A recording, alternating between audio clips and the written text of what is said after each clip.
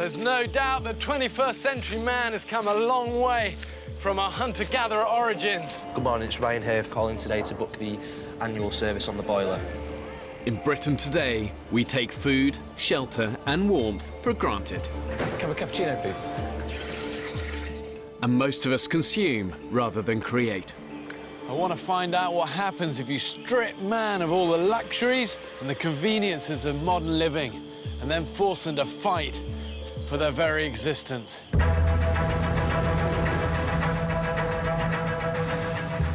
13 ordinary British men have been abandoned on a remote, uninhabited Pacific island. With just the clothes to stand up in and a few basic tools. Spear! Get spear!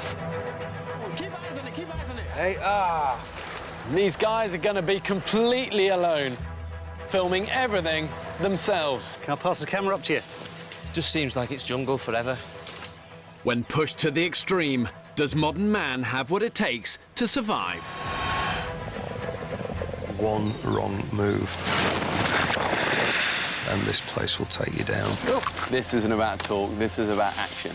Genuinely, it will take these guys to the edge. Can't believe it! this is dangerous. Coming in, brace!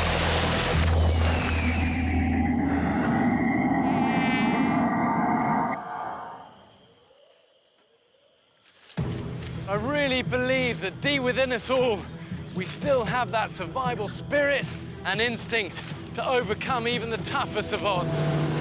2 days ago, I abandoned 13 men on the island to fend for themselves. From here on in, you're totally on your own. With only the clothes they stand up in 3 knives, 3 machetes. and a few basic tools. We've landed in the middle of an alien movie. 3 of the men are trained cameramen, but they will be living under exactly the same conditions as everyone else. Mate, it's the beach! So far, they've established their beachside camp, I just can't see myself being able to sleep here. made fire, Did it? Oh my God! and sterilised stagnant water to drink. Looks like piss. Tastes a lot worse. Scorpion. But they've hardly eaten a thing. The reality is they're getting weaker by the minute. And if they don't find food soon, what is a hard situation is going to become an awful lot worse.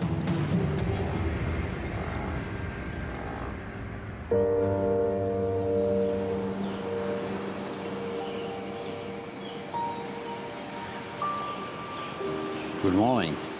This is Tony Fletcher. Here we are, it's a bit like a war zone. Bodies all over the place. Here we have Ryan stirring. Morning, Ryan. How was your sleep? What is sleep? Let me tell you about the comforts here. There is none whatsoever. Sleeping in the sand gets in every orifice.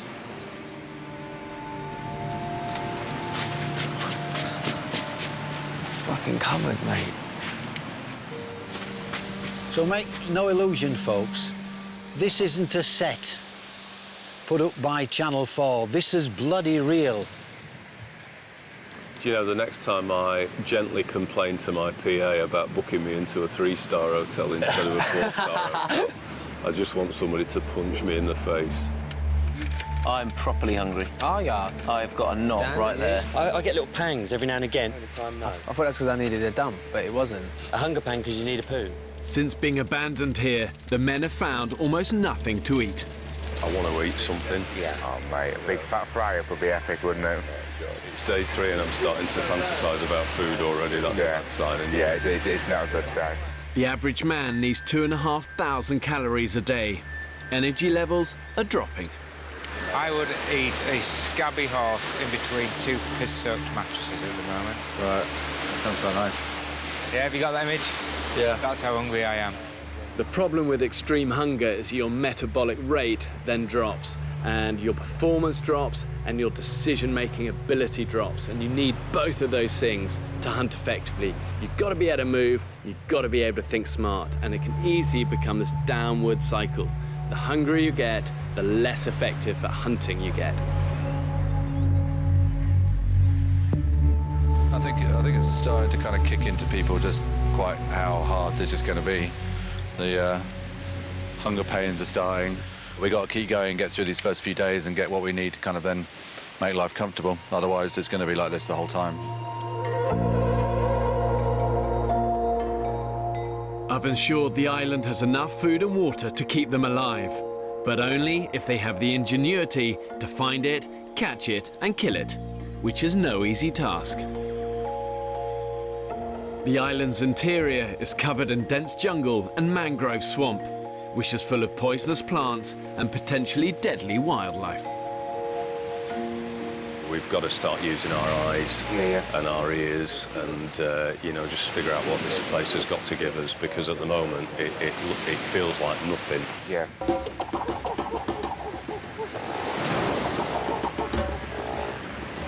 Good luck.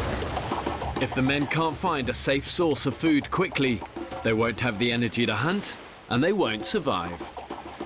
Oh, man. What are you trying to look for, Ryan? Limpets. Limpets for the guys. Be careful. Wish I'd brought my shoes. Oh, fuck! Where are we going, dude? Tell the people where we're going. We're gonna get very hungry very soon. Yeah. Which is why I'm trying to catch something now. I've got my bait here, the live hermit crab. Hey, let me zoom in on that. Let me come in. There we go. Is that for the fish? Yeah, that's for the fish. He knows what's coming. That's why he's trying to get out. None of these men have any previous experience of surviving in the wild. Really? It can be a bit slippy. With only 3 machetes, 3 knives, and whatever debris they can scavenge for the beach, they're having to improvise. Okay, so I've made this 4-pronged spear to give bigger area for spear fishing, hopefully. And I'm just blackening the tips in the fire to try to dry them out and harden them. We have found some string. We've tied it to a little bit of a stick that's got a bit of flex in it. Yeah. And then we've fabricated a hook from a Coke can. Yeah. Oh, well, that's a good hook. Thank you very much. It's time to kill Mr. Hermit Crab. Sorry, mate. This is pretty much a shot in the dark, but we'll see.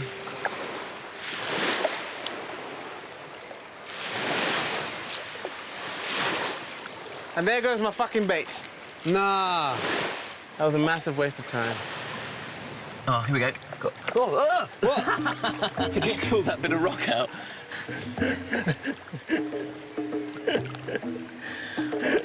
Oh, what are they?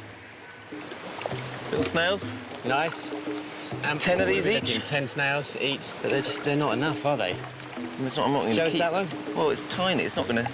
No, exactly. It's not worth the energy of picking it out. No. If you think about it, how many calories have we burnt coming here?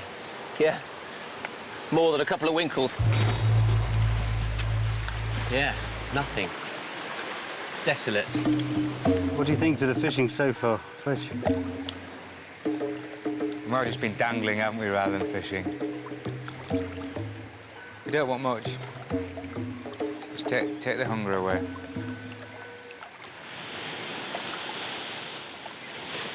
It's absolutely beautiful here, but the beauty's taken away when you're trying to find food. And it's harder than I thought. The fucking pelicans seem to be eating more than I do. Leakage engineer Craig has been scouring the shoreline for food since dawn. Good find by Taffy. Proud of myself now. Let's go eat, boys. Gentlemen, I present you breakfast. Right. Craig hopes the group of fish he found can make a tasty lunch for the men. Still wet. It's not been dead long, but you can see it's dried up quite a bit. And Not bad. it smells, for bait. It smells rank. Not a chance I'm eating that. I mean, nah. Sorry, mate. Let's keep that well out of camp. Yeah, well out of camp, Somebody mate. wanna- It stinks. That's minging. I think I'm hallucinating. I'm so hungry. We've gone out and looked for things, and we haven't found any. But I haven't given up hope. In a last-ditch attempt to catch some supper before nightfall, Saki and Joe have their sights set on another prey. I think if he goes for them, they'll come over here, and then I can go for them. Okay. Yeah. I could deal with some pelican right now. Bollocks. Shit. Sit. Run, get a stick, quick. Get a spear! Get a spear! Spear! Saki spotted a stingray in the shallows. Keep eyes on it, keep eyes on it. Hang on. Keep eyes on it. If they catch it, it could feed all 13 men. But these fish can be deadly. Stingrays have these long tails, them with these pointed barbs on the stinger. This has got toxins in it. If you get one of these near your heart, it can kill you. Yeah. And that other one has a really long It's a long sting, isn't it? That's a long time. Despite the danger, Saki, Sam and Mike are desperate enough to take it on. Oh, shit. Okay, eyes up, guys. Ah, he's there. Where? He's right in front of you. Put him on. To your left, to your left, to your left, to your left. Punch it, punch it, punch it, punch it. That way. And it got away. Oh, shit, look, I broke my... I got right between his eyes, but it broke the spear.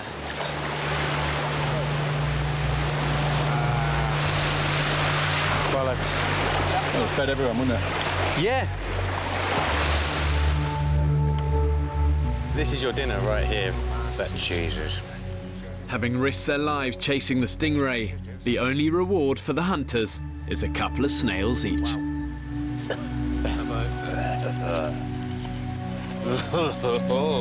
I'm hungry. Yeah, I'm very, very hungry.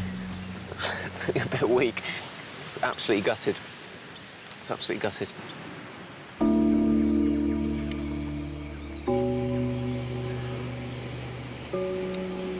We just don't know what else to do, really, because we can't find any bloody food.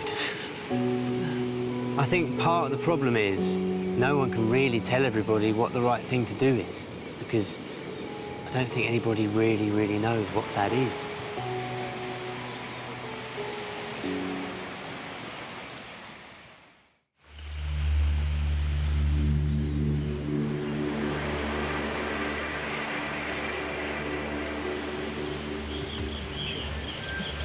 Look like you've lost more weight, Saki. Look like you've lost a little bit more weight, mate. Probably. After almost a week, the men have had precious little to eat, beyond a scorpion and a handful of snails. Yeah. I have no idea where the next meal's coming from.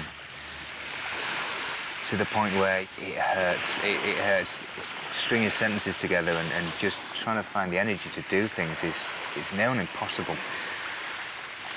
I think, Christ, we've got another 25 days of this.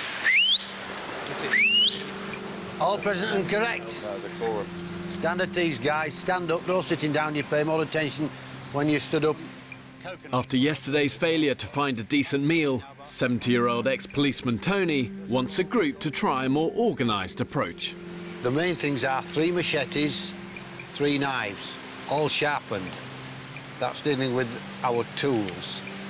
One thing I've noticed is there's a direct correlation between the age of a guy and the amount of faffing about he'll have to do. Repeat after me. Machete and knives. Return to quartermaster. Great, guys. Thank you. We just wanted to get going and search and find something useful. And we had to sit and wait and talk and talk and talk. I know you've got a plan, but it's ridiculous. Yeah. Let's go get some more, get some dinner for the guys. Yesterday, the men found little food close to their camp, so now they're planning to search further afield. Reporting for duty, Grandpa Tony. Carry on, Craig. Hup. The island has 8 kilometres of coast with 5 beaches. Today, the men are going to explore the shoreline to the north and south of their camp. But they'll have to keep their wits about them. They're sharing the island with some dangerous foes. The Cayman crocodile is the ultimate prehistoric predator. Their mouths are lined with basically these razor-sharp teeth, and they can bite with about 3,000 pounds per square inch. That's 3 times as powerful as a hyena or a lion. More dangerous than any snake, scorpion or crocodile. is this fella, the death apple. And this is enough to kill not one man, but 20. And when you're surviving on an island, you're hungry, you see what you think is edible fruit, so tempting to pick it up, eat it. Endgame. Wow, it's getting really hot now. It's just thick, dense forest everywhere. There's nothing, I can't see anything if we want something to eat. Food may be scarce, but the island does have bounty of a different kind. Look about, guys, because this is a huge resource. Dental hygiene sorted. The beaches here are littered with waste that's been dumped in the sea and carried here on the tide. Plastic bottles everywhere. Oh, look at this. We found a fishing net. Oh, yeah. Brilliant. These old nets, washed up on the beach, could open up the oceans to the men as a source of food. Good find. As they say, give man a fish and he eats for a day. Give men a ton of fishing net and you can have a crack of fishing. Gentlemen! Hey! Further down the beach, there's more good news. 28-year-old Saki may have found the lifeline the men so desperately need. There's coconut. Can't hear anything. Full to the fucking brim. Found a way of getting coconuts down. We're just finishing it off. It's worked a bit, but it's splitting. Look at that. What could possibly go wrong there? Some coconuts up there, but that's a bit of an ask to get up there. Yeah, mate, that is ingenious. Whoa! The coconut saw. Mark 1. Oh, hello, what's this? It's good for the dead file. A bit of work. Rupert, you might need... Oh, yeah, sorry. Safety hat. Hang on. Look what it's just made! Whoa. Way! 2. Well, should we have a celebratory coconut? I'd love one. Sweet and satisfying. So good. Coconut is incredible. There is definitely a reason that they call it the tree of life. It's like suckling from the teat again. I never did it. I can't remember that far back, mate, I'm afraid. You never done it? What, sucking on a nipple? No, tried human breast milk. No. No, I can honestly say no, never. Well, it's not nice. Apart from coconuts, there are really very few other fruits on the island that these guys recognise. And even though coconuts are a good source of energy and fluids, if it's all you have, after about 3 days, it's going to start to give you diarrhea, and then that's just going to dehydrate you further. There's only so many coconuts on this island. There's absolutely not enough for 3 a day for all of us for our stay. Yeah. No. So we can't just go, oh, we'll drink Crack them coconuts. open, drink them and throw them. No, The coconuts have given the men a much-needed boost. But if they're going to survive here beyond a week, they're going to need protein-rich food and fast. I'm feeling the hunger pangs. Just to have, like, a form of meat in your belly is going to be immense. Not even meat, just real, like, proper food as opposed to little bite-sized mouthfuls of coconut. Matt, can you just put a drop of water in there for me, please? The men may not have enough food, but they do at least now have the means to brush their teeth. Dental business coach Chris has even improvised some toothpaste. What the F? I brushed my teeth with charcoal. No one's going to kiss me after this. Let's do this.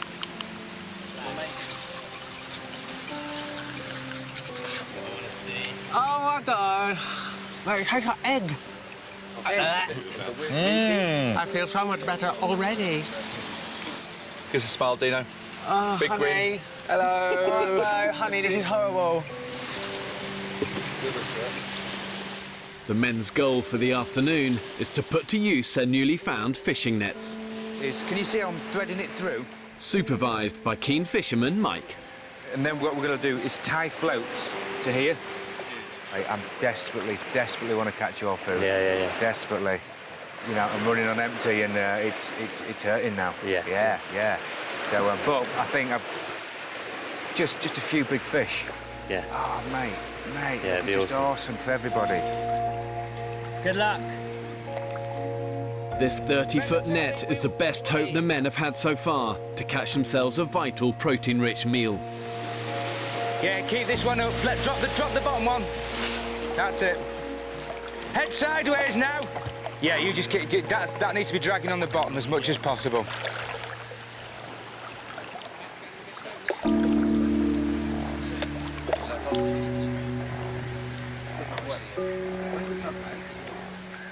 With the net set, the men's attention turns elsewhere. Has anyone had a wank since being here? I haven't actually. No energy, no time. No time. The last thing on my mind. There's always time for a wank. Yeah. Have you, Dean? Maybe. Actually, it crossed my mind on the second. Really? Maybe in the rocks a couple of days ago. A rock wank. Rock wank. Quite nice, actually. Sitting in the bay, watching Go in the tree and watching fish. You did this. Huh? You did this, Yeah, damn right I did.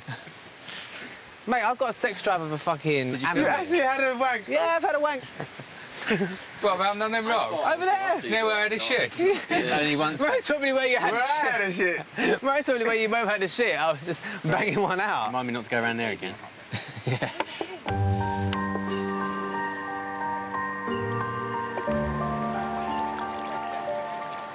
How are you doing, boys? It's now 2 hours since Mike and the men set the nets. Right, this is when it all gets tricky. Come together, come together. All the men's hopes for food today are pinned on a decent catch. Do you want another pair of hands? Just a gentle for the time being. I certainly hope they've got 13 big fish as a minimum. One for each guy. Cock. Well, that was shit, wasn't it? Yeah.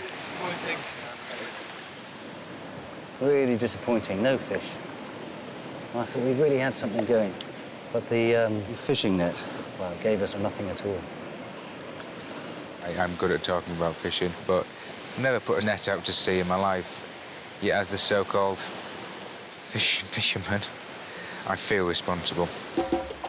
After an empty haul, the men face yet another long night with empty stomachs. Lamb shank with mint sauce, bread and butter pudding to finish it up. Crumpets, I love crumpets. Yeah. Loads of butter on crumpets and they just melt and the butter... Treacle on crumpets. So good.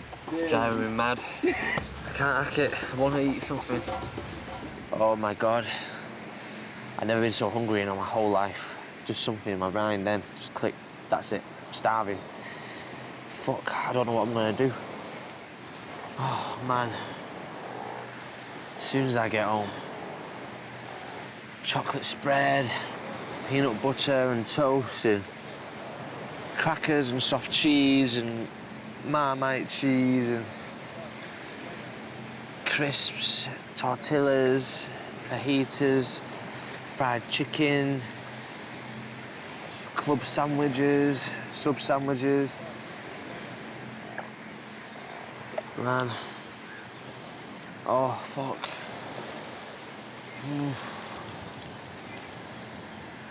I can't wait to get off this fucking island, seriously. I can't fucking wait.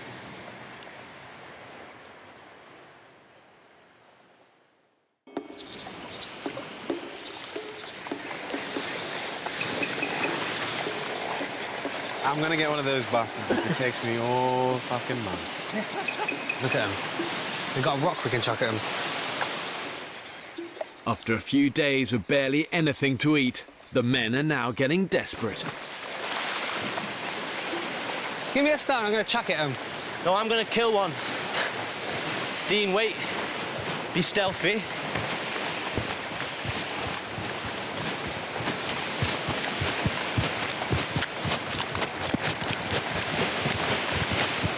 Chuck it, chuck it!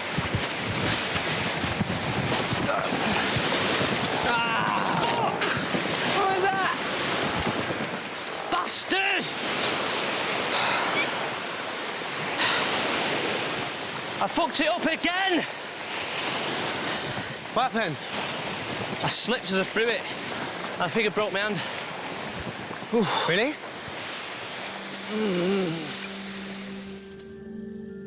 21-year-old Ryan lives in Stockport with his mum and sister. Going to the island will be the first time I've lived anywhere else other than Stockport. I'm excited to see a different type of life, and I think it could make a man of me. I did walk really far once with no shoes on, and that was very challenging. I'll be honest, I punched the sand. Oh, no. It was a lot harder than I was expecting. Oh, no. And do that, it looks like it's down here, doesn't it? Dr. Sam confirms Ryan's suspicions of a broken knuckle. So this is called a boxer's fracture. Don't punch the sand again. Yeah. I'm I'm just so annoyed with myself, because... Were you annoyed with the sand as well? I was annoyed with myself. So you punched the sand? Yeah. Well, I don't want to punch myself in a survival situation. No idea. That's the last thing you want to do. After a broken hand and another missed meal, I just want food. The consequences of the men's failures are becoming more and more apparent. Some of the lads just seem to be wasting away in front of me. I don't know if other people are noticing it. And I'm not going to mention any names. Some of the lads that don't have much to lose, they're getting really thin.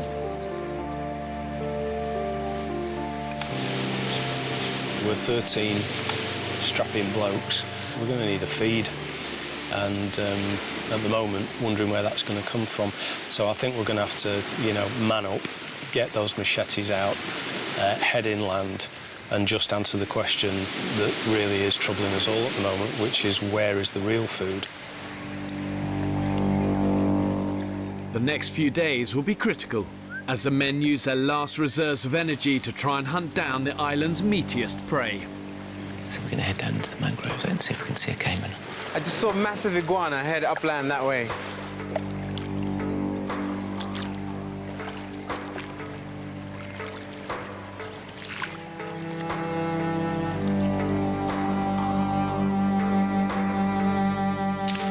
Mate, I'm up for whatever it takes to find this food. Oh, I know.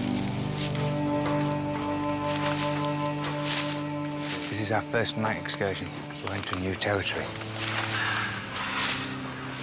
There's some funky noises happening tonight. Caymans? You can see some? No, but I'm sure we will. Oh, where are they? These look like limes. There's more. Right, fingers crossed for a good old harvest of fish. Feeling just shite. Failure after failure. Blimey, you guys look knackered. No cayman? No. With nothing to show for days of energy-sapping hunting, the men are on the brink. Food is a lot scarcer than we had anticipated. That's going to slightly test our spirits, but then we always knew it wasn't going to be holiday. You know, we're not asking for the moon on a stick. We're just asking for a fish each, or half a fish each. You know, that's all we need. It's been bloody tough for me. It's been really hard. No energy whatsoever.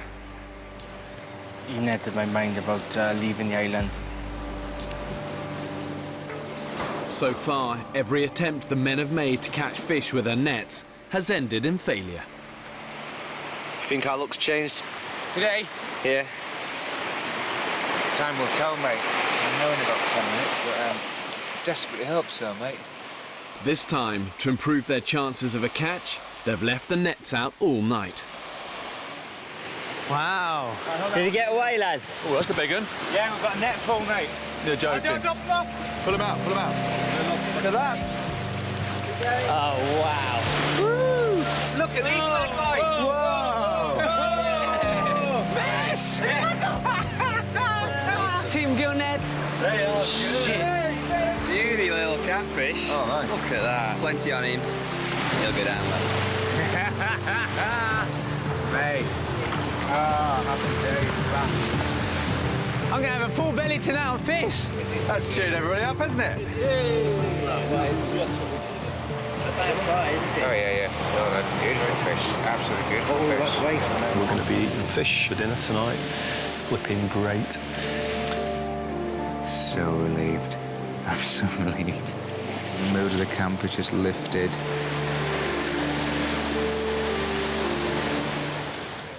Two of the group's youngest members, Dean and Ryan, are given the honours of gutting the fish. This is different to cutting someone's hair. Have you got in there yet? Shove it in and saw it through. Doing it for the team. That's it, yeah, that's it. Yep. Grab it, Oh. that's it.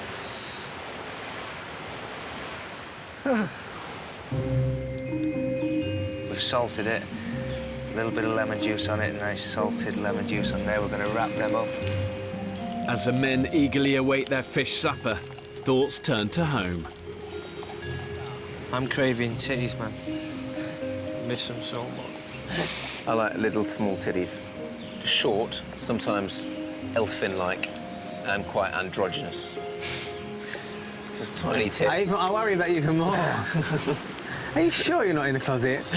I like petite girls with big boobs. I like big bush. What? Oh, no. Great big 80s bush. Oh, retro. Not going down the legs, but shy of that, as big as possible. I think it's nice to know that you're having sex with a mammal, that's all. Like, it's not an adult mammal. Anyway, I should be careful what I'm saying, how I like hairy minges. After days of desperation and hunger, the men can finally eat. Ooh, hello. So this is the fish, parcelled up, expertly by Fletch. So if you just take them off, That looks nice. That looks the part, mate. Oh. And it's a really weird texture, just that disappears into a kind of mush, doesn't it? Oh. Ugh, ugh. That's possibly the worst fish I've ever tasted in my life. It doesn't taste right for some reason. I think it's rotten. It's because we didn't drop the guts out quick enough. Oh, man. Left dead in the nets for too long, the fish have started to decompose, and their long-awaited supper is inedible. So disappointing. Gutted. Tastes like poo. It's a poo fish. I think you hit the nail on the head there. It does taste like food.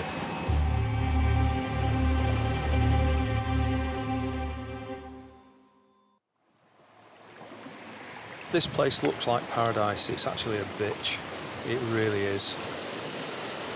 Jesus God, when I signed up for this, I knew it was going to be hard, but I didn't realise it was going to be this hard.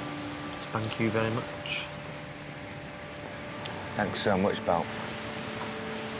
There's a slow acceptance that we've got a long way to go yet, and it's all uphill.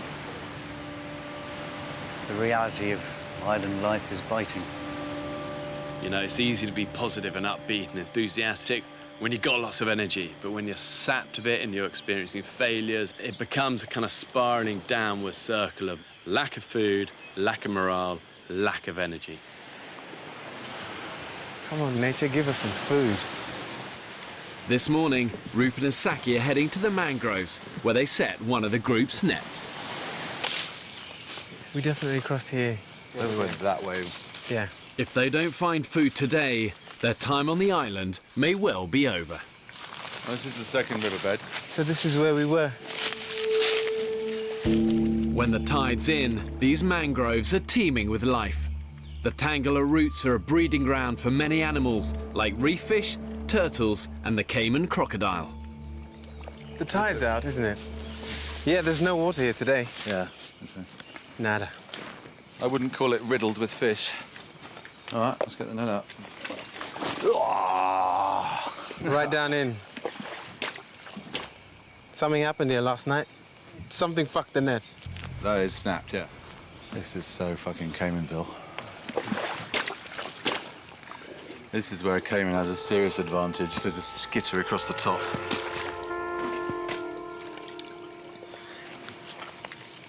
Lives to fight another day. Rupert and Saki must return to camp with nothing but a broken net. Let's go.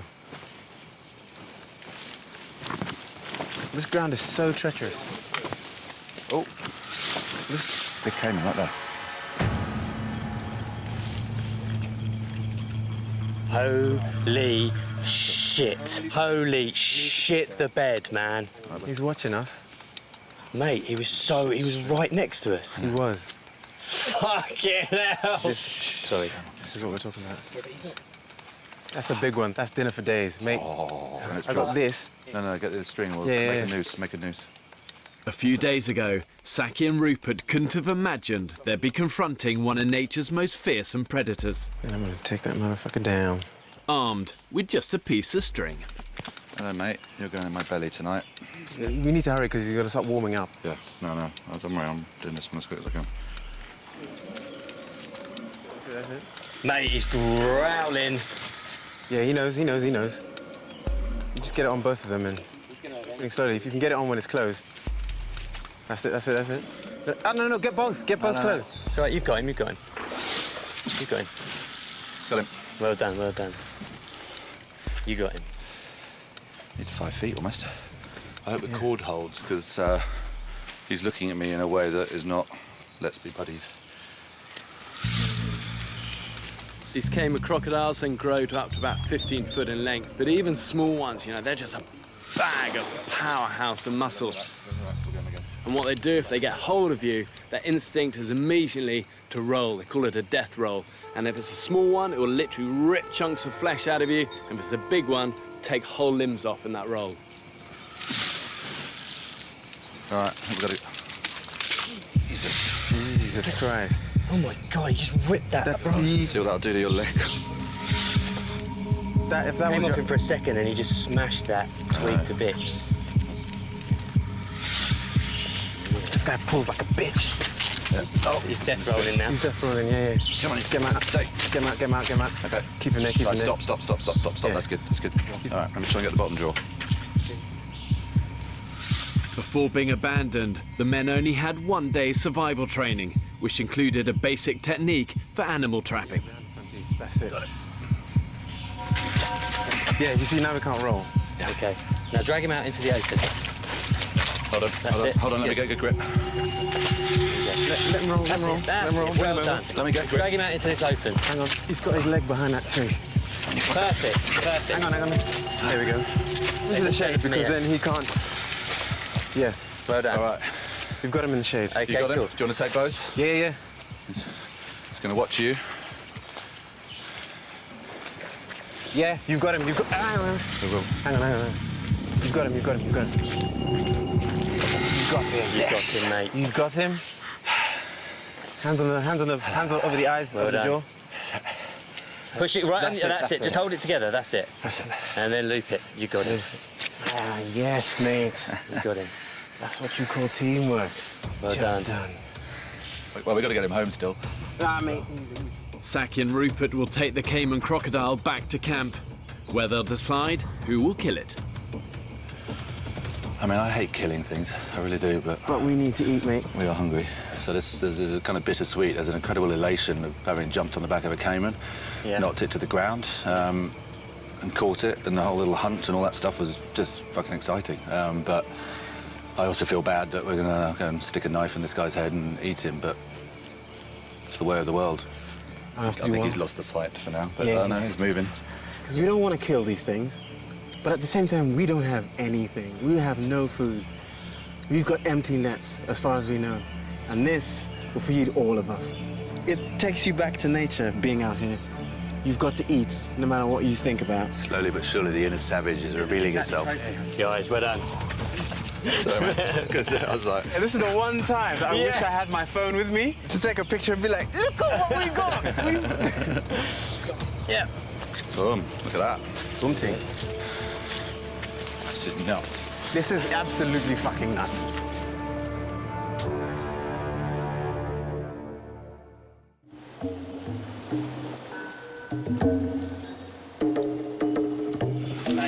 Jesus. Come on in, get him out. Stay. Get him out. You got him. You got him, mate. After days of fruitless searching, Rupert and Saki have caught a Cayman crocodile in the mangroves on the far side of the island. We evolved to run away from these things. Yeah. The fear that kind of stirs in you. It's a primal need to get out of the way. Yeah, it is. Oh, hello. That is a fucking Cayman. Yeah, they're punching the air. Shut up. They've got a fucking Cayman. Shut up. Go on, let's go. Here they come. They're running. Oh my God. Oh my days. Tonight we feast like kings. Yeah!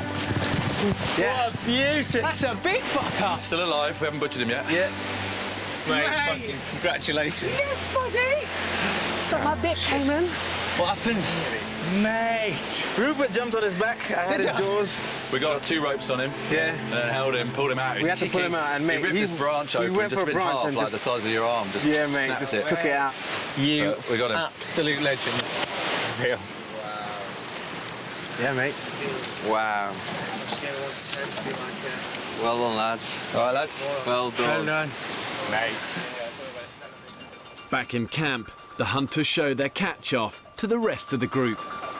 Cheers, gentlemen. Tonight we shall feast. That's right, boys. And maybe even breakfast as well. Look at the meat on that one. That's amazing, guys. Thank you, gentlemen. Yeah, thank you. Team effort. I'm sure we'll all get a gator when we're done. Good on you, Ed. Yeah, well done, fellas. I want to catch a crocodile. That's my main goal for the island, but probably not going to happen. No, you can't do it by yourself. No. No way, dude. We were both a little jittery. The thing is about it being strong is you're fighting for dinner. That's fighting for its life. Yeah. The men must now decide who's best suited to kill the croc. Dan knows what to do, I think, with that sort of stuff. Oh, yeah, but Dan said Joe should do it. Should kill it? Yeah. He said Joe should do it because Joe's like the animal expert. I want to be here when that happens. A beer? I want to be here when that happens. I want to be here. They've nominated 23-year-old Joe, who's lived on a farm all his life. Have you butchered stuff before? Off the record. He wants to say yeah. That hurts. Yeah, he does. I've done a little bit in the past. Yeah, that's really hard. Joe, how do you feel about killing this animal? I'm nervous, to be honest. Yeah. Very worried. Mate, you don't have to do it if you don't want it. Oh, well. Yeah. Say, if you don't want to, I'll do it, mate. If there's any... If you have any issues, pal. So there's a spot. There. See the back of the skull? Yeah. So you got to get in there and just on the hilt and just jam it in straight into the brain. Put all your weight on him because he will kick. You ready? Yeah. That's it. That's it. You got him. You got him. Yeah, I think he's dead. He's dead, mate. He's dead. Stop. Yeah, he's gone. Yeah, he's gone. See. Quick and painless. Good job. Well done, pal. It'll twitch for approximately 2 hours. Right. After it's dead. That's just muscle tissue. Yeah, That's me and you. We all will. How are you with that, Ryan? You right? Was done very, very humane, yeah.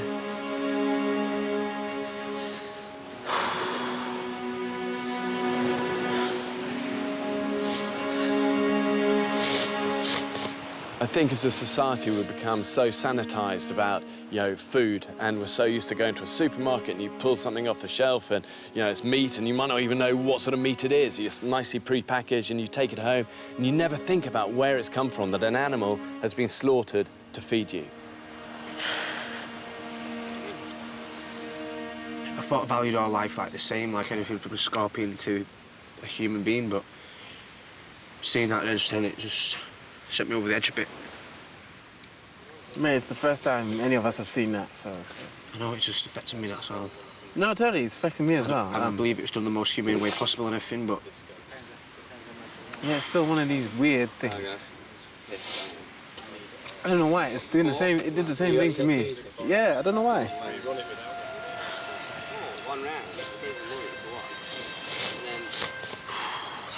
I even caught the damn thing, so I don't know why. I don't know. I feel sorry for the little bastard, you know what I mean? Yeah.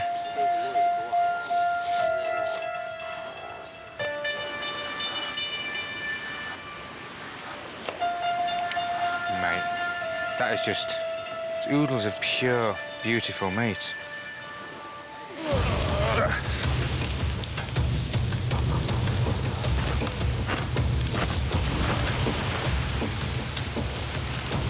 Jesus, look at that. Oh, it's just pure meat, mate. He's done us proud, that Cayman.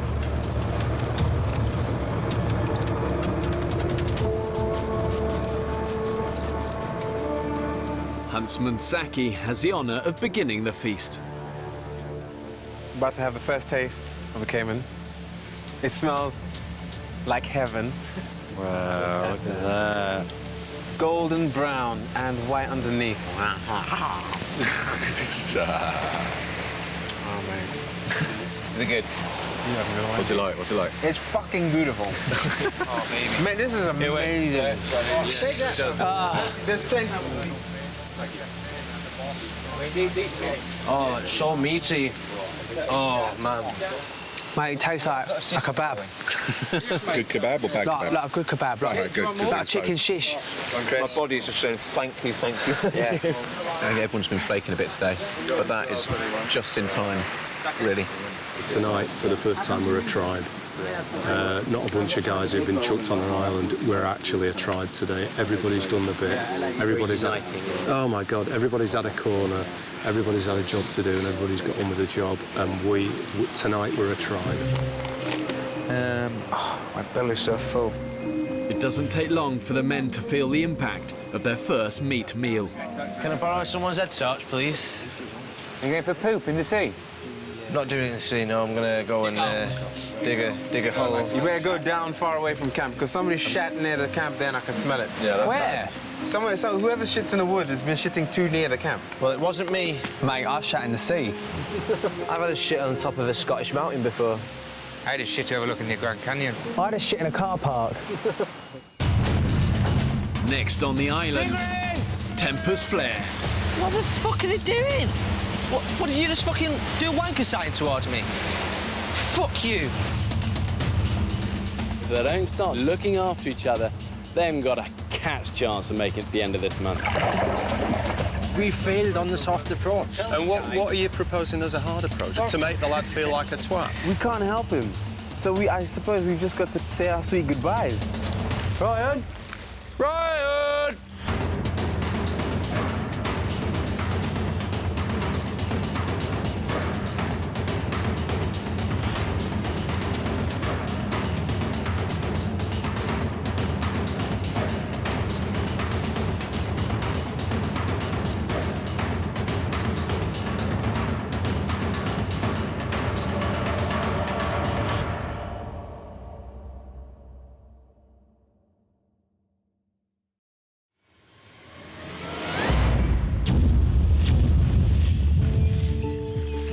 There's no doubt that 21st century man has come a long way from our hunter-gatherer origins. Good morning, it's Ryan here calling today to book the annual service on the boiler. In Britain today, we take food, shelter and warmth for granted. And most of us consume rather than create. I want to find out what happens if you strip man of all the luxuries and the conveniences of modern living and then force them to fight for their very existence. 13 British men have been abandoned on a remote Pacific desert island. With just the clothes to stand up in and a few basic tools. Get a spear! Whoa! What's up, mate? And these guys are going to be completely alone, filming everything themselves. Okay, got him. We've landed in the middle of an alien movie. When pushed to the extreme, do they still have what it takes to survive? It will become Lord of the Flies. Did you just do a wanker sign towards me? I think we'll start sticking some of the weaker ones on a raft and send them off to another island. This isn't about talk, this is about action. If you think you can do it, prove it. Can't believe it! This is dangerous. Coming in, brace!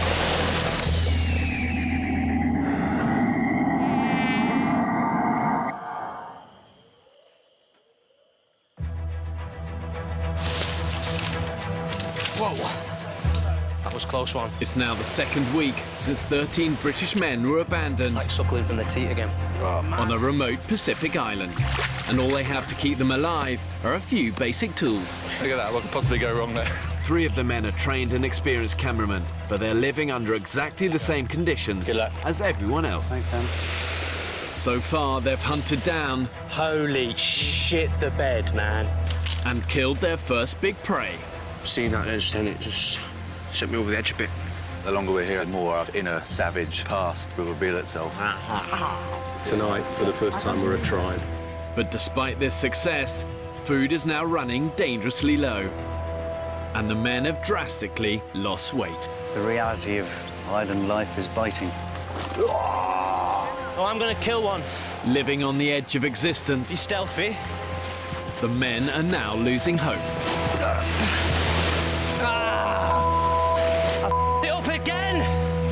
I think I broke my hand.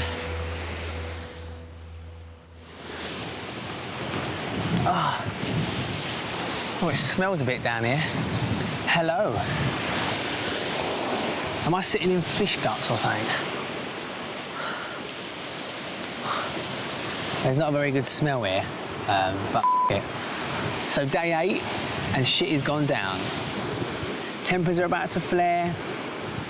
I can see arguments about to kick off, honey. It's gonna happen. It's gonna happen. In the men's exposed camp, bitter winds from the Pacific have dropped the temperature by nearly 20 degrees. Ryan, get your feet off the bar. Ryan, get your feet off the bar, or I shall pull them off. Get off, Tony, get off. Right. No, just don't. Listen to me. You'll fall asleep. Your feet are in the fire. Where are you going? Don't speak to me. Ryan's feet had gone over the safety bar. It's his personal safety that's important. Ryan? Retired policeman Tony from Yorkshire has taken on the role of fire safety warden. Ryan? To be honest, I don't care how he speaks to me. I don't want to be woken up at all. I have trouble sleeping. The only way my feet were going to set on fire in the position that we're in is if they was going to spontaneously combust. I'll just sit near the fire, wide awake, 3 feet away, arms and legs crossed. Right, I'll sit and watch you. Go on. You don't need to sit and watch me. No, well, OK, I won't watch you then. You go get down. Shouting in the bloody ear hole in the middle of the night. We're not actually in Korea, and there is no enemy. You disturbed everybody when you did it. Well, in the manner that you did it. Sometimes just taking a slightly different point of view with certain people might be worth doing. It's a consideration, isn't it? I'm sorry for disturbing you, Fletch, but which was the priority? Ryan's feet or a few guys sleeping? Sleep never killed anybody. Fire doesn't burn feet here. Would have been the end of Ryan as part of the team.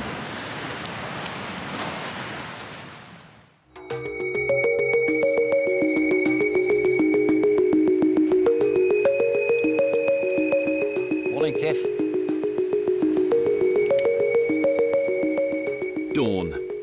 The men have had just 2 hours of unbroken sleep. This is when it gets hard. You might just have to stop and just appreciate what we've got in front of us.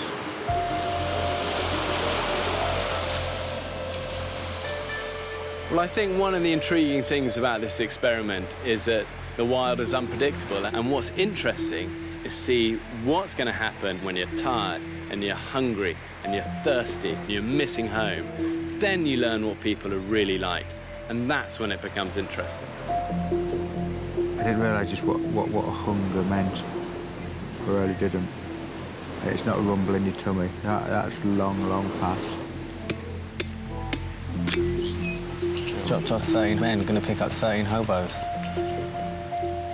On the island, lack of sleep isn't the only issue that's plaguing the men. Yes, I am covered in it, look. My face, my cheek, my forehead. I've been absolutely bit to shit. By night, they're subjected to constant sandfly attacks. You see those? I've never known an itch like it in my life. It's like someone stabbing you in the hand with a really hot pin over and over and over and over again. Look at the state of me. If they think this is fake, they can fuck off. Ryan's invented a unique way to beat the critters. A couple of days ago, doing the diary cam, realised I had zombie flesh from the insect bites. So I had a bit of spare fabric. Started to sleep like this. Keep the insects off my face, and it seems to be working. Is that the back of your pants when you pull it down? No, it's the front. Oh, is it? It's good, mate. It's ingenious. 21-year-old Ryan is the youngest man on the island. He lives in Stockport. I don't think I've seen the side of him being a natural hunter-gatherer, but I think that you can develop that. I like to think that I can make a bed or nest out of anything. You lay the towel down. I like to think of myself as quite practical when it comes to things like this. It doesn't look like much, but after a night out, this will save your life. Maybe you could say I'm a survivor in the sense that I don't let myself die. So far, Ryan struggled with the severe conditions, but he's trying his hardest to fit in with the group. Ah, this is great morning. Do you know? Oh, you've lost your tits, bro.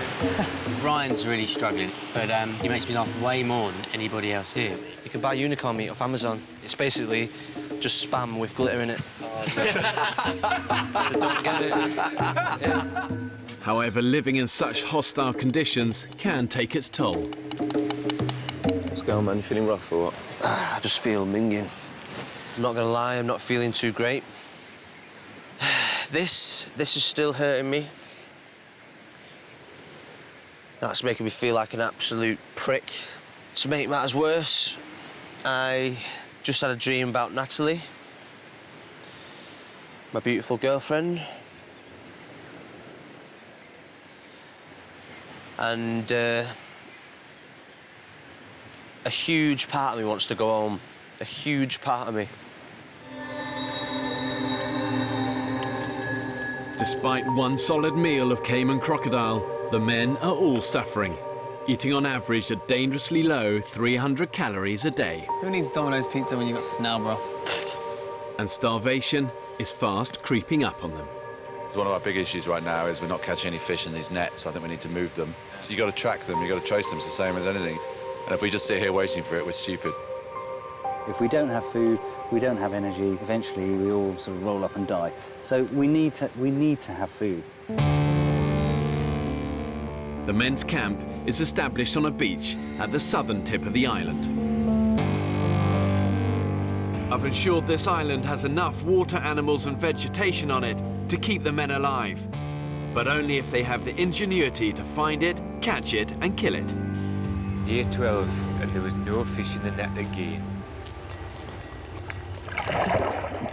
The men have made fishing nets from the washed-up debris found on the beach, but so far they've caught almost nothing. I'm not the best swimmer, that's why I don't help out with the gill nets. I can swim, but I can't save my life swim. If I was in a life and death situation, I'd die. What is it? Poo-fish. Oh, no. All we're catching in those nets is poo fish. Poo fish. And when I say poo fish, a poo fish is a fish that tastes like poo. Literally tastes like poo. Yet again, the men have left the nets in the warm Pacific water too long, and the fish have died and begun decomposing. So this is the poo fish. It's inedible, considering we would eat almost anything right now. And we're not eating poo fish, so it tells you quite how much it tastes like poo. Such a shame, it smells like the right kind of thing. It's just revolting.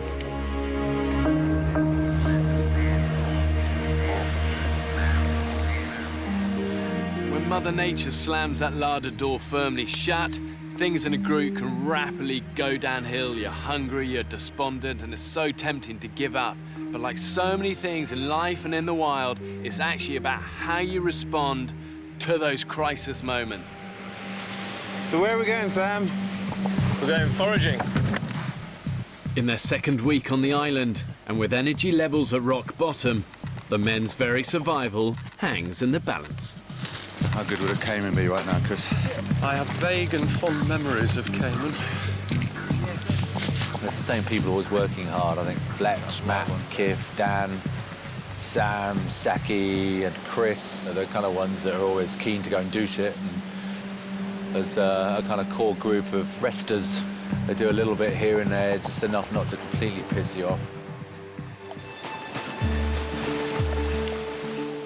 There he is.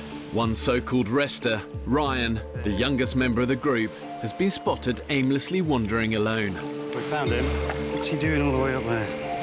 It's good to tell us what he's up to before he goes. Hi, mate. How are you? I feel a bit useless at the moment. Do you? Why? I just feel weak. I don't think Ryan's really sort of engaging with the group and generally helping out. He's quite distant. Yeah, disengaged with the whole process. So I'm just genuinely worried about the guy. As the adventure and experience has got harder, relationships between people have become a little more tense. Everyone is very aware who's doing what in the camp now. Don't give me a hand this way. No.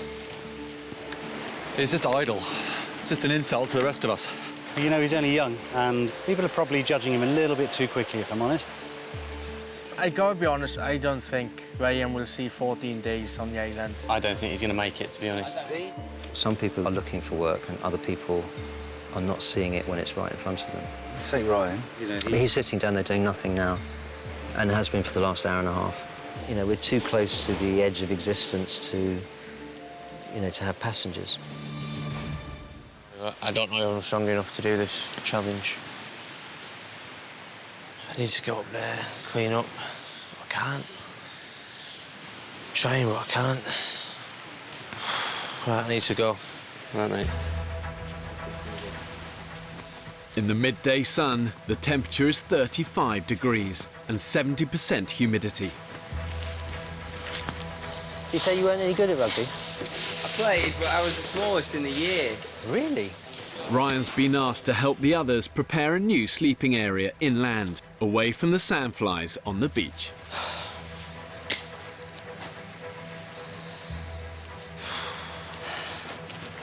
There's just no point just moving 2 or 3 leaves back. Either do something or don't bother doing anything.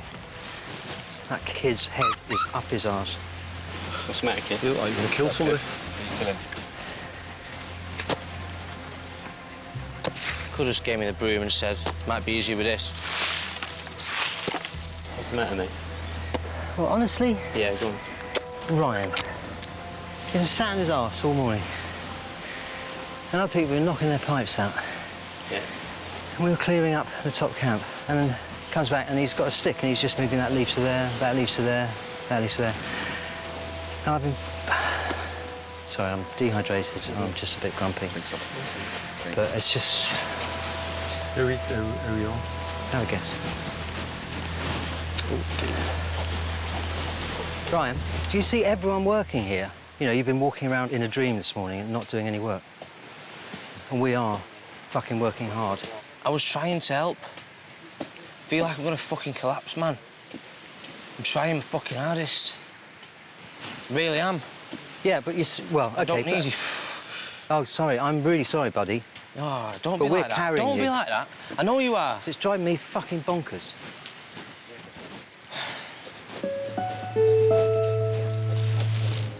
Can't do it, Dan. I need to go.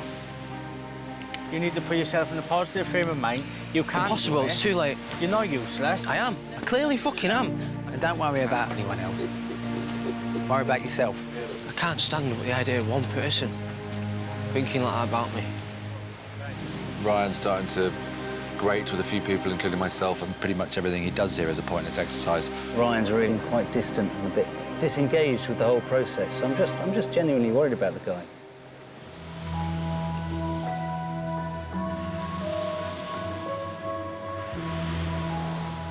3 p.m. Most of the group are gathered in the shaded area in camp. It's a long time to be walking. I got a feeling he's gone, you know. Who's that, Sam? Ryan. Ryan. And, Let's deal with the situation now. How long has he been gone? Well, he's been gone for a couple of hours. Has he got his hat with him? I know, but he shouldn't go. He shouldn't go on his own. It's pretty clear what the rules are, and it's safety-wise, you shouldn't go off on your own more than 200 metres from the camp.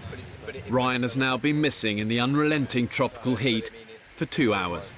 But also, it's in the middle of the day. He took, to my knowledge, he took no water with him.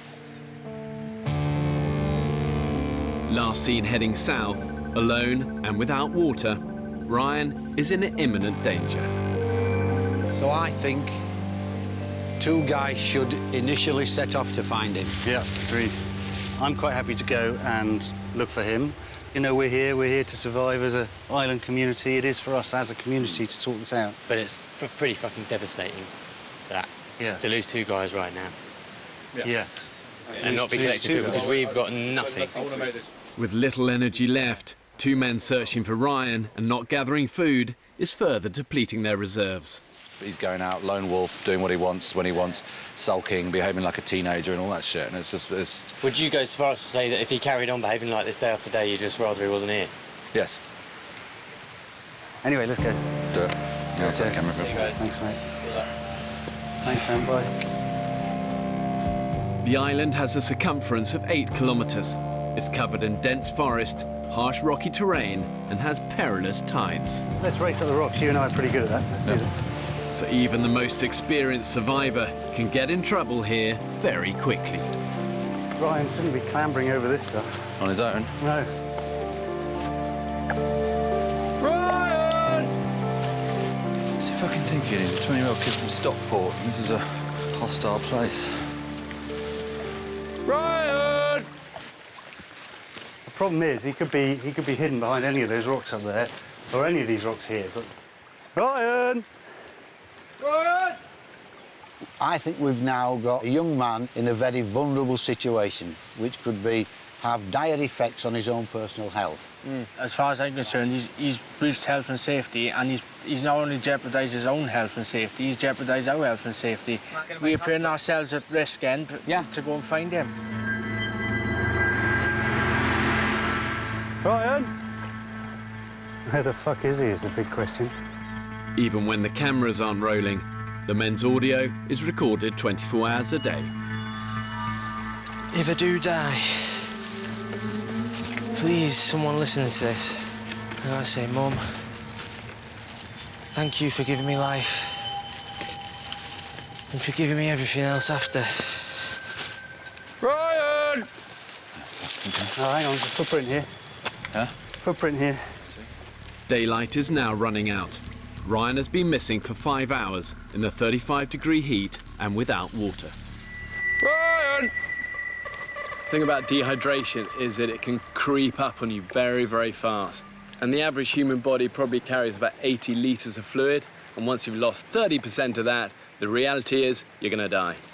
Ryan! Ryan! A lot of people are very fucking angry because he's putting the group at risk. Where I come from, if you keep running off despite the rules and you act like a stupid little child, that's how you'll get treated. None of this, oh, let's be nice to him, let's try to bring him round. No, you get told to fuck off. You get told, if you keep being stupid, you're out of here. That's how it works where I come from. One less mouth to feed. Well, there's less mouths to feed. One less mouth to feed, one less person to worry about. I like him. Yeah, I really like him. No one He's dislikes. so funny, and he's all those great things. But I get my gut feeling is that he just ain't cut out for it. I worked with teams of blokes and women, and if anybody in the team, I know they were getting well paid as police officers, but at the end of the day, if one was letting the team down, why they'd have to go? They went. Yeah. You know, they had no option. And I get what you mean. Like this is like a bigger situation as well because of the heat. This is life-threatening. This is life-threatening. Yeah. Ryan!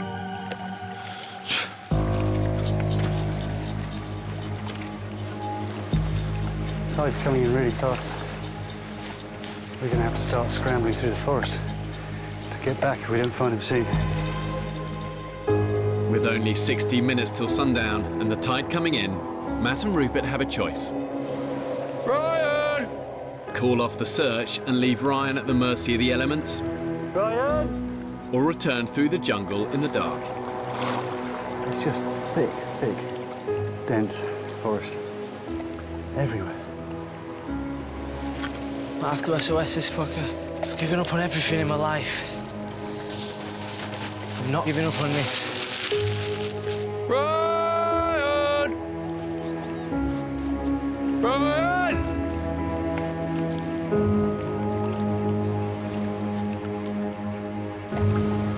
Oh, there he is. You got him? Yeah. Walking away? No, coming towards us very slowly. And he looks a bit fucked. He's an idiot.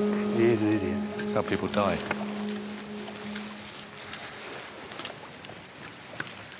Where have you been, mate? Just been walking down the coast. Yeah, hang on, stop a sec. Stop. Have you had anything to drink? No. You've had nothing to drink? I don't want anything. You do need something to drink. I'll just get back.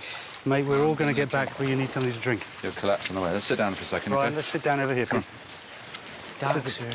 Yeah, I know. Ryan, you haven't drunk for at least 4 or 5 hours. And you've been in the midday sun. Sit down and let's get some water in you. But at the moment... Let everybody down. Sorry? Don't worry about that. Don't worry. Just You get let back. everyone down. Okay, don't worry about it, mate. I'm more concerned that you... Look at you. You get better, mate. I'm more concerned you get better and you need some water in you right now. Yeah? You need all of that in you. You've been a long way.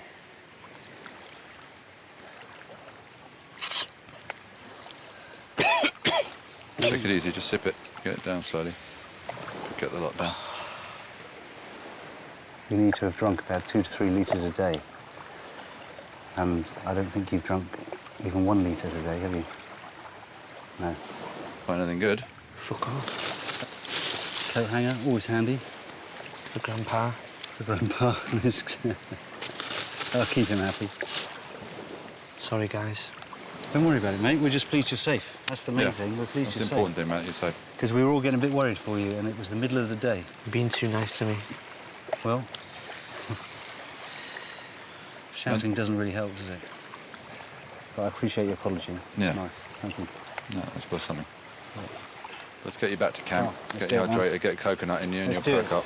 I'd love to say we've got a feast prepared, but we've got fuck all. Oh no, there'll be a big heart. I'll carry that. I'll carry that. No, I'll carry it. Ryan, I want you to concentrate on I'll carry walking. it. You need to You're staggering around and stuff, okay? So you get one hand on your stick. I've had water now. Yeah, but you... Yeah, no, but it'll take a while for it to work. You just get going. I'd be surprised if we make it round. Yes, we are being a little bit too nice to him. But still. Get him back, and at least we found him and he's safe, which is the important thing. Did you see any before? No. I did genuinely feel like I was going to die at one point. Yeah, I'm not surprised, mate. A big log landed on my foot. I moved it eventually. How long were you under the log? I don't know, about 5 minutes. You know, we're not looking after him. No. He's not one of our children. He's a grown man. He's here on an equal basis as a man he is. with the rest of us. Obviously, a soft approach hasn't worked. We failed on the soft approach. And what are you proposing as a hard approach? What's your definition of a hard approach? To make the lad feel like a twat? You know, mate, you're part of the team. You're part of the team, so we do worry about you. Yeah? We're all going to get through this together, yeah? So... I'm not giving up. Ah, there's no question of giving up. They'll have to carry me off, dead or alive. I'm not walking off the island. That's the spirit. I've got one idea that we tell Ryan, in no uncertain terms, the position he's in, and he stays in camp with me under my watchful eye. And if he decides to wander off, then I appear to have 2 options. Let him wander off and somehow notify the guys to go stop him, or I physically try to stop him, which could constitute an assault. I'll tell you something, mate, they'll all be pleased to see you. Did he get some food? What? Did he get some food? Did he? Yeah. No. What's he carrying? Bag of shite. Tony, Ryan's got a present for you, mate. It's lovely to see you, mate. It's really lovely to see you. I'm almost in tears. To bloody well see you. Stop it. No, I'm not stopping it. We just want you back, mate. Come here. Come here. The men have spent the day concentrating on finding Ryan, which means the only food in camp are leftover snails. Find any oysters, Joe? Oysters? Didn't find any oysters. Ryan, at any point did you consider us guys? You didn't tell us where you were going, you'd been gone hours and it was coming in dark. Don't really know how to answer that. Sorry? Don't really know how to answer that. Well, either you did give a shit or you didn't.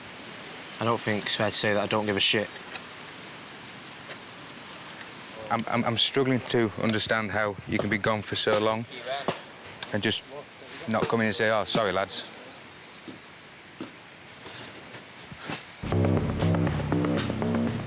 I'm over this now. I'm here to survive, not babysit.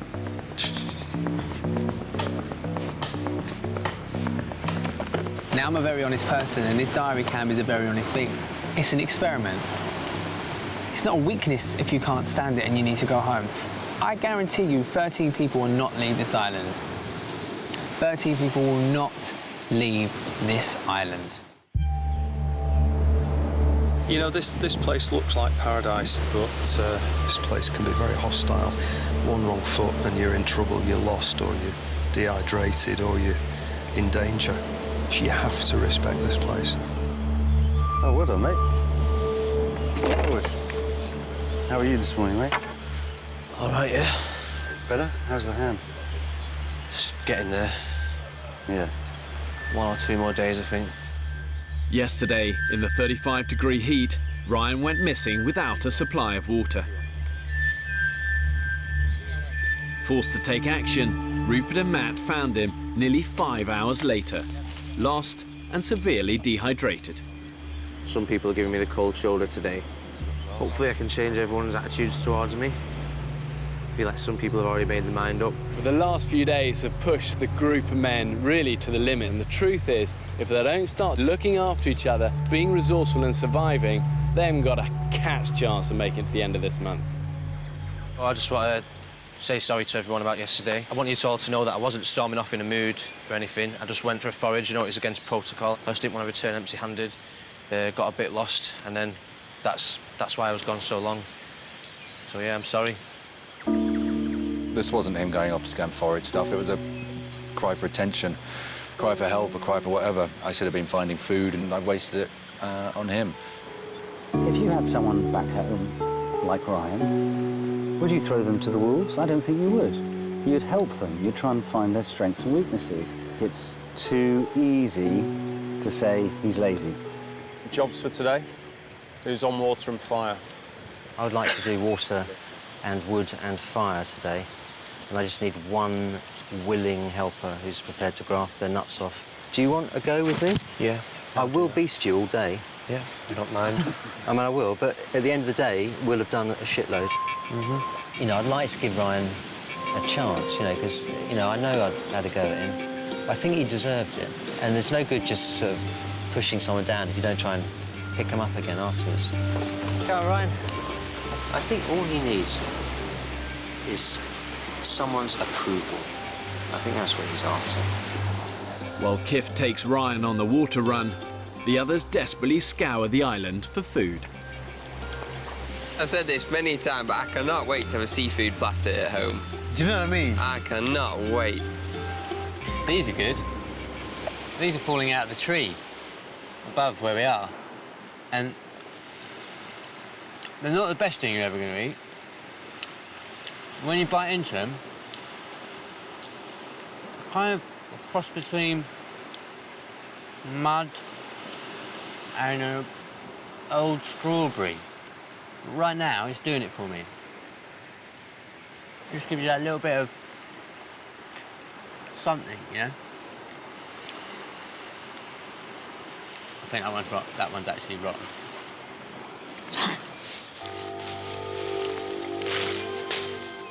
Exerting energy in this heat can cause a man to sweat over a litre of water every hour. OK. Take that. You do tops, I'll do... Are you sure? Yeah. Collecting clean water could mean the difference between life and death for the men. Watched Ray Mears all my life. I've read the book, Robinson Crusoe. I've just always been sort of a fantasy to come to Desert Island and do this. I'm just finding it a lot harder than what I imagined, so I'm just going to try and get my head down and get on with it. When did you leave school? I did go to college. I did business, English language, geography and biology. Failed them all. I think I had such a lazy attitude. Did you go to university? No. I got chucked out of pretty much every school I ever went to because I was a lazy little bugger. Probably much like yourself. I've been doing sound recording for 17 or 18 years now. I'm the guy with the hook.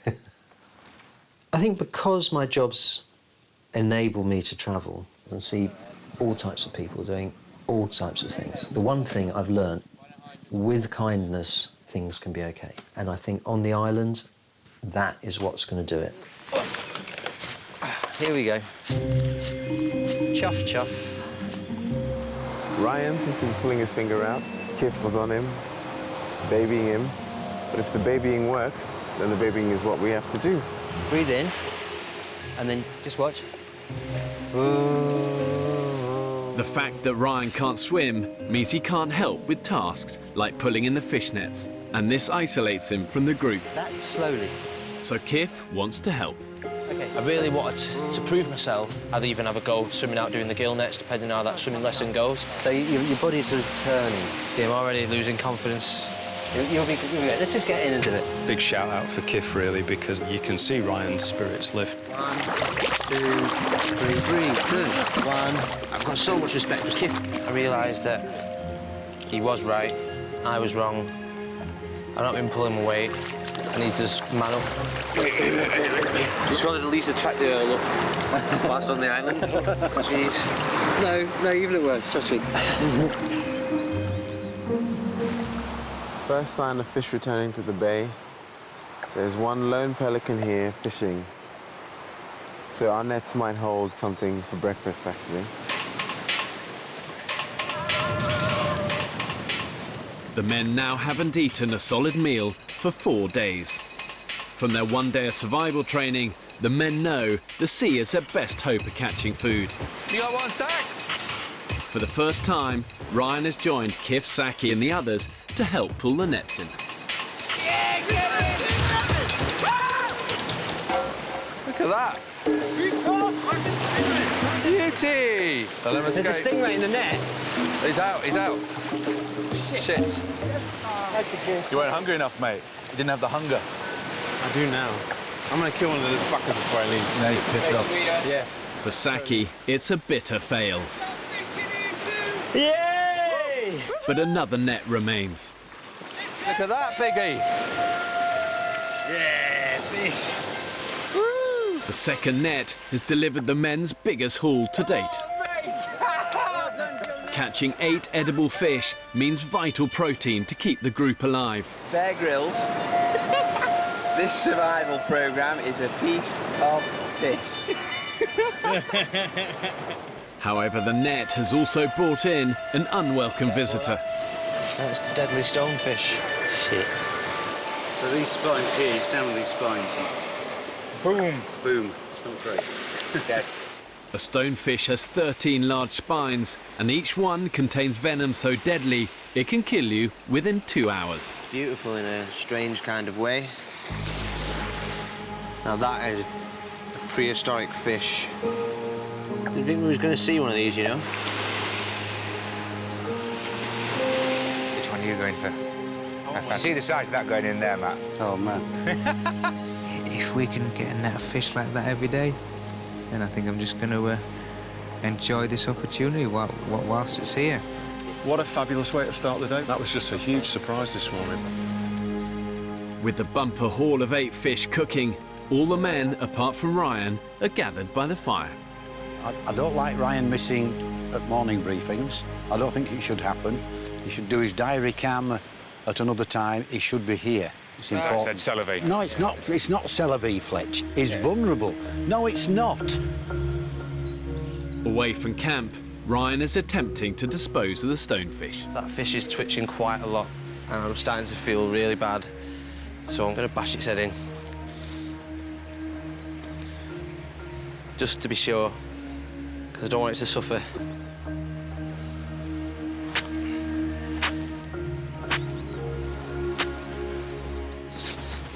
Always a shame to see a fellow stoner go. Right, Ryan was burying the stonefish. It was getting out of the way, so nobody stood on it. It was a pretty important job to get out of the way because the deadly fish. Obviously didn't know we were having a meeting, so... He should be here. I'm making my point, Fletch. I've overruled you. Why can you overrule somebody by shouting? I've nothing more to say. So we've got foraging. So there's a team going up to the northwest coast. Today, Ryan didn't come to the meeting, which to me was not on, and I made my point. I think day one, Ryan has been the one that's been at risk. He's injured himself. He's totally disorganised round the camp. Everybody's agreed that he's a liability. And I'm keeping it in. I'm biting my tongue. But Ryan's doing a good job there. It's a job that needed doing. Yeah. And he was getting... And I'm not going to have that. It's bullying. Grandad's in a bit of a feisty mood today. Yeah. I just want to say, if he shouts at you... Don't worry, I'm all right. Just don't walk away. Promise me you won't walk away, yeah? I won't walk away. Just take it all on. Never stormed off. Oh, no, I'm just saying, take it on your broad shoulders, yeah? If he has a go at you, yeah? Okay.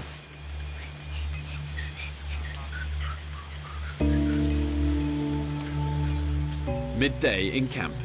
The men can finally feast on their first meal of fish.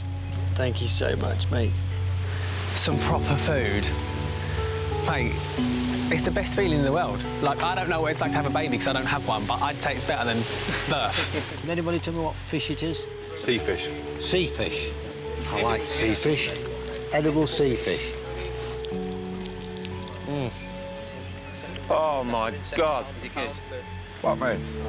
Really good. Things are looking up. We had beautiful fish just now.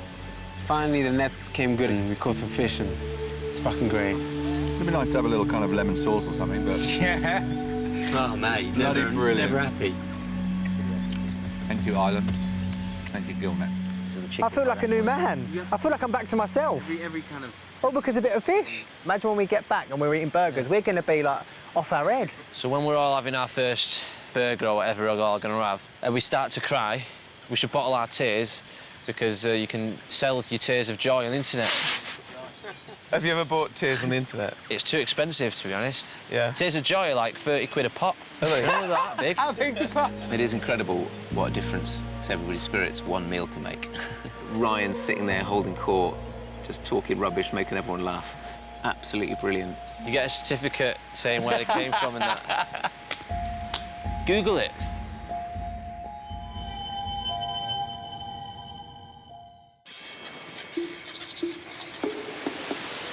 Wow. Oh, it's incredible. That is beautiful. Looks like they're all flying home for something. Full from last night's meal, a different concern is now the talk of the camp. The trouble is, in a hot environment like desert or here, you sweat so much, your body tries to hold on to any water it can, so it's very easy to get constipated. Joe, how many days since you've been? 8. No, 9 days. You haven't had a crap for 9 days? No, 9 days. I've not had one for 9 days either. Well, longest I've ever been in my life. But a new Ryan record. Always thought you were full of shit.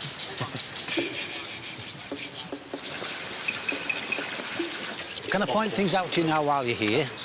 In the sleeping area, Quartermaster Tony is on the warpath. Your hat is there. Your belt is there. I know where the hat is. I know where the belt is. Everything's all over. No, it's not. OK? It's always bollocks every 5 minutes. Whereas Tony all the time digging at people, it's pissing me off. There's no need for it. There's no fucking need for it. I don't know what his problem is. Tony, mate, lay off him, because he has turned a corner. He hasn't turned the full corner. OK, but we're getting there. Yeah. And if you and things like that, we'll send him back. Yeah, I've laid off now for a few days, but we are carrying him. Tony slightly has it in for Ryan because I think he sees him as a bit of a hippy-dippy sort of soul who needs to go to boot camp, but this is not boot camp island, this is about surviving. Truth is, this is so much harder than what I ever thought it was going to be. I'm just going to do everything in my power now to make sure that nobody feels like I'm not pulling my weight. For these guys who last the course, there will be an enduring sense of self-respect and pride. And it's easy to talk a good story, but ultimately, this isn't about talk, this is about action. So where are we going, Ryan? Going to Echo Beach, getting some snails. Determined to prove himself, Ryan heads out to forage for food. But this time, he's asked Saki to come with him. Is that an injured one I see? One of them might be. The men are only ever one failed catch away from extreme hunger. Hey, Saki! Hang on! Ryan has spotted something that might sustain the group a lot more than snails. He's injured, the poor guy. Some sort of seabird, I don't know. It's got beautiful green eyes. I want to end this thing's misery ASAP because it's not even giving me a fight. For animal lover Ryan, killing the cormorant humanely and quickly is of the utmost importance. It's a sad situation, but it's the kindest thing to do. So if we're gonna kill for our food, this is probably the way that least makes me feel guilty. Right, I'm gonna do it. Right, hang on. Just as hard as I can, yeah? As hard as you can. This is your moment of glory, mate.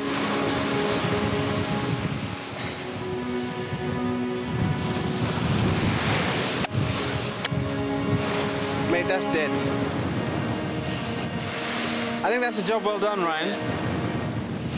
He's gone from being a lazy no-hoper, really, to, you know, pulling his finger out and fully immersing himself in the activities of the group.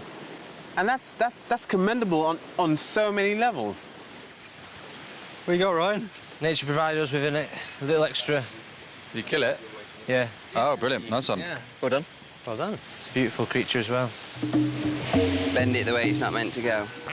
Ryan, for the first time, is providing the men with dinner. Yeah, so you get your fingers in there now, can you? And is prepping the bird under Farmer Joe's instructions. That's it. And what's that there, look? There's this little heart. You've done a really good job, and I think that's why we're all here, aren't we? To do something that we wouldn't normally do at home. Are you going to eat it? Saki's dibs this one. Is he? Yeah, he wants some of the power. I'm going to go and wash my hands, I think. Well done, Ryan.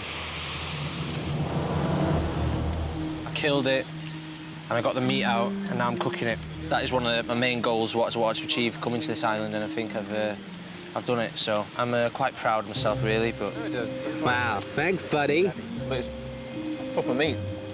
It's bloody lovely. Well done, man. Thank you so much. That's cormorant heart.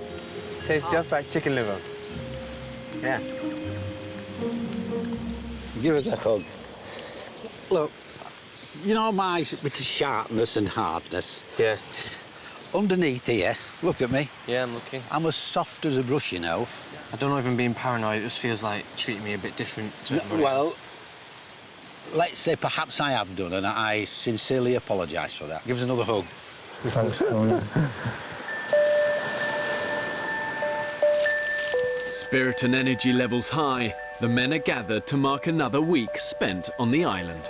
Fire, fire, fire, fire. Under an emerging moon, Ryan has been given the sole responsibility of lighting the fire.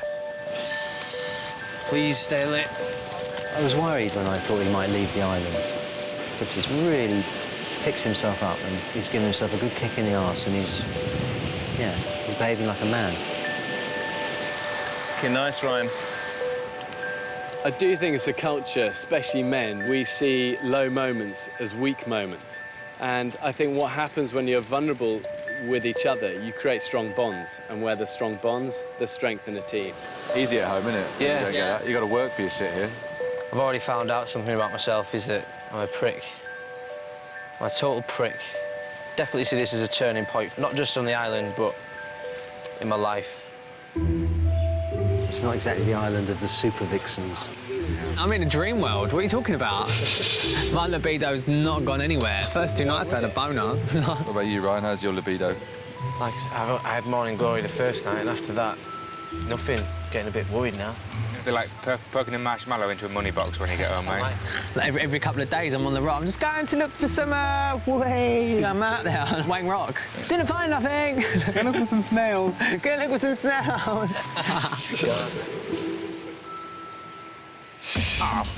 Next on the island, tensions in the camp are rising. The group is torn apart. I'm not bitching. Hey, grow up, don't walk away. I don't know who thinks he is, and you haven't got no fucking right to come and speak to me like that. This is dangerous, Fletch. Will it be survival of the fittest? I think we'll start sticking some of the fucking weaker ones on a raft and send them off to another island. The guy's a cocksucker. Not allowing the group to spit should be of the utmost priority.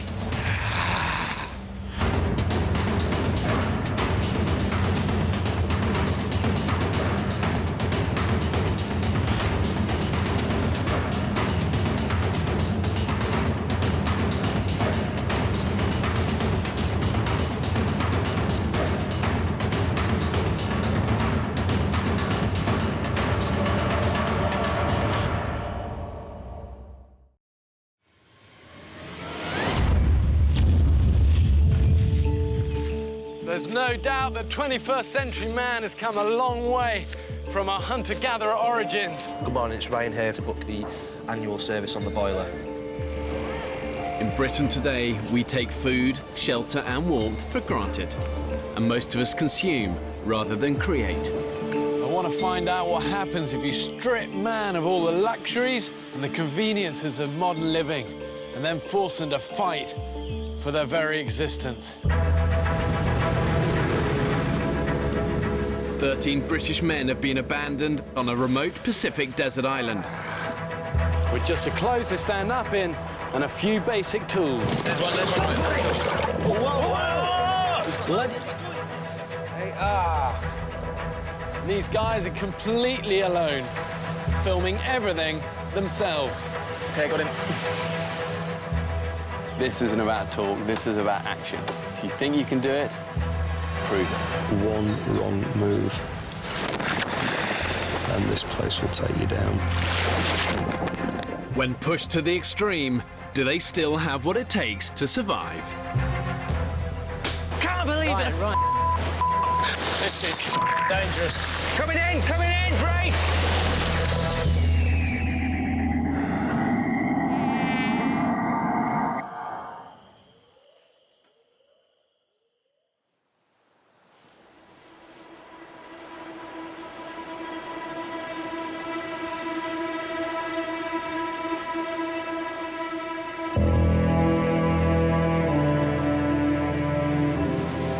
Three weeks ago, 13 British men were cast away on this remote Pacific island.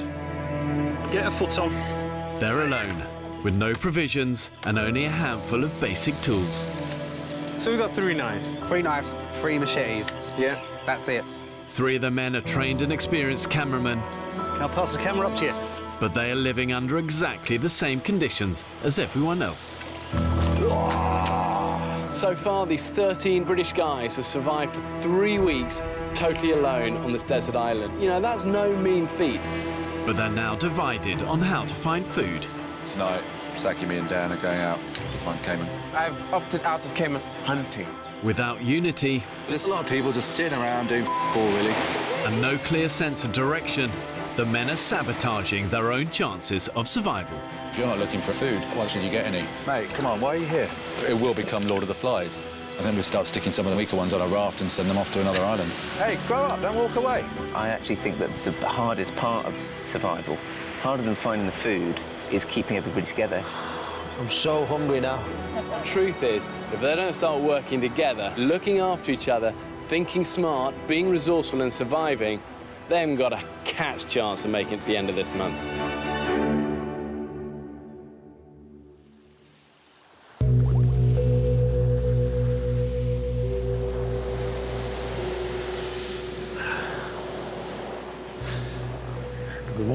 Good morning. It's Saturday, the 22nd of February.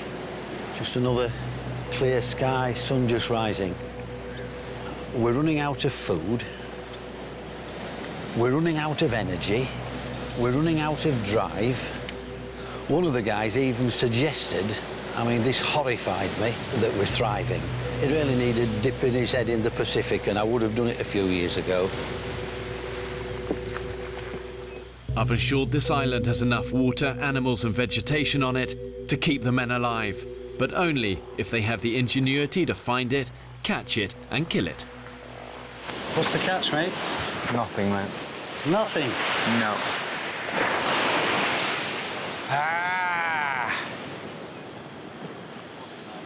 The fish catch sucked, it was shit.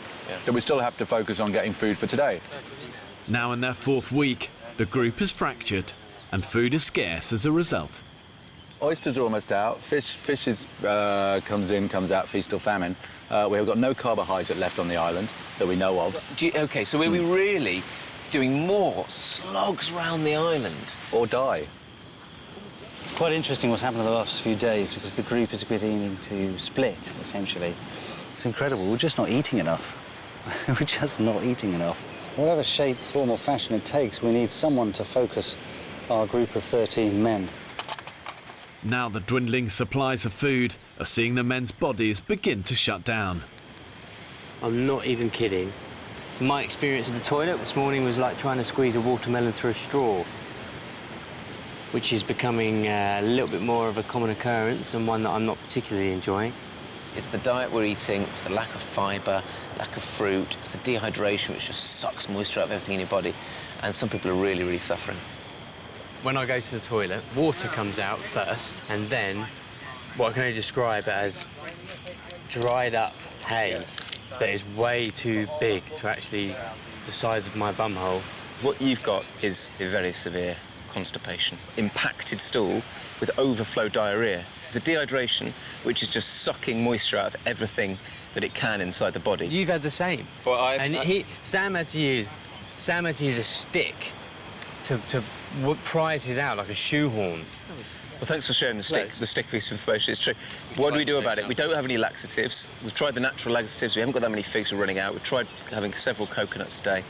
So the only thing that I can think of left is the pipe of justice.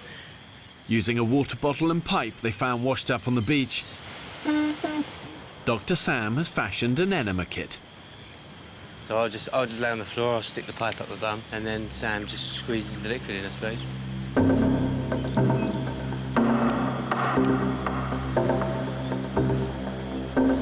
Oh my, hang on.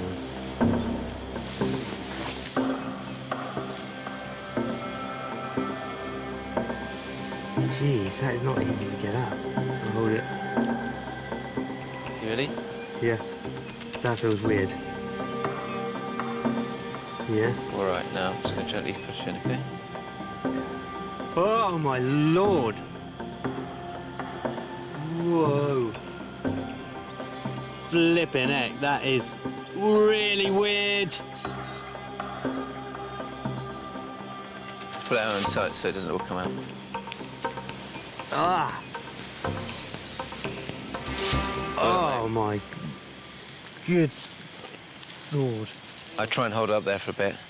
Okay. Some of it will be absorbed, some of it will hopefully just soften that stool up and then go and get it out.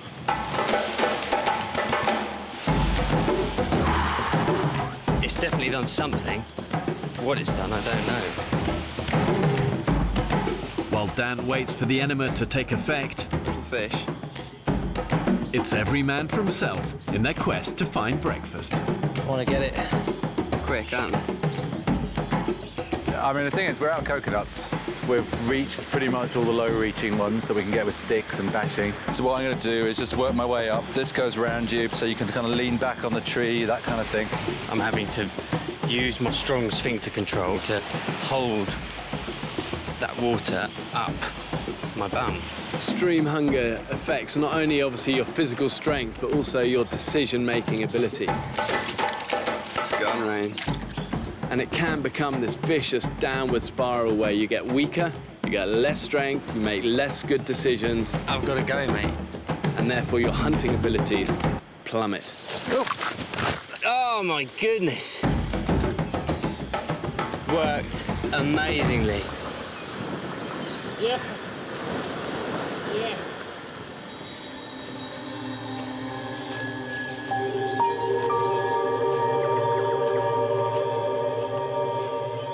I need some energy.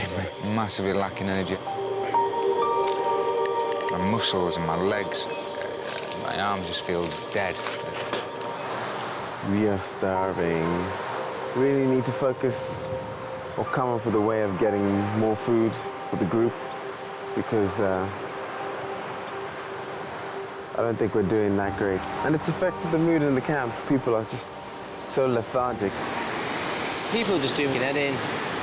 There's not enough communication. There's certain people in the group who will just do something for themselves.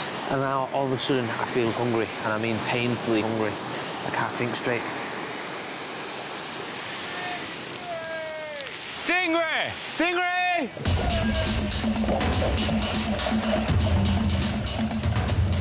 I'm just going to do 1, 2, 3, and I'm going to bring him out, OK? Yeah, go on. OK, yeah, OK, all right, OK, I've got it. OK, I've got it. With the group hungry and fragmented, a fresh catch is a lifeline for the men. Animal lover Ryan has spotted the killing on his camera. They just caught a stingray. They didn't kill it straight away like they should have done. We get fish in our gill net. Bang on. Amazing. What could go wrong? What the fuck is he doing? The quickest way to kill a stingray is to drive a sharp knife between its eyes. Are there any other knives in the camp? You just can't find any knives anywhere. What are you doing? Somebody please put it out of its misery. OK, we'll grab a knife. Come on, stab it in its head, man. OK, wait, look, he's just gone to get a rock and a knife. Calm down. Calm down. Fuck's sake. Hey, stop. Ryan, you need to grab a hold of yourself. That's it. That was horrific. Stop for a second and just breathe. This isn't about you, mate. I know it's not about me. It's about that stingray suffering. But I want to he's stab trying it to with a spear. explain to you. We haven't got a knife. Exactly. With us They didn't point have on the one. end of it. So I've run up and down the Don't beach. point that fucking machete in my I've run up face. and down the beach 10 times. Ryan, I think you need to go away and take 10 minutes. What are you sniggering at? What did you just fucking do a wanker sign towards me? Fuck you. Ryan, I only got half of that. What was going on, mate? Talk to me, Ryan. You fucking made a right meal of killing that stingray. Why are you pointing at me? Why would I do I'm that? pointing the big Tony finger at you. Then you got Rupert walking past, fucking doing wanker sign at me. Yeah, that was out of order. Doing a wanker sign. It doesn't help, That's I know. not a stick. Yeah. You're not finding the physical side of this difficult. The side that you find difficult is dealing with people like him without losing your shit, without putting him a wanker, without driving him off into the jungle if we were indefinitely to die and starve on his own as a lonely man. You know, that's the challenge for you. That's the personal challenge for you. It really doesn't take much for groups to split apart. You know, it's often small differences make great chasms. But now things have got so bad, even a fresh food catch can't heal the group. Wouldn't have really mattered whether it was a stingray in the net or a UFO landing on the island. I think the point is that tensions are now running high. We're a ship without a rudder, and we need someone to grab that rudder and get this camp in good working order. We desperately need a leader now. In the wild, when people are under pressure and your life is on the line, you've got to do all you can to keep a group cohesive and together. Tony, I'd like to call a meeting in 15 minutes. Because when it's together, it's strong. It's not strong when it's fragmented and broken. I'd like to call a meeting. I'm in. 43-year-old director Matt lives with his partner and daughter in East London and has some experience of filming in hostile environments. But if there's conflict every day and it's Lord of the Flies, essentially, there's a risk of not working together as a cohesive team. That's the nightmare situation. What I'd like to think is that we're all pretty sensible and we all get on with it and we all thrive in the environment and really make something good happen. There's just something on my mind I wanted to sort of share with you. I think it's no secret that there are fracture lines appearing within our group. That's no secret. We could think about electing a leader, someone who can, bring unity to all of us. I think we're too late into this to suddenly come up with a whole new structure which is going to Well, I disagree with you, but I sort of believe in seizing the moment, and I think this is the moment to seize it. It's way too late. Mate, I think this is the time to seize the moment, and, if we're going to let this moment pass, then I think we're all doing ourselves a disservice. If a leader is elected, it will be the leader's job to make sure that everyone is doing the things they've undertaken to do. I fully understand why you're saying it, because I agree that we are kind of drifting. I mean, I agree we need to go out and do stuff, but that's down to your personal responsibility and commitment to this project on every single person. I think a leader's a really bad idea.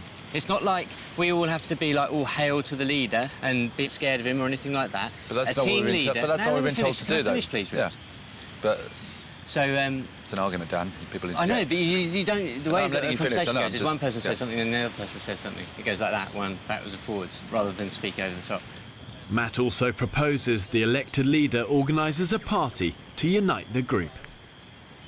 To stitch those fracture lines together and come back together again as a group of 13. We could just say we have a project, and that is the sorting out of our camp and the preparation for a celebration. So would it be a better comment to say we're electing a project manager rather than a leader? If you want to call it a project manager and someone's in charge of building up for the celebrations, fine. If that's something we should all vote upon rather than voting for a leader, then maybe that's the way forward. I will second your proposal. Thank you, Tony. Second your proposal. Shall we put it to a vote, gentlemen? Those in favour, put your arms in the air, please. Pretty unanimous. That's fantastic, guys. Can I suggest that those who want to put their names forward as a candidate, do so now.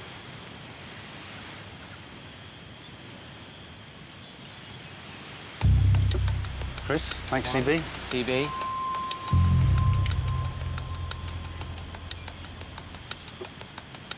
Sam. My hat in the ring.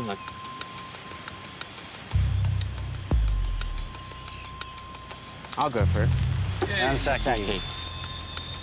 Exactly. I'm going to put my name forward as well. Excellent. Just to throw something in. Come on! Excellent. Bruce, put yourself up for leadership. I don't want to be a leader. I didn't come here to be a leader, so... Sounds like it. No, I don't think that we need one. I think we just need a bit more sense of personal responsibility for everybody to get us through to the end now. So, just had a very interesting meeting about appointing a... Well, originally it started as a leader, but I think Rupert's very uncomfortable with that term. But essentially it is a leader, but we've called it a project manager. How did you think the meeting went? Rupert was very opposed to being there being a leader, having assumed that role himself for most of the last 3 weeks. Across the island, 4 of the men are preparing for their first election. Let's go through the candidates. So we've got Zaki, Doc Sam, Fletch and Chris Burrows. Let me deal with Chris Burrows. I'm not too sure about his team leadership skills. CB definitely has the skills. He has a vision and he's very humane. And I won't be voting for him. Zaki, I've observed Zaki, and I think Zaki will be a good project leader, manager. We're playing with words between leader and manager. Who are you voting for? Who are you voting for? I'm gonna wait until I hear their manifestos. Yeah, absolutely. He certainly is a floating voter at the moment. Sam has been tirelessly enthusiastic. But he can't actually say to people, come on, mate. It's about motivation. It's not about telling people what to do. It's about motivating them to do it. We then come to Mike Fletcher. I think Fletcher would be brilliant at it because he's decisive, he's hard-working, he's practical. Mike Fletcher and I don't get on. Mike Fletcher, you're not a leader, you're just full of bullshit.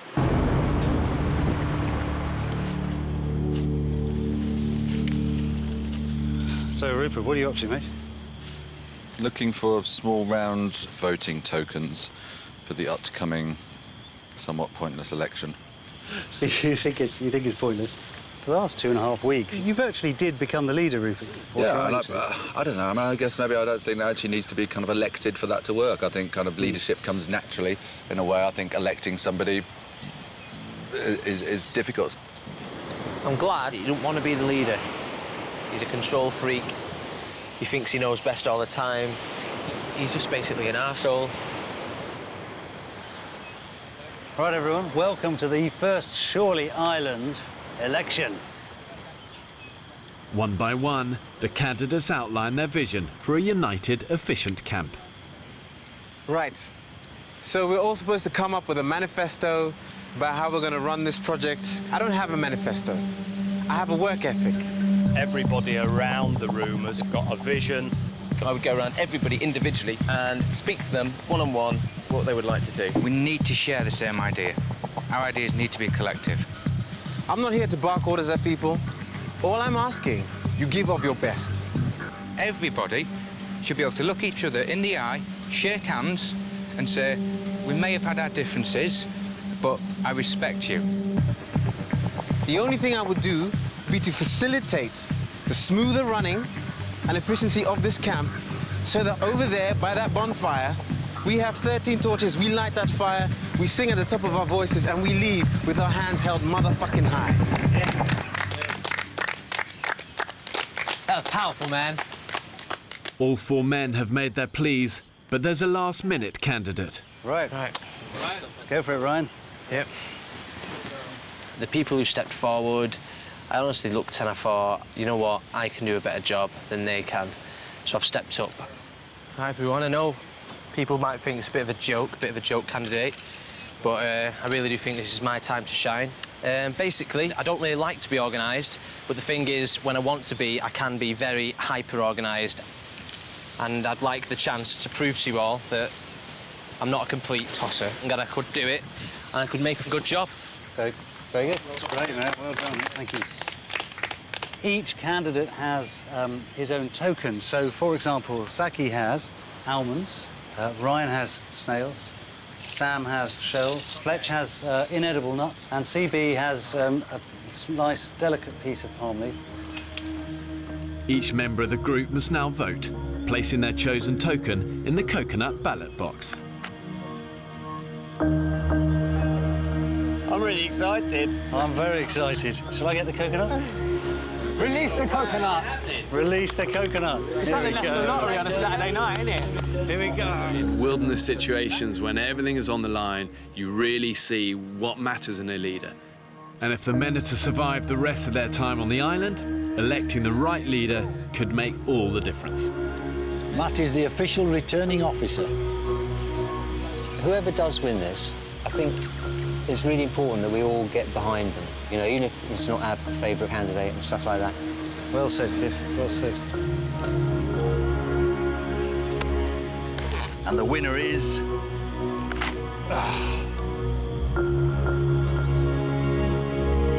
That is a clear winner. Saki!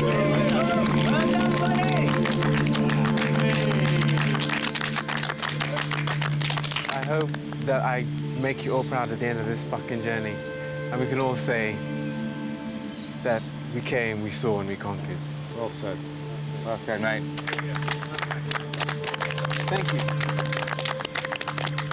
Saki absolutely cleaned up. He got 7 votes. The rest of us got 6 to share between us. So I'm really, really pleased. And I think he bridges that gap between the two groups that are splintering off a little bit.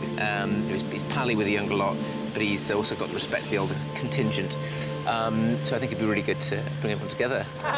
A leader serves, essentially. It's not there to kind of sit on the throne, it's there to serve people. And I remember always being told that nobody cares how much you know until they know how much you care. And for a leader, that is critical, that people know you care for them. It looked at times as if our group wasn't even going to agree on having a leader. But let's make no mistake, we do have a leader. We don't have a project manager. We have a leader for the 13 men on Shorley Island, and his name is Saki.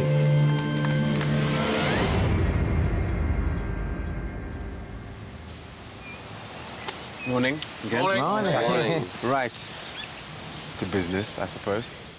It's Saki's first day as leader. We need to gather the food. To improve their chances of survival, he's delegating tasks to the men so they can find food more efficiently. I'd like to stay on oysters. How many people would you need with you to do that? Just one other person. Who wants to do oysters with Rupert? Yeah. I'm happy to do oysters. I think we were all in agreement, speaking to everybody last night, that the first 2 courses of action should be to get the water and the firewood sorted. Can I suggest we get the nets in first? Just if there's fish sitting there. It won't take long. We just pull them in, get them out. It's like 20 minutes, but... It won't take long with the firewood either. I say we go with the firewood. Who It's just would like dead to fish help? on a line, that's all. Yeah, I understand that. Yeah. No. But if we take 20 minutes to do the firewood, it's not really going to compromise the fish. And another thing I need to say is everybody has siesta time. During that time, you can do whatever the fuck you like. You can sleep, you can sunbathe, you can wank. You can do whatever you like. And just make a point, your job's project manager, siesta time kind of doesn't fall under that. Yeah, but this is just reassurance, mate. Yeah, no. I'm just reassuring people because everybody was, everybody was parameters worried of about this what before. your role is, yeah. Everyone was worried about the leader saying, no, you have to do this at any time and blah, blah, blah. What I'm saying is, all I'm saying is that siesta time is still your time. Rupert really struggling with having the leader. Everybody else completely on board. We elected a project manager not to dictate rules like what's happening, siesta time and all that kind of thing. I'm not dictating the rules. No, I know. Just we're covering stuff that's not perhaps under your... We'll get to there, don't worry. Okay. By the way, Rupert, these aren't my ideas. No, I know. But that was the election was about. Let me finish. That's all. These aren't my ideas. This is what everyone has put to me. I just sounded like it came from you. Yeah, that just sounded like it came from you. That's fine then. I asked everybody what they wanted done. I'm just doing exactly what I said in my manifesto. Trying to facilitate the will of the group. And everybody asked me about siestas, so I'm just saying, do whatever you like with it. That's all I'm saying. Yeah, you're saying. Right, so we're done now, boys. We're done. We're done. Good job, Saki. Well done, Saki. Well done, mate. He's a douche. I don't understand what he was trying to achieve there. He kind of cut me off and was like, I thought the project manager was supposed to do this, this, and this. And I'm like, hang on. I haven't got there yet. The meeting's not over yet, you dickheads. As well as coordinating each day's workload, Saki is organising an upcoming beach party to increase unity in the group. As far as I was concerned, we elected a sort of party planner. I just felt it kind of was going a bit beyond all that. There was decisions that were more group things, but I can't be bothered to fucking argue anymore.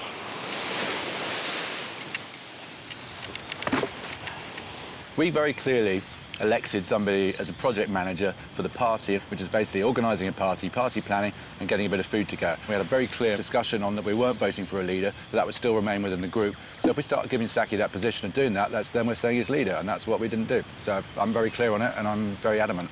I think you're the only person that believes that he should really literally stick to that one focus of party planning and not start to actually coordinate the other things. I have an issue on, it's a very simple point, that there is a leader. Before we had Saki in place, you did feel that morning meetings were important. In fact, you were adamant that we had No, I agree. And in fact, you tended to lead them. You know, you said you enjoyed that role, you took that role on. We had a chat right at the beginning. And so you were effectively a self-appointed leader. It's just now that we have a democratically elected leader, you're very resistant to it.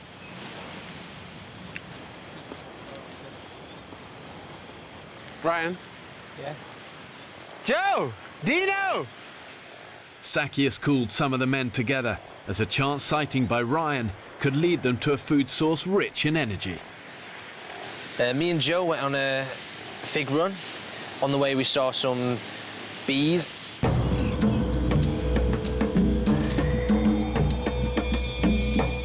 The men are heading to the spot where Ryan saw some bees, close to where they first set up camp almost a month ago, in the hope of discovering honey.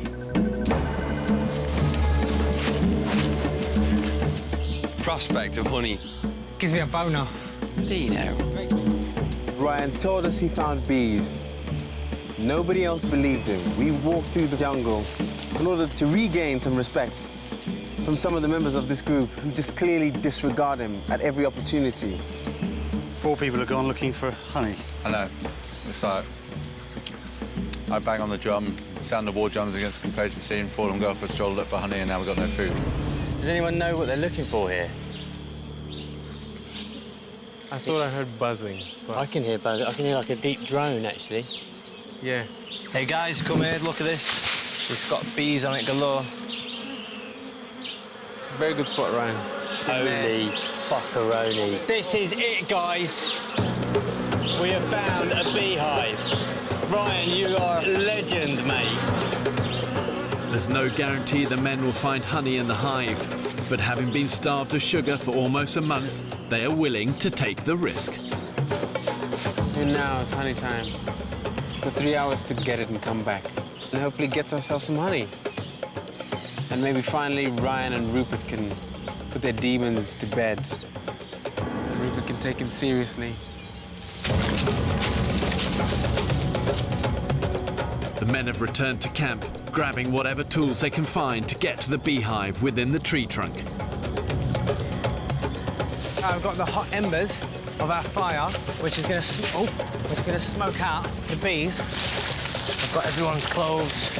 Several species of bees inhabit this island, and if the men encounter the Africanized bee, its sting can kill. Brian, straight away, clear the area. Machetes out, clear away all the dry leaves and shit. I've never been so focused about anything on this trip as this. What about if they just come swarming out, fucking hundreds of them? Yeah, if they do, that'll be a sight to see, mate.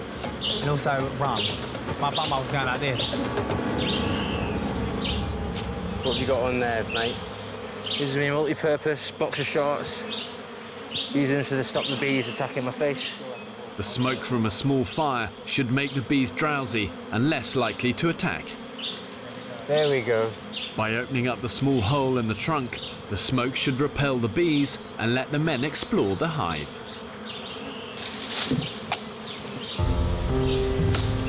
This is it, lads.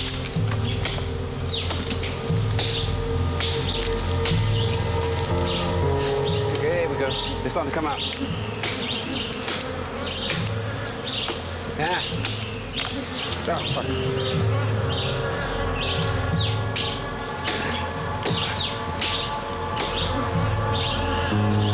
Should I just shove the shit in there? Yeah, go on. Go on.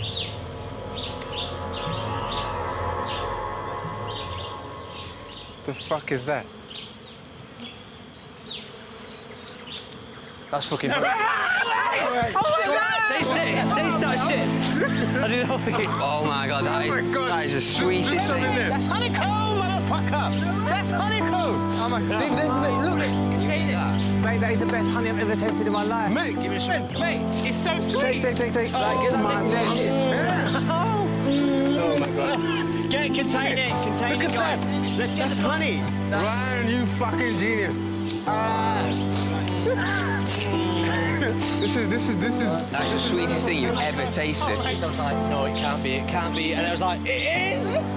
I think as a society, our palates have become so conditioned just to sugar, salt, and fat. And for these guys, stripped of that, it's almost like instant detox. Look at us now, sweating like bitches, but we got energy to get that honey. You won't be able to know what it's like unless you've been 23 days with barely any food. You won't be able to experience, but when you taste something sweet, it's almost like you can feel the sugar going from your tongue into your stomach and just straight into your brain, almost like doing a line of whiz or something. And it tastes unbelievable. Oh, wow. Seriously? That's the toffee stuff, that. That's the toffee. How you feeling? I think we should walk back, and then Ryan should drop a bombshell. We got fucking honey. Right, how are you going to put this out? Woo! You get my penis there? No. Hi, guys, what you got? Ryan, what have we got? I got us a sexy-ass little treat for tonight. Some honey! Nice! Honey! Brilliant! We took it down. Yeah. And it's fucking nice. It's the nicest honey in the world. That is awesome. Who found that? Ryan. No way. How did you get it out? Did you light a fire? We had embers in the tin. Oh, brilliant. Nice one. Yeah. Genius. Clever boys. It's well done. What a fantastic end to an incredible day. It's going to be a fucking good meal tonight, it is. 3 courses, if we please. I hope that this pushes towards a bit of a resolution. I mean, I've got my my reservations about Rupert, but I would rather we all were just getting along. And I hope that maybe he has a little bit more respect for Brian, really, for getting out there and doing that. Don't worry. You legend. Right, mate. Well done, mate. Well done, really, mate. really well done, mate. Thanks, Fletch. We got a load of oysters, limpets, and yeah, some more coconuts.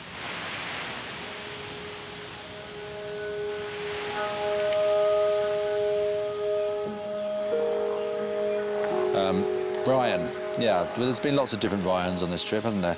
He's actually grafting really hard the last few days, which he wasn't at the beginning.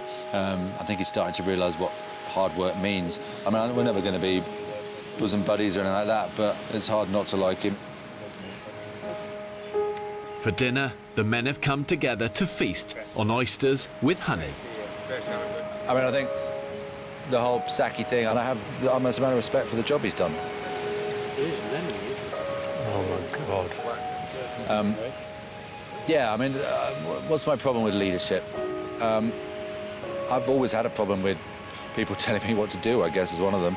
I don't like it. I'm not very good at it.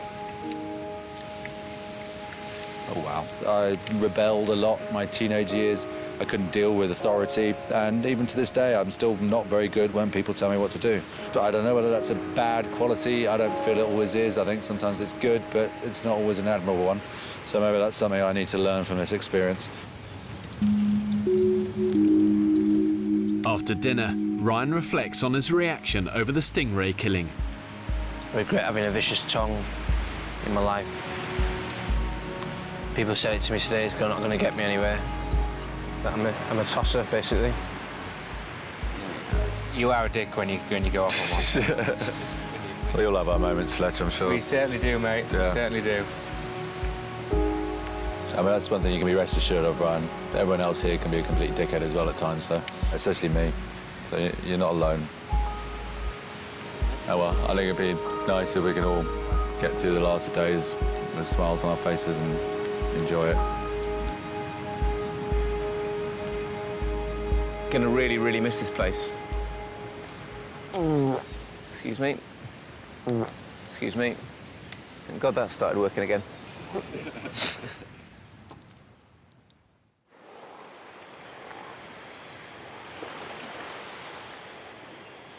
Hey, morning. There's a real newfound energy amongst everyone here at the camp. A great sense of optimism, a great sense of purpose. Everyone seems to be pulling in the right direction. I am amazed. I haven't seen so much energy around this camp for about a week. I couldn't have asked for a better morning. I think Saki's done a fantastic job, and everyone is behind him. So we're just going round to see CB. He's building the raft so we can get some crab pots out.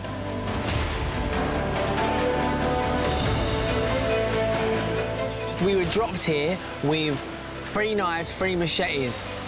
That was it. And we've sourced food, we've sourced water, we've sourced our own home. We've made beds, tables, and we are bloody amazing.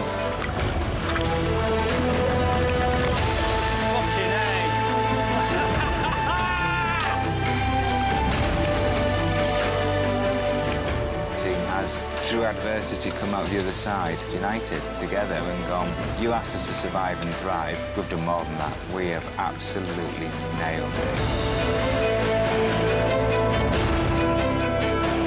It's the men's last night on the island, after an entire month away from civilization.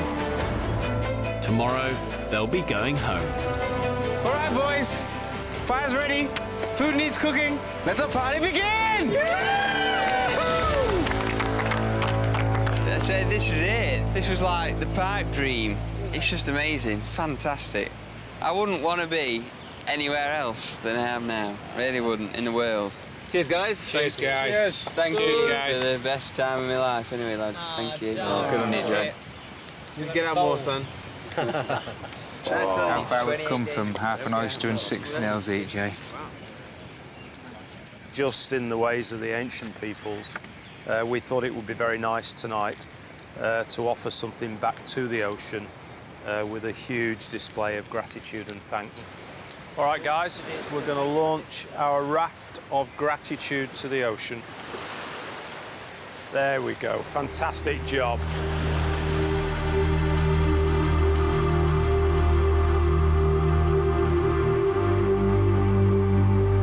Just weird, the dust settling on the whole experience and coming to the end, and really excited about leaving, but gonna really, really miss this place.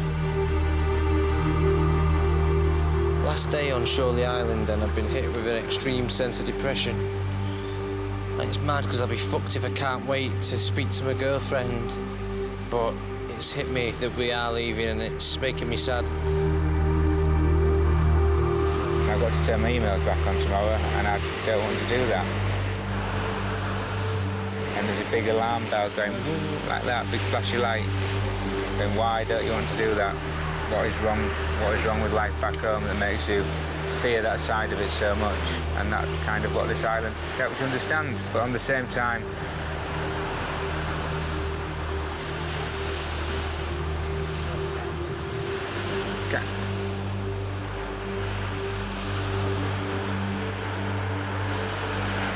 it helps you appreciate what you've got.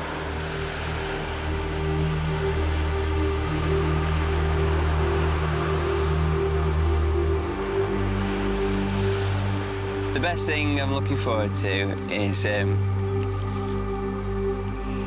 see me mum and dad. That's it. Yeah.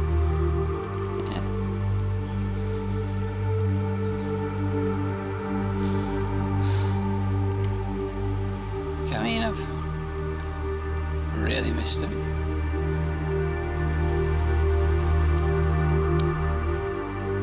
I'm sure we'll all agree this has been an amazing fucking journey.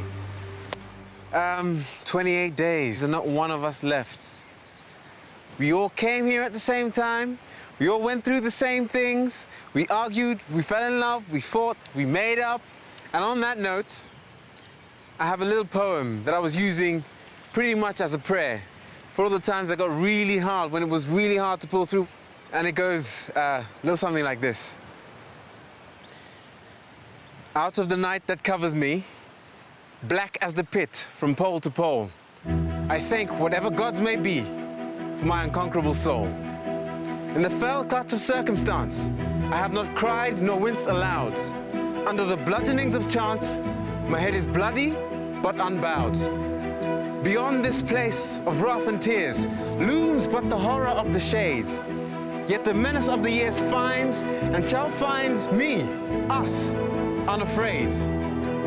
It matters not how straight the gate, how charged with punishments the scroll. I am the master of my fate. I am the captain of my soul. I've said to them over and over again a few days before they started on the island, just remember the pain won't last forever. But the end goal has now arrived, and we're going to take them home. Well, I can see their fire. There he is, boys. Oh, my, come on.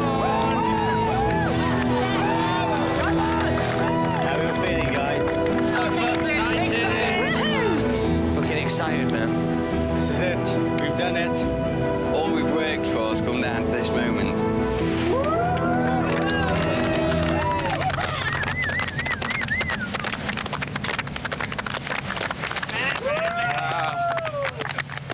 Wow, look at you guys.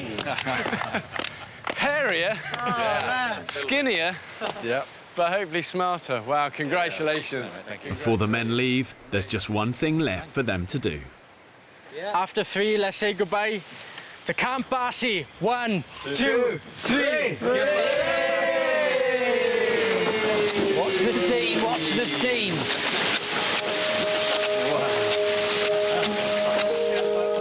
I think we live in such a fast and materialistic culture, and I think what these guys have proved, actually, when you're stripped of all of that, they're made of something decent. And they've only proved that one way, and that's through hardship. It's going to be a wonderful thing now to leave with them and then reintroduce them to life. And let's hope they focus on the good side of things and leave behind the bad stuff. Some people may think, well done, Tony, others may think, silly old bugger. See you later, Shirley. Bye, Shirley. We're all different. 20s, 30s, 40s and 50s, but there's still life at 70. The greatest thing about this experience, I think, was this amazing opportunity to really think in depth about who you are, your life. So I'm kind of looking at a new future, and so it's been great having that time to really think about where I'm going, what I'm going to do. I've always seen myself as lazy. Here you can't really be lazy. Mine now is focused and sharp. I've got a sense of ambition that I've never felt before, which is going to change my life, a happier one for me. I really think that I have undergone quite a big change in my head. I think having had everything just taken away and stripped to the absolute bare bones of nothing, I feel like I'm going to appreciate just everything so much more. I really do. I've still got a bucket list at my age, and I realise, really, that I've got to bloody get on with it and not spend the next 10 years just keeping up with emails. I came on a boy, almost didn't know where I wanted to go in life, just plodding along, just thinking, yeah, I got a job, whatever. And now I feel as if I'm leaving like a man. It doesn't matter what sort of person you are, what sort of man you are, you can do anything and achieve anything you want to. Fucking hell. We did it. We came, we saw, we conquered. We did it.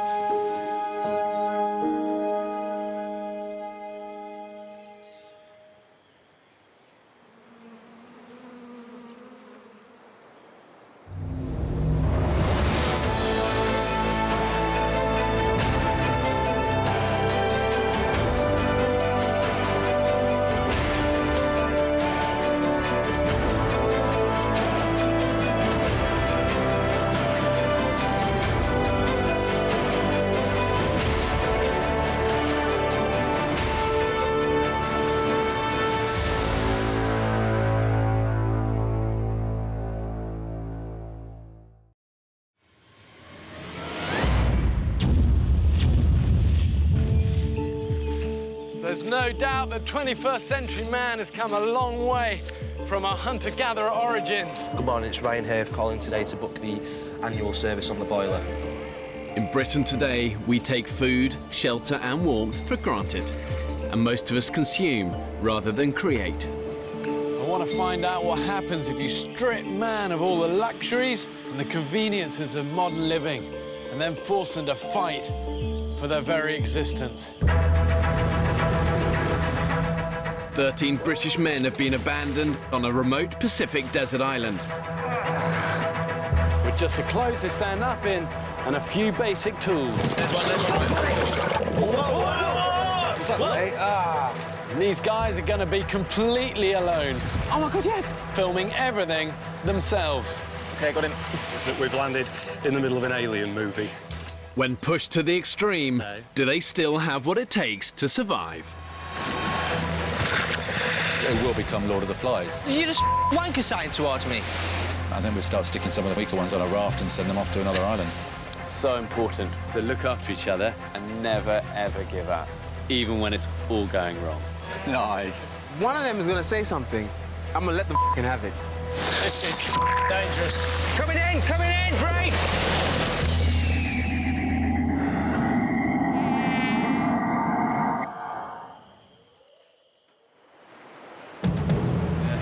Mate, this is bollocks. 2 weeks ago, 13 British men were cast away on this remote Pacific island. Come on, nature, give us some food.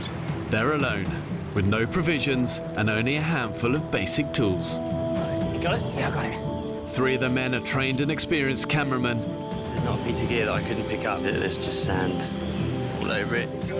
But they are living under exactly the same conditions as everyone else. So far, they've had one big hunting success. Thank you, gentlemen. Good on you, Ed. But now, they're living through famine. I would eat a scabby horse in between 2 piss-soaked mattresses. And frustrations Stairs! I think it broke my hand. have reached boiling point.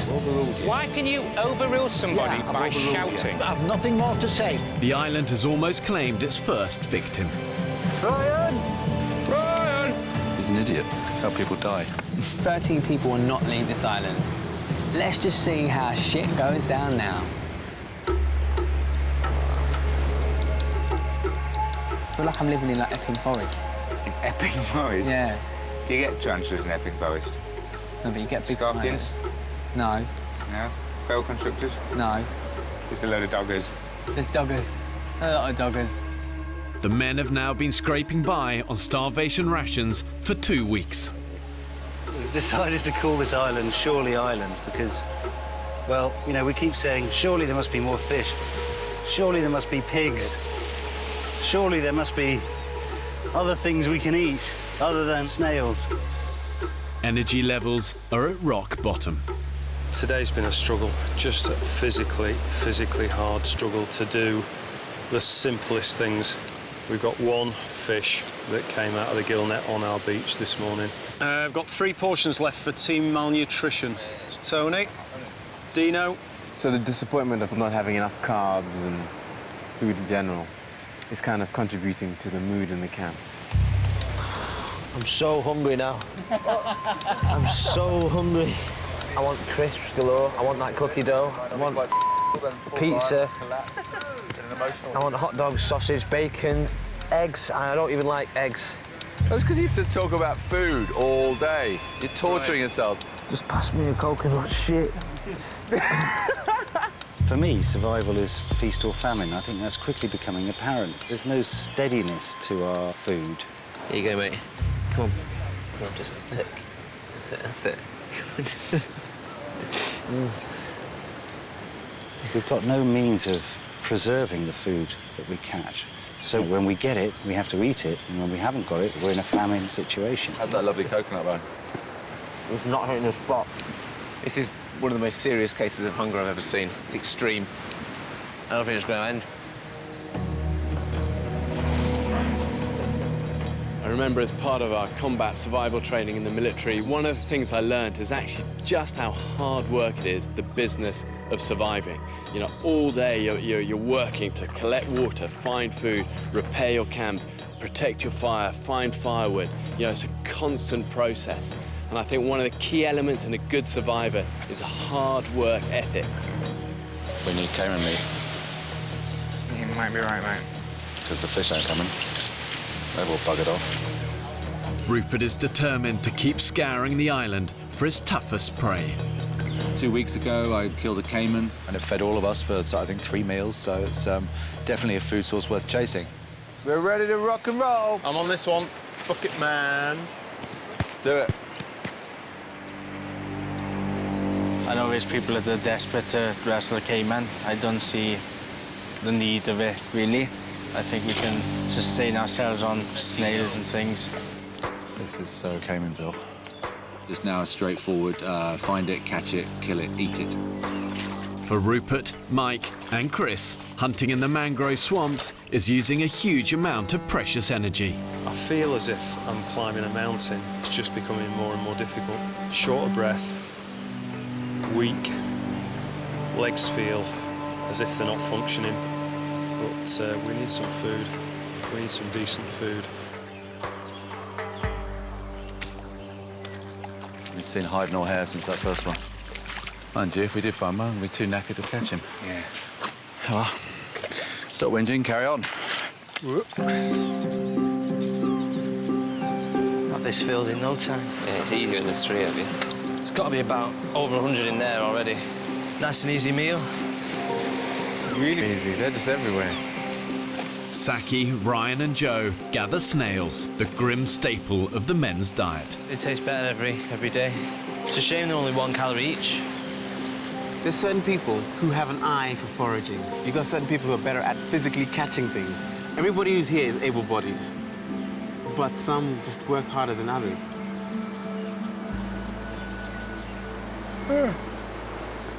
Soz, I'm just so tired, babes. I'm so tired. Devil makes work for idle hands. You keep busy all day, you keep your nose clean, but, you know, if you don't keep busy, then it's going to bite you in the backside. Just in the last 2, 3, 4 days, all I've seen of Craig is Craig lying around, and I think that's wrong. It's bloody hard. It's hard. You want to do so much, yet you haven't got the energy in order to do it.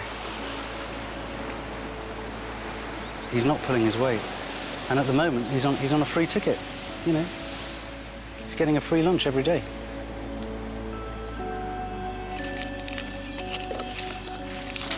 Literally like regressed to being like monkeys, so we're just scrabbling around on our hands and knees, picking food. Crazy. After searching for hours, they've failed to find a Cayman crocodile, but they have discovered a few wild figs. Oh, stood up. Ow. Oh, fainting. Fainting. I assume it's dehydration.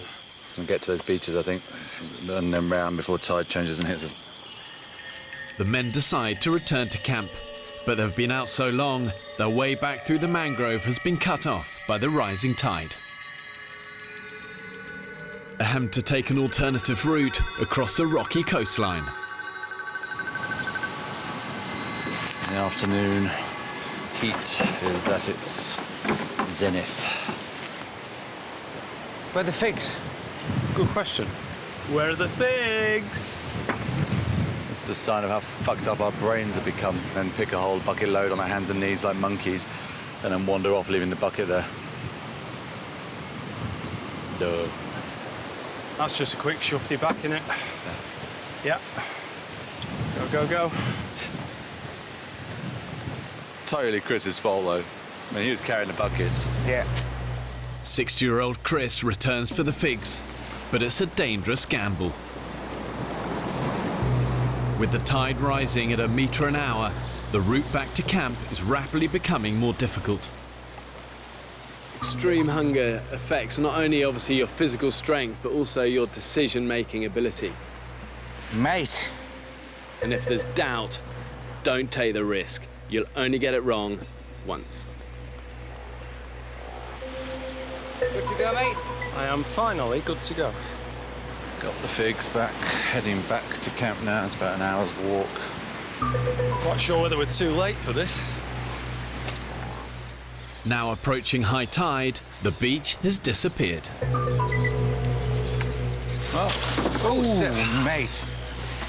You all right? Yeah. I'll be all right. Rocks are lethal.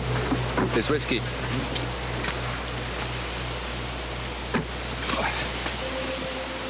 Oh, shit. It's a chasm of doom. Means the trouble with this route is we've got all these little gullies that just get worse and worse. Death-defying jump.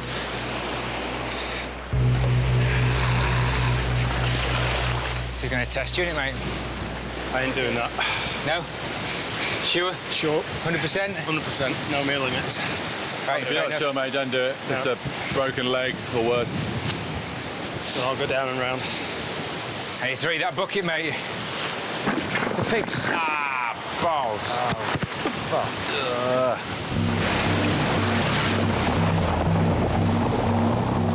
Unwilling to risk the jump, Chris has no choice but to take his chances in the sea. Come on, mate. And Mike follows. You know. Very tough, mate. The currents on this stretch of shoreline can reach 6 knots, powerful enough to pull even the strongest swimmer out to sea. Jumping the ravines, Rupert's made it ahead of the others. Chris! Brace! Okay, and move. This is fucking dangerous, Fletch.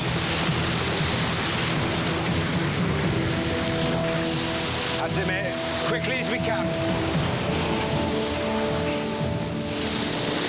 I'm really worried about this bit. Keep a really good hold, hold, hold. Let's go. Brace! Let's move. Yeah. Coming in, brace! Oh, God.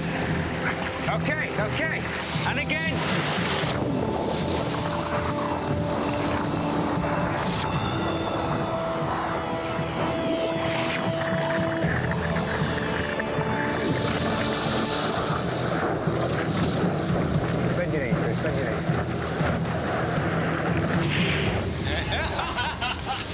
Couple of happy chaps, having gone through hell. That was pretty close to the edge, wasn't it? Well done, Chris.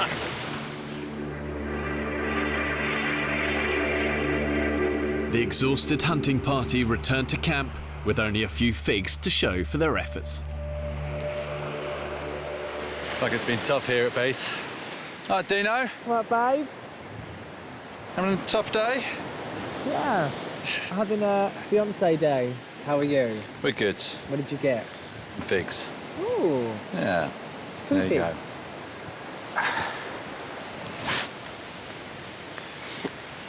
We staggered back into the camp, and there is Club 2130, all flat on the backs, snoring the bloody heads off.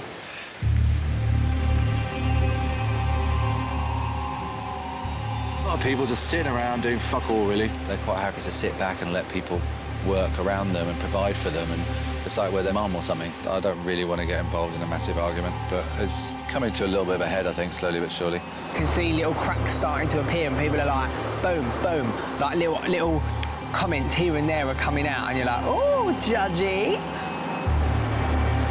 Bitten my tongue long enough. There's certain people that day after day do absolutely nothing and then come like little leeches with their bowls and don't even have the bloody decency to say thank you.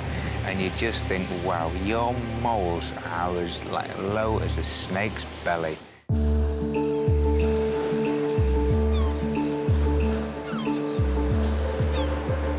This is the life here, guys. Oh, I feel like the Kardashians laying here. This is jokes.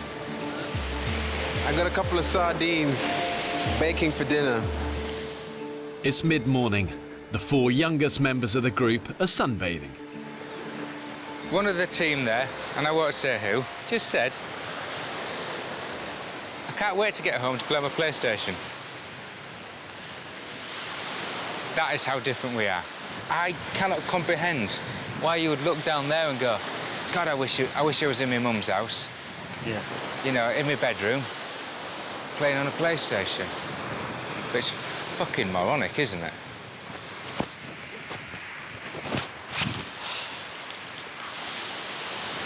How are we doing, Taff? Not too bad. You coming to out, mate? Going for my daily exercise. Do you want to tow this net out for us instead of walking?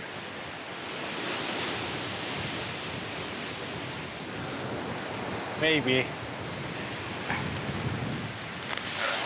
I'm still trying to keep my foot dry. What's the worst thing that can happen? It's not going to fall off, is it? I'm very, very pissed off. I've just been stopped by Fletcher, who all of a sudden has become a bit of a, obviously become a doctor. He must have taken over from Sam's role. Asking me why I can't help with a gill net. Explained that I've injured my foot. His reply was, what's the worst that could happen? The only thing that's wrong with his toe, his foot, is the lazy body that's attached to it. He says that he's hurt his foot and can't go in the water, which... I'm starting to lose sympathy, and I think maybe it's actually laziness.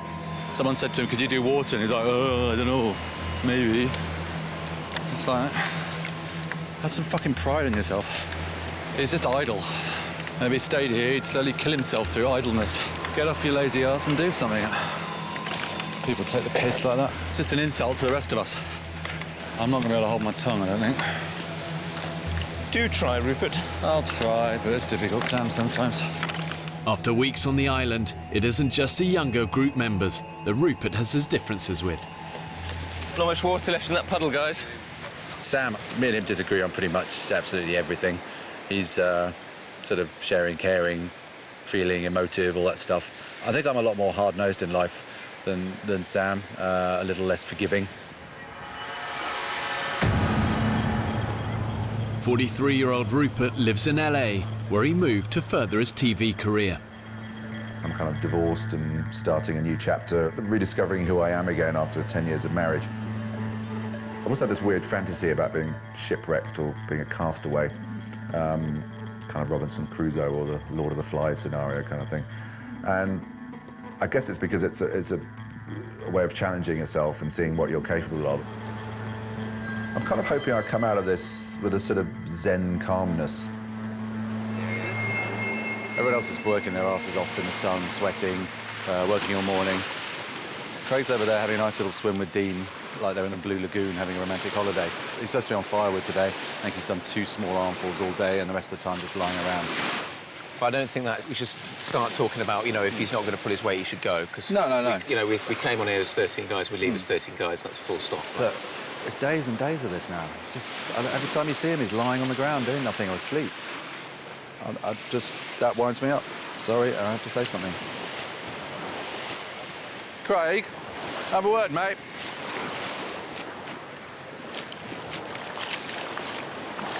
You don't notice everybody else is kind of working and sweating and all that. What have you done today? I've just been down there on firewood. I've just been down there for Endwood Beach. I know, I saw you walking there and come back, but you didn't come back with anything. Yeah, well, I'm trying to find firewood. There's a lot of firewood, mate. A walk down the beach and coming back with empty arms isn't really doing it, is it? Sticks. Did you get some? I couldn't find any. You can't find little sticks. Mate, come on, why are you here? Why are you here?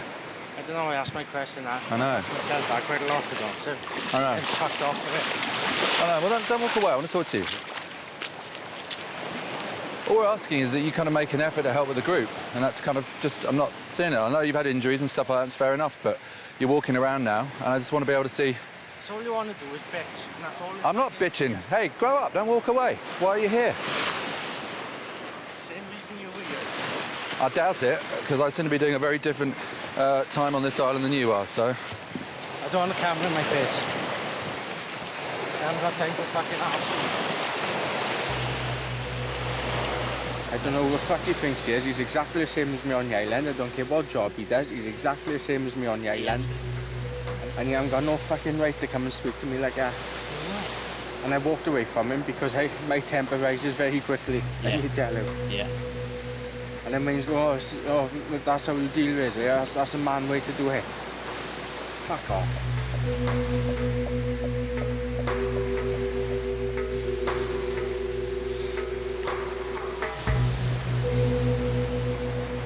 Going. No. No, I've had enough. I'm going. I'm going. Listen, don't be rash. Tomorrow I'm off to my wonderful land of Wales. Craig, don't do that, mate. Craig, mate, listen, buddy, we'd be devastated if that happened. Sorry, I'm not apologetic for it, but I'm not. The clash between Rupert and Craig has affected the group. It's very easy to criticise other people, very easy, you know? And, I could easily criticise some of the guys that like to lie on the beach and sunbathe. And I could easily criticise the people that have a massive go at people, which is completely out of turn. I think both those things probably actually don't sit that well with me. But I just don't think that we should be sniping at each other and picking up on those things. It's because it's only happening because we're hungry, we're knackered, we're spending 24 hours a day in each other's company.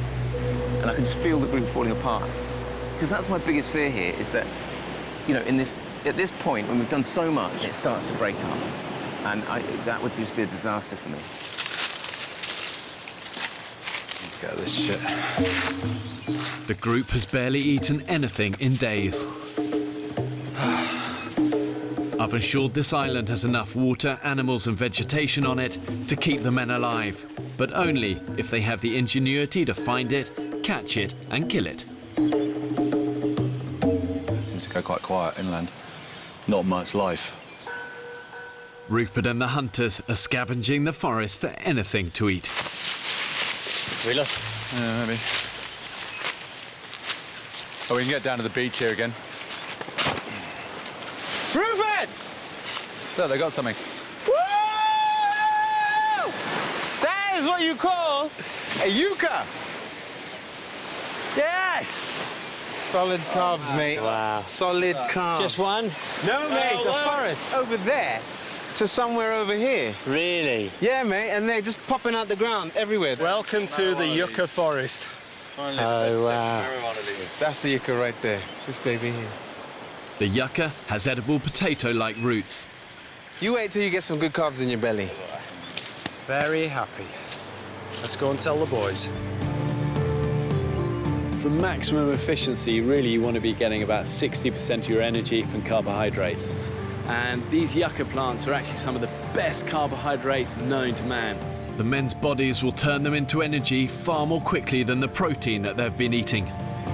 Wake up, you dozy bastards! Hang on, I just heard something coming up in the background. But this sounds good. We got some for you. Anyone for carbohydrate? Wow. Oh, my God. Welcome to your first yucca meal.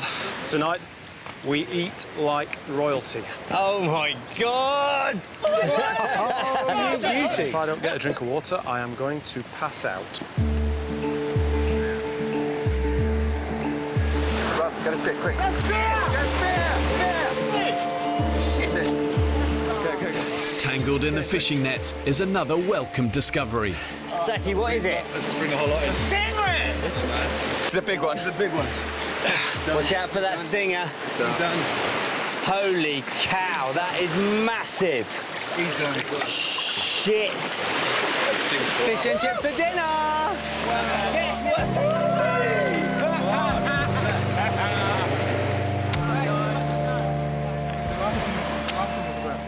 We're going to eat. The Stingray is big enough to feed all 13 men. Wow, it totally lifted spirits just when they needed lifting. I think everyone was getting into survival slump, I guess. I think surviving in this environment is feast and famine, you know, the waves of feast and famine, yeah? Yeah. And today we're having a feast.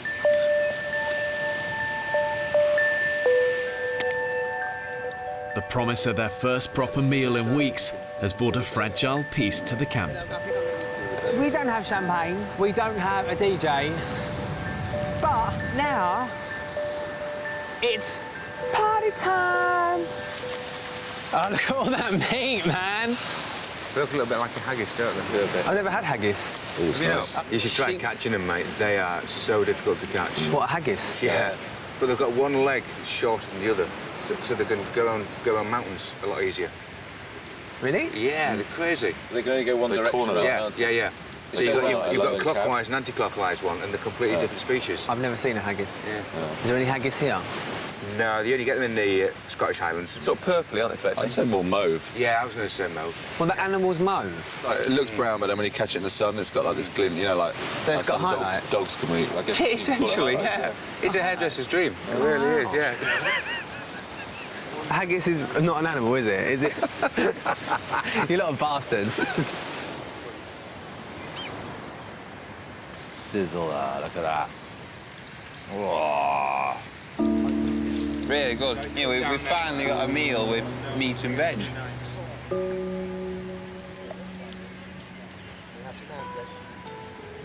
Sounds good. It's literally what dreams are made of. After being deprived for weeks, the men are now experiencing a serious carb high. I'm in a happy place.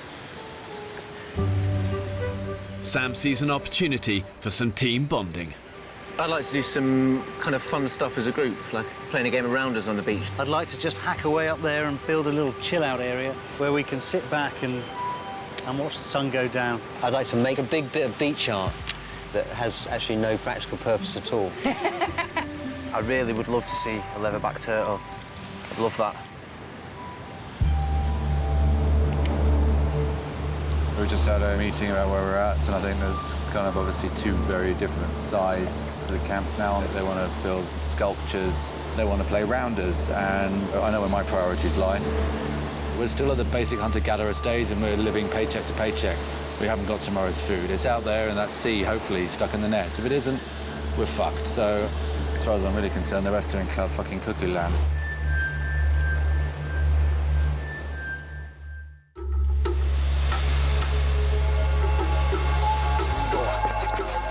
Both my grandfathers were miners. Obviously, they passed their digging skills on to me. Gotta love the Welsh. They do try. The morning after their first meal of carb-rich yucca, energy levels are high. Energy-wise, I feel like a new man out here. Yeah, I woke up this morning with a real spring in my step and a real purpose. Everything changed this morning. We've got food coming in, we've got yucca, which is there. There's loads of it, it's going to keep us going. It's a massive, massive breakthrough. Up to now, the group's all-consuming focus has been about food. But humans require much more than just food and water to survive. At what point do you try and move on from this hand-to-mouth existence and start trying to improve the quality of their lives? We've just found this amazing bit of driftwood. It's the sort of branches of a tree, so we can just hang our coconuts. All our cups. I think it's a great idea. They look quite good, don't it? I'm using the day to feather our nest. Just trying to make a few camp improvements, trying to get this place looking good. Sam. Let's go to Sam. Sam is the campest man on this island. And given that Dino's on the island, that takes some doing. Yeah, he's the gayest straight bloke I know. Oh, I think that's rather nice, that. Well done, Sam. It's all shaping up, isn't it? What do you think to the new pieces of furniture? Nice. Rupert turns his nose up at all sorts of things that I've done. You know, hat stand and coconut tree. All these things, for me, are part of creating an environment that we want to live in, that we're happy to live in. But for him, they're an unnecessary part of survival. Despite the big yucca find, Rupert continues to search for food at every opportunity. Ropes, bring machete. What do you got? What do you got? What do you think? Well, it's not pizza. Oysters? No. Oysters, mate. I'll get sweating. I didn't come here to play house. It's all very well making the camp look pretty and building little things to put mugs on and all that kind of stuff, which is great and it looks nice, but our priority should be finding food because I don't think we're out the woods yet. Fuck me! Huge! And it's like, I don't know, everyone's just kind of sort of crossing their fingers and hoping, and that's not really a way to survive. That's gambling with your lives a bit. I mean, Sam's building a swing. Whee! No one's cooking, none of the other shit that he's doing around. It's just like, come on.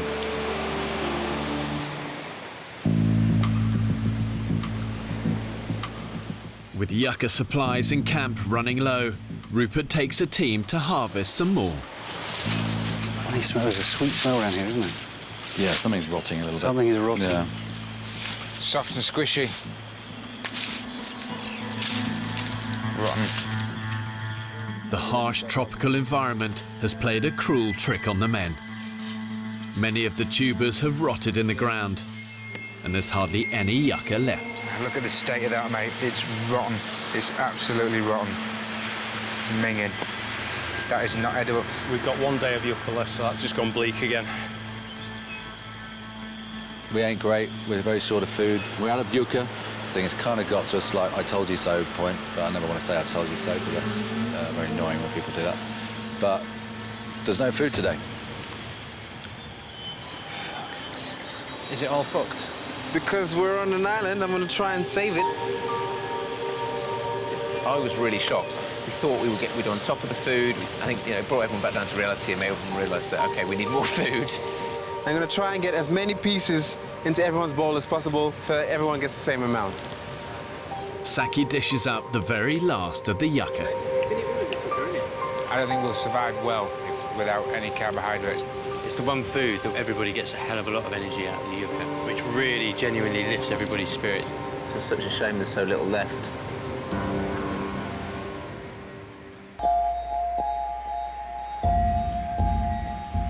It's pretty obvious to me that we're running out of food. They've searched everywhere. We're running out of energy. We need food, and we need it for tonight. In camp, the men discuss the best way to feed the group. Do you think Cayman is an important food source? It's a good source of protein. It's not fish and it tastes nice. For Rupert, hunting down an old enemy could replace the yucca and feed the camp. I think the Cayman kind of catapulted us from sitting around eating snails and nothing to giving us a big energy boost to doing a whole load of stuff. So who's to say that couldn't happen again? It is not necessary for the survival of our community to kill Cayman. Gill nets have provided, more protein than many caimans combined. We might get 2 or 3 days of no fish. Could be on snails again every night. Who wants that? It's about stepping forward, isn't it? And stepping upwards and moving on.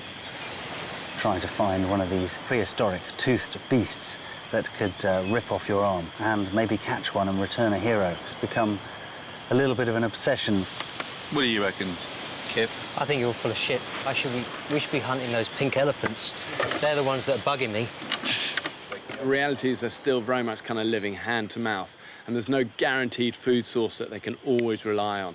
But my view is the real enemy is actually the disunity in the camp. Do it.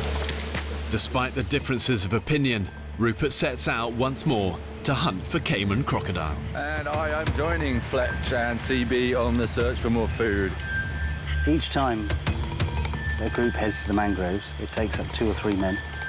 It takes up a huge amount of energy, it takes up water, and it takes up time. Those resources could be used far better.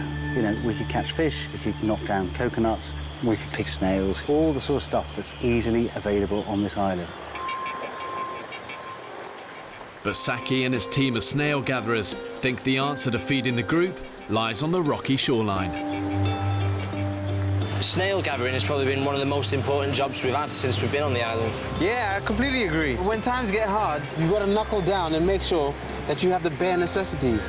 The glory of the Cayman hunt or the full belly of the snails, I choose the full belly of the snails. I just love the adventure and trekking through the jungle, hacking away. It's the nature of being here and surviving. Ah, it's muddy! That's really muddy. Ah, bollocks. This is a stupid plan. This is where the food is, gentlemen. To get to the food, we have to come in here. Look at that. That's unbelievable, isn't it? All right, onwards. Snackering. Yeah, a little stuck in the mud. And the problem with this is that we're moving at about 0.1 miles an hour. And a Cayman can probably skitter across this stuff in about 20 miles an hour. So right now they have us at quite a considerable advantage. Rupert's just an egotistical alpha male. Wannabe, I'd say. He's constantly imposing himself upon the smaller people that he deems aren't as valuable as he is. He wants to be Rambo, let him play Rambo. But that's pointless. That's detrimental to the group. Success? Oysters and figs. But oysters and figs are not enough for Rupert. He's got a new idea. We're going to go cayman hunting at night, because the only way I think we're going to catch them now. Nights is when they hunt, so that's their element. The danger side of it goes up considerably by doing that. But it's a risk, I think, that's worth taking. Tonight, Saki, me and Dan are going out in the swamps to find cayman. It's not going to work. Pipe dream. It's not a pipe dream. No, I don't think it is. Really fucking caught one, so... I'm just gonna say that I've opted out of cayman hunting. I'm heading there tonight. There you go. That's sorted then. I've already been there, done that, so to speak. And I've got plans with these guys to do various things. Saki suddenly announced I'm no longer anything to do with the so-called cayman hunting, which, I don't know, struck me as kind of somewhat arrogant. He didn't seem to have the balls to talk to me personally and say he wasn't going to do it and come and do it. I don't know why he doesn't want to do it. He hasn't said. He hasn't spoken to me since, to be honest, and I haven't spoken to him. Look out below. Bringing in all the foods on a day-to-day basis. That's far more important than a cayman that you can't even see. They haven't seen one. And yet they're still pursuing it because they're glory hunting.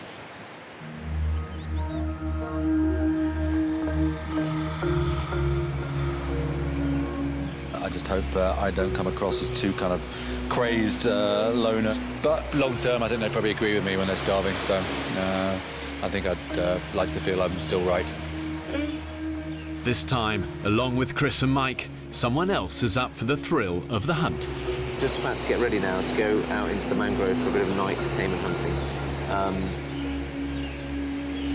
Some of the guys were going, and I just thought it sounded too exciting to pass out. Right then. Let's go. See you later. See you later, Zach. Good luck, boys. See you later, man. I am excited by the prospect of nighttime cayman hunting, like any red-blooded male.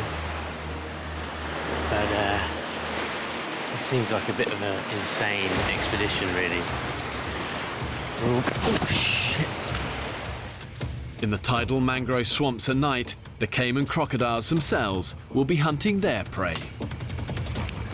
My concern is that we don't stand a chance in the water because we can't wrestle it in wasting water. It's just crazy.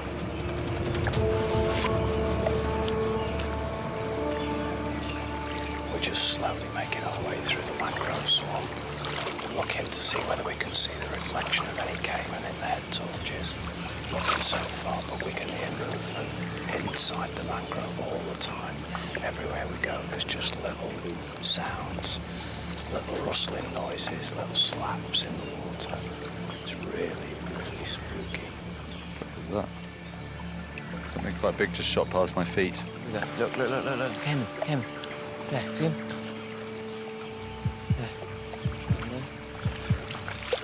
Rupert and the men are on a dangerous night hunt for Cayman crocodile in the pitch-black mangroves. Well, there's something, I can hear it. Whoa!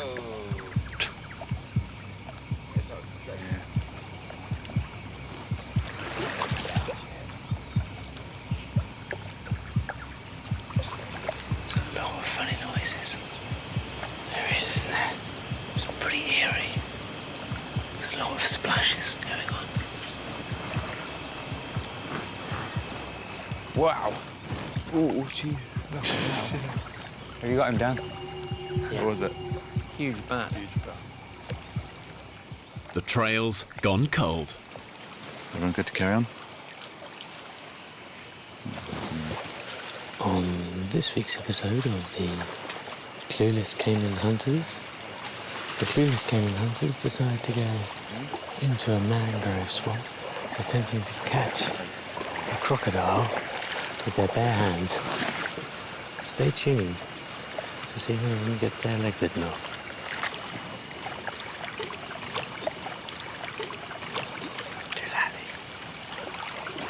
Obsessed. Midlife crisis. After an hour of fruitless searching, some of the hunting party are starting to have their doubts. Clueless Cayman Hunters. None of us have got a clue, have we? No. No. That's the whole point of this trip, is to maybe try and work out. The thing is, we've got a doctor, a director, a businessman and an IT guy. Collectively, we still know nothing. You see, that is the intrepid British spirit. Yeah.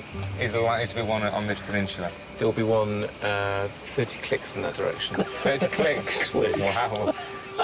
It's like a tropic thunder. Should we have a cup of tea? But I still have hope, and you never know. But we got one, something. Yeah.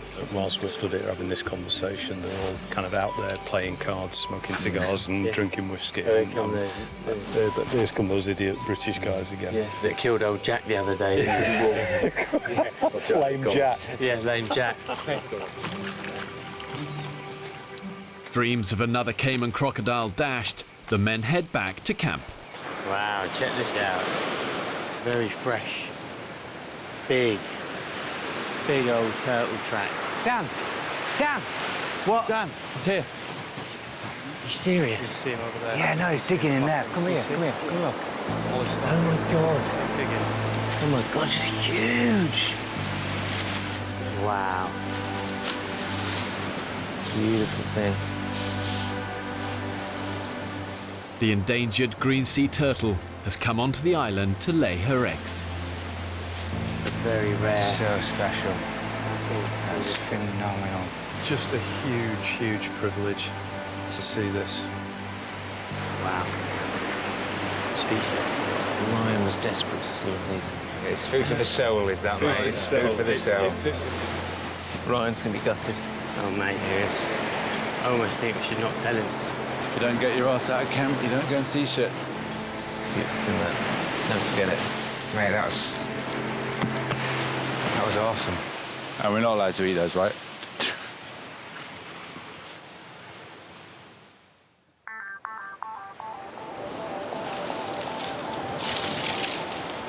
After the failed night hunt, most of the group are now convinced that pursuing crocodile is a waste of time and energy.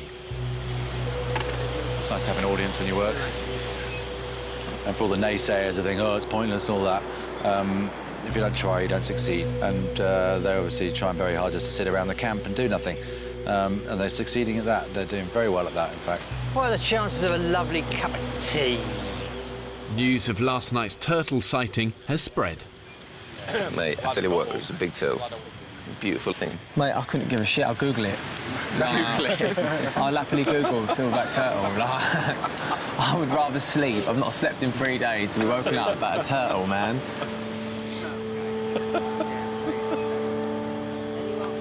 I can't believe I've been saying since day one, and seeing the turtles was the most important thing to me about this trip. I said, if I see one of them, I will die happy. 5 guys got 3 meters away from them and didn't come back and get me. Genuinely, mate, I remember thinking, oh, Ryan would love to see this. But, you know, we were just worried that we'd disturbed it too much and, you know, we didn't want to go and wake people up. Those are the reasons, mate. Then you can spend a lifetime trying to see those and fail. Fuck off. I will never forgive any of you, right? I was a little bit naughty, I have to admit, a confession. I couldn't quite help myself. I innocently started talking about how wonderful the turtle was. Well, Ryan, if you're going to sit there in meetings and call us going out at night and doing all that kind of stuff, a pointless exercise and a waste of time and a pipe dream, then why the fuck should we come and get you? You never believe what that arsehole just said to me. Who? Rupert. And he's like, oh, that turtle was so amazing last night, I can't believe it. You can spend your whole life looking for them and fail. The guy's a fucking He used to... Can't believe it, fucking fuck! Ryan. I shouldn't have to worry about childish reactions from people like that, should I? He missed out. Tough shit. I have very little sympathy for him on this one. He needs to grow up or fuck off. Rupert, all his negativity that he's expressed over the last couple of days, attacking Craig, he's really attacking Ryan. You know, attacking Ryan being childish when actually doing childish things himself. Just things that are completely unhelpful. I really hope these guys can come together and build an effective team. But the reality is, when you're tired and you're hungry, the more primal side of us comes out. Then you learn what people are really like. It's either all or nothing with Rupert. It's either his way or no way. I would say the group has outgrown Rupert. The human side of it's starting to kind of just bear down a little bit on me. If I could get rid of half the people here, then it would be a lot better. I don't understand. Why be so difficult? It's an age thing, mate. It must be an age thing. Or hang-ups that he's got. He has to be right all the time. His word is final. So it's to pick on people that he thinks they're not going to argue. He wants to pick points. For all of the fact that we've been together as a tribe and we've collaborated, my prediction is that if we had to stay for longer, the group would actually split in half. Yeah, then it'd be interesting to see how half of them actually fed themselves when the people that actually get all the food decided just to look after themselves. Of like, actually, if you're not looking for it and not contributing towards that, why should you get any? I think we'd start sticking some of the fucking weaker ones on a raft and send them off to another island. I find it a little unfortunate that you see the world like that. It will become Lord of the Flies, and they end up killing the rest of them. And they finally get rescued, but humans don't go back to their fucking savage past, and they're thinking that when it comes to desperation and hunger, it will get nasty. Next on the island. What did you just do, wanker sign towards me? Fuck you! As the end approaches... The meeting's not over yet, you dickhead. Tensions rise. You're just full of bullshit. I can't be bothered to fucking argue anymore. Don't take the piss. Somebody makes it easy to take the piss. Why not take the piss? The guys are still physically declining. Oh, my Lord. The pipe of justice. Something is going to have to change if they're going to stay the course. Welcome to the first Shorley Island election.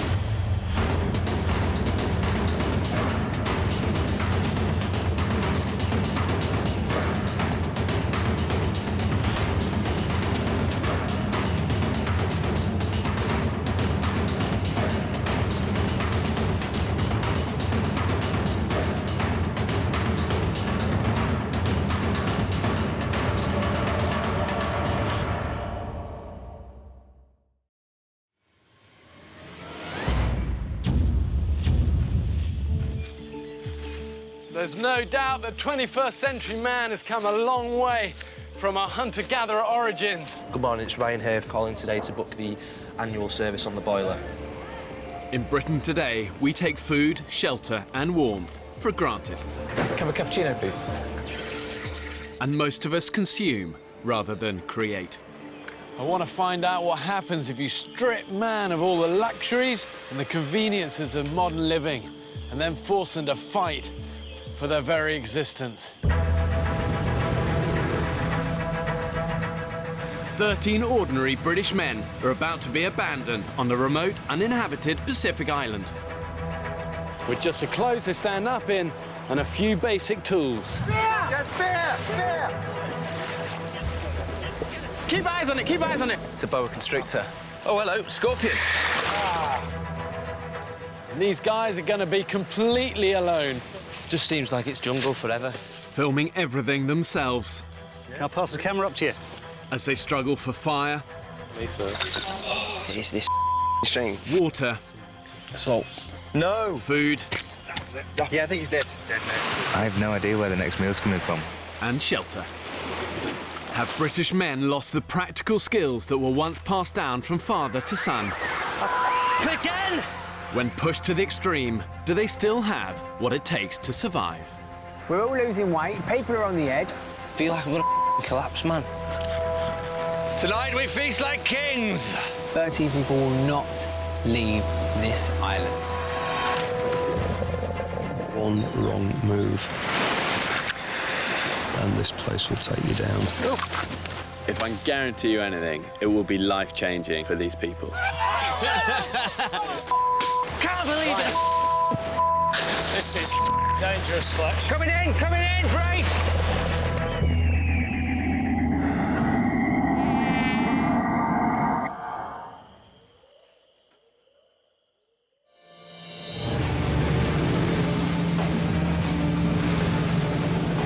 It's hard to say if I'm a survivor or not because I've never had to survive. It's a bit of the unknown, isn't it?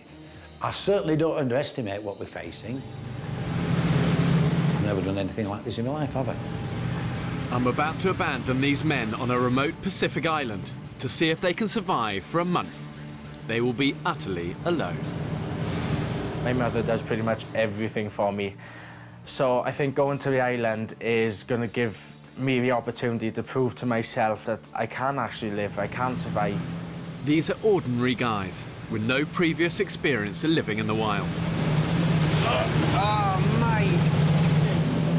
I think I have a massive point to prove. People might watch this and be like, oh, he's not going to survive, he's gay.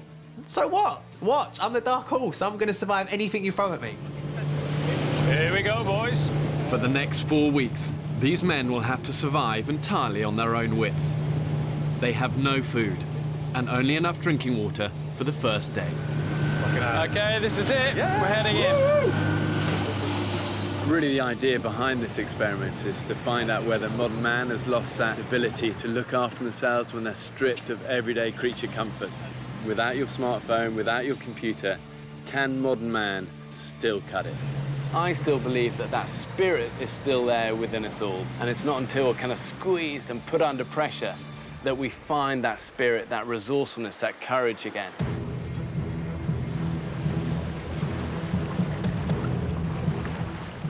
So, OK, who was expecting a white sandy beach? Check it out, guys. What is it? It's a croc over there. No way. Where is There it? is. Right over there. Where on now. Just over there. Just went under. Oh, see where the ripple is over there to the left?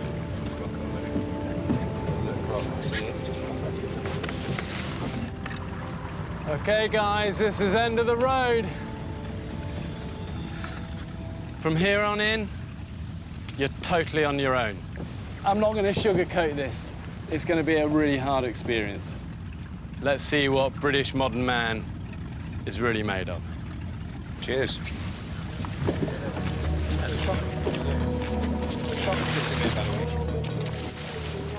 I suggest we get in a single file, because where we're going to go from here? Do we know the way? Exactly. So it's pointless all wandering off in different directions. The group has never met before. What's your name? Sam. Hello, mate. I'm Dan. They will be completely alone and have had just a day of survival training. Straight ahead, looks as if there's some land down through there. From here on in, everything you see will be filmed by the men themselves. Got it? Hey, yeah, good to meet you. Hello, buddy. Get in single file, because if you wander off, you could drop down a gully. If you're in single file... What's your name? What's your name? My name is Tony. All right, Tony. If you get in single file, fellas, if one of you wanders off, even if you're going to a gully, I'll tell you. Single file. Okay. Oh, God.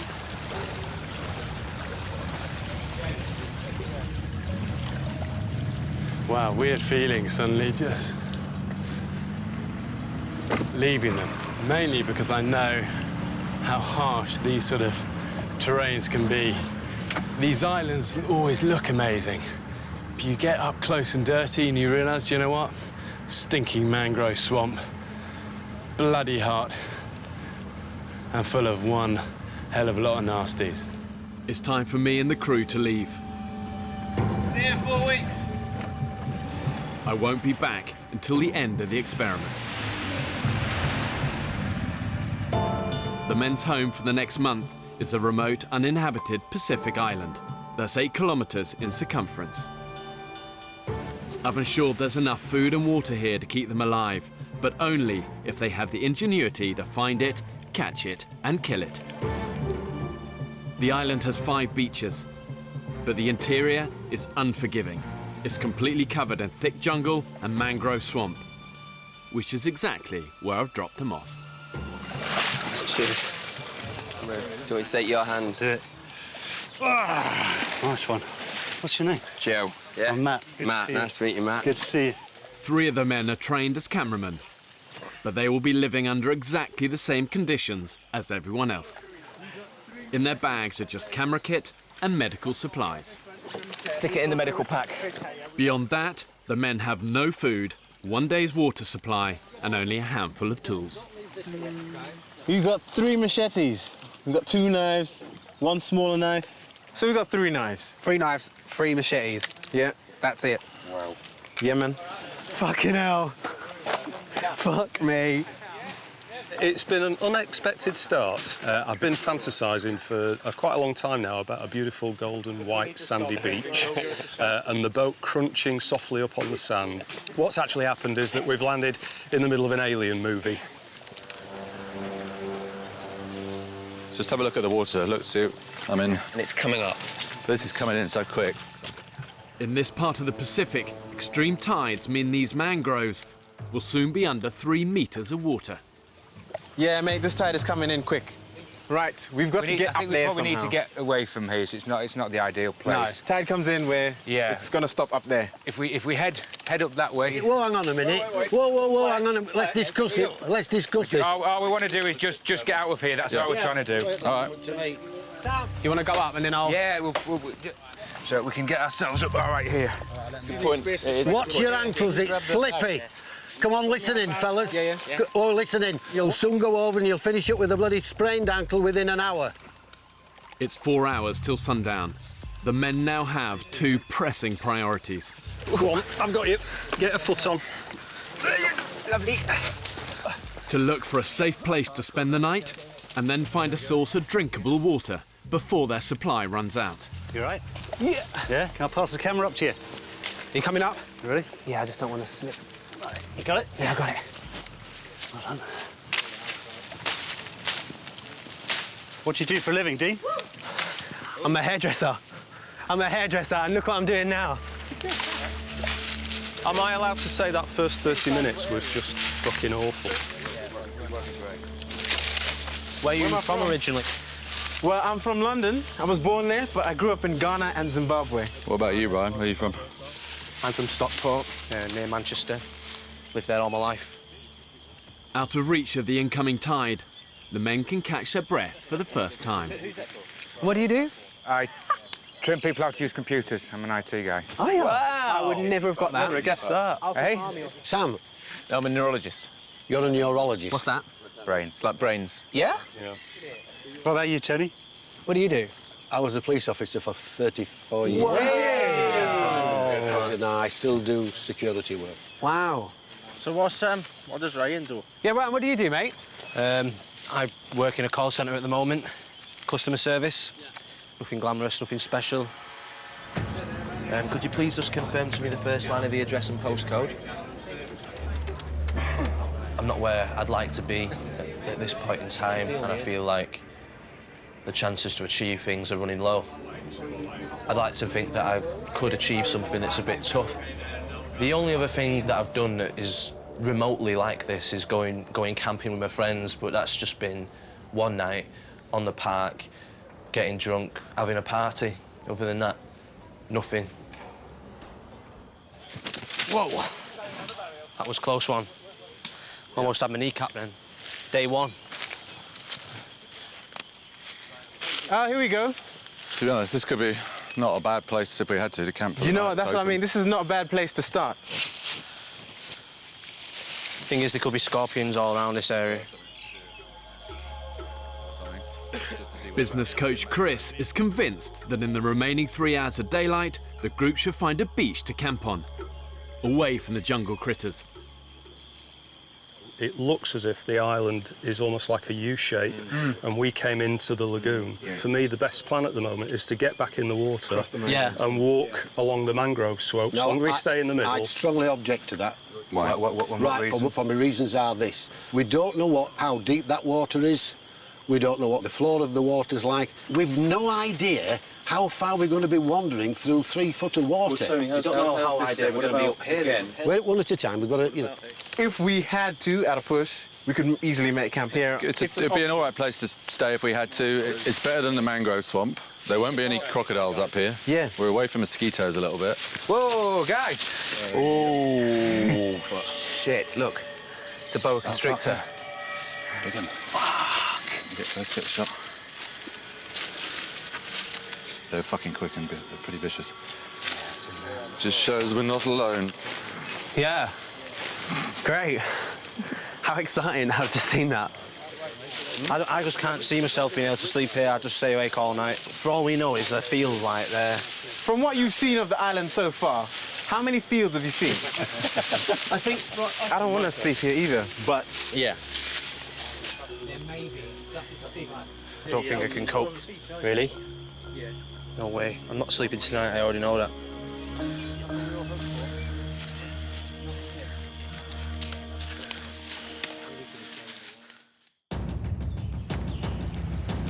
From here on in, you're totally on your own. 13 British men have been abandoned on a remote Pacific island with nothing but the clothes on their back and a few basic tools.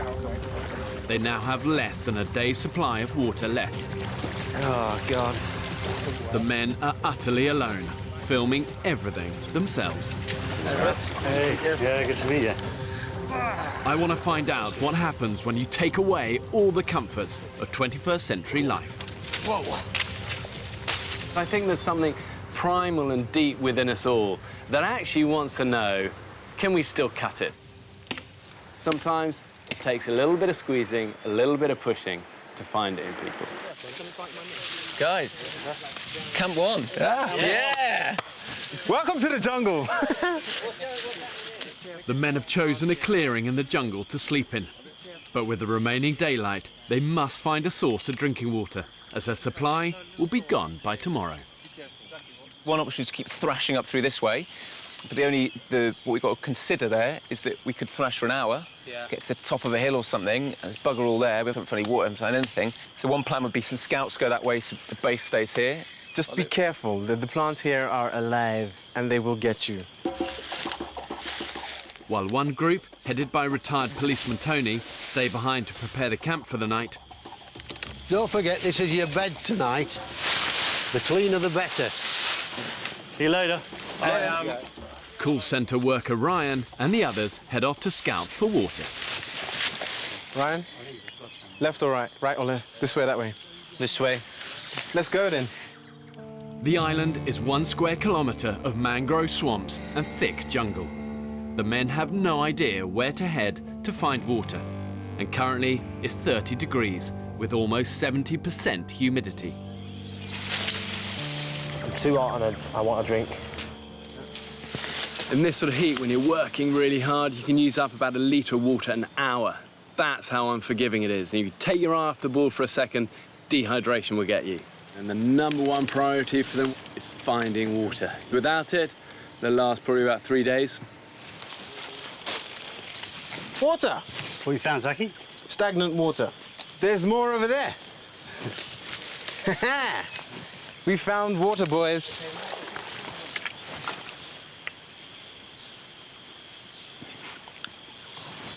Salt. No! That is salt water. Fucking hell. Cock. Bit scared that the island is just like this all the way. Really? Yeah, that's what it feels like at the moment to me. I hope not. I'm hoping there's some sort of open space where we can look at the sky. Yeah.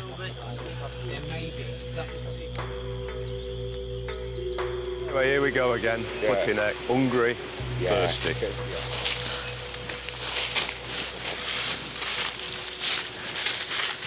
To be honest, guys, this almost looks like animal tracks, doesn't it? This is a definite trail, isn't it? Good trail. Mate! It's the beach! It's the beach, guys. I can hear it right there. And you can see the sun glinting off it. It's just beyond this prickly mass. Yeah! Palm trees! Woohoo! Oh, yeah! Oh, thank God. Yes! Yeah, baby! Shazam! Oh my God, look at this.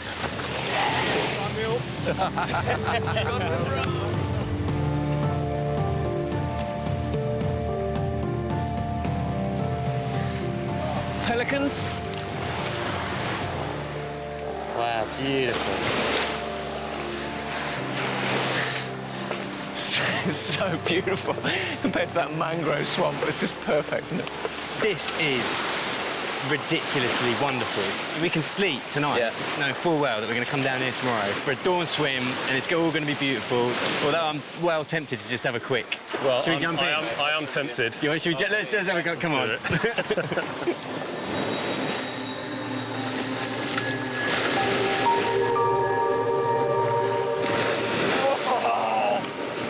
Oh, mate.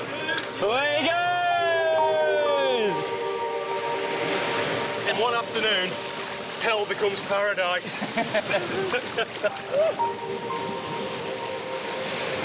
Suddenly from a dank, sweaty forest full of snakes and spiders and scorpions. It's amazing how happy simple things like just finding this is. Life may not be so bad here. Sam's been stung on the face by a jellyfish. Oh, shit.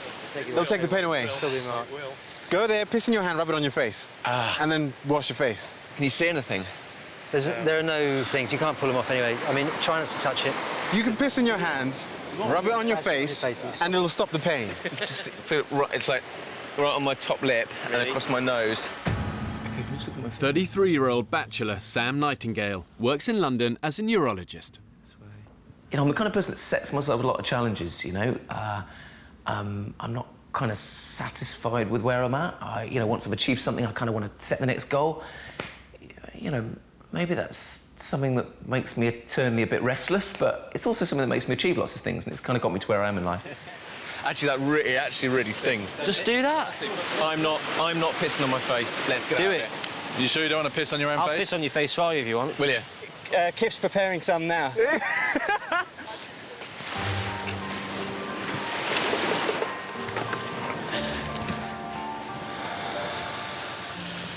Right, you think we should start heading back to camp now before it gets dark?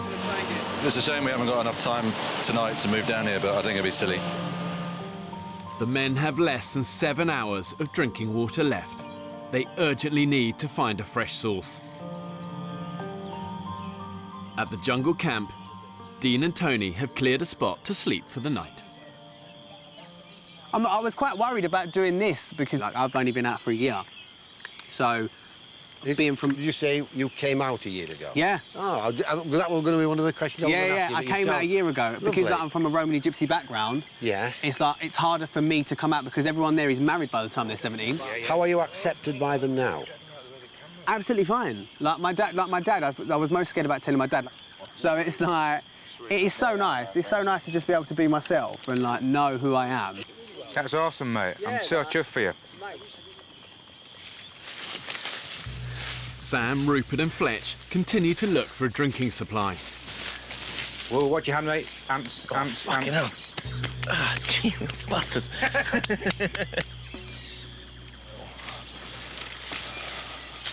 Oh, what we got here, guys? What's that, water? No! Yes! It's not the best colour. It isn't, but it'll boil up. We can filter it, mate. That's, Should we see if it's fresh? Yeah. How deep's that? It's about a foot deep. Yeah. Oh, that's a lot of water. Oh, yeah, that'd... keep us going for a week or two. Boys, that's a great find. So, rather than drinking it, I might just have a little bath in it, wash my balls off. It's our only water supply at the moment. Yeah. We should probably look after it a little more. Yeah, we should have a balls out the drinking water rule. Yeah. Rule number 2. If they want to drink this water, they'll need to boil it first. And that means they'll need to light a fire. One of the problems with drinking stagnant water is that the animals also drink from it. They do more than that, though. They also shit in it. And where you get feces, you're also going to get waterborne parasites and all manner of different infections. So without fire, really for them, it's like a ticking clock, exposing them to dehydration. Oh, my boys are home. Did you find anything? Yeah, we did, mate. What'd you find? Some fresh water. You found fresh water? Yeah. Thank fuck for that. Yay, boys. Their supply of drinking water is dwindling fast. They need to get a fire lit, and quickly. Is that for the bow drill fire, Joe? Yeah, just a bit of string that we just found just as we came in near the swamp. It's just about long enough. 23-year-old sheep farmer Joe plans to create fire using a technique that dates back to the 4th century BC. He'll spin 2 pieces of wood against each other using a bow. But like all the men, he's only had a day's survival training. To you first. Okay. We'll do it ever so slowly. Ready? Oh, yeah, shitter. See what? I'm starting to get my first hunger pangs. You're joking? I'm just very, very vaguely, just little knocking in the distance. Little hunger pangs. Which is only going to get bigger. That's... Come on, spin. Fucking thing. Everyone else wet? Tom? Yeah, wet through. Yeah. I need to explain something to everybody. Go on. You have webbed feet. Hoofed feet. Worse. Worse. I'm just trying to think of a way to explain it. Explain myself. I've got a tattoo that it looks really bad. It was a mistake getting it. It doesn't mean what it looks like. Everybody knows what it looks like. You don't even have to say it out loud. It means peace, love and unity. I was just interested in that sort of subject, but basically... Swastika? Yeah. Oh, fuck it. But I'm so embarrassed of it now. I regret it. Come on, don't worry about it. You want to see it? Yeah, go on. There it is. That's what it is. It was stupid, but, you know, I was young. It's just one of them things. Has anybody found any nuts anywhere? Not apart from you, mate. Oh, shit, it is this fucking string. Not even smoke yet. Looks like it might be a dark night tonight. At night, under the forest canopy, it's now completely dark. And the only way to film is using infrared lights.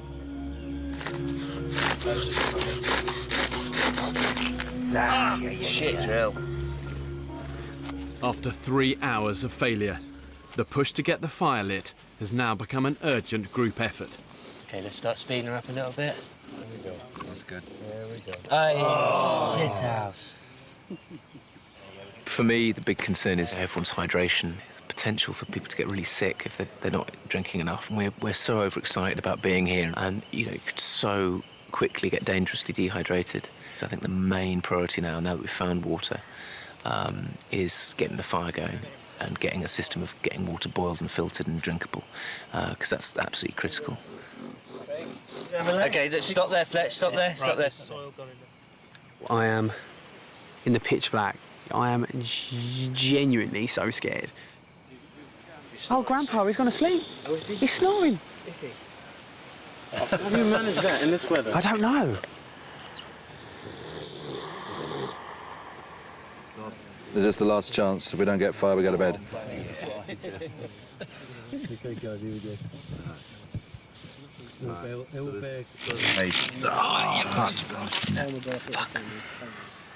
We have failed at making a fire. I really thought, I just thought we'd be able to do it. And I don't know, I feel pissed off, feel really pissed off. Hopefully nothing's going to crawl on me in the night, but I'm going to try and not think about it, try and get some shut-eye. Have a day off, we are fucked, man. Absolutely shattered, to be honest, yeah. The men only have a few hours of water left. If they can't light a fire in the morning, their time on the island will be over. What is that on my leg? I am cacking myself. Oh, fucking hell.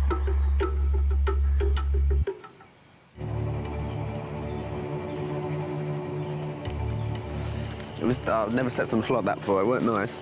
It really weren't nice. Dawn, the men's first morning on the island.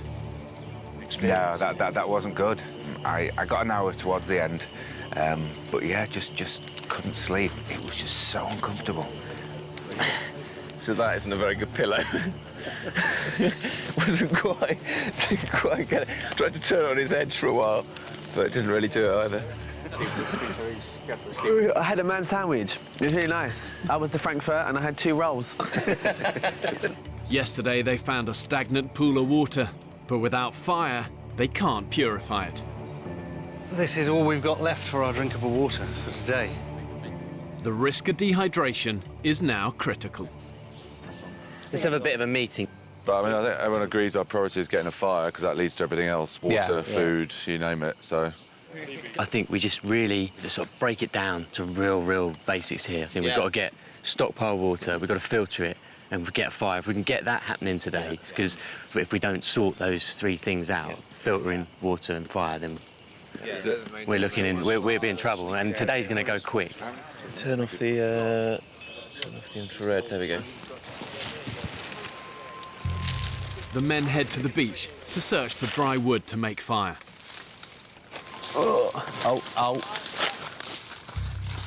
On the way, Joe hunts everywhere for the perfect fire-making timber.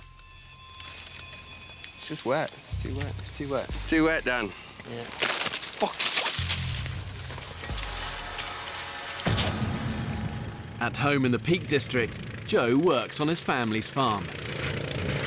I know it sounds a bit extreme, but I think I'd bring back national service, because I think that young people should learn what our grandfathers used to do, and people learn a lot more about respect and things like that. There's a lot of respect missing with some youth people of today. If we get fire, that's it. We can move on. We can food, purify water. So it all comes back to fire. So yeah, there's a bit of pressure on today.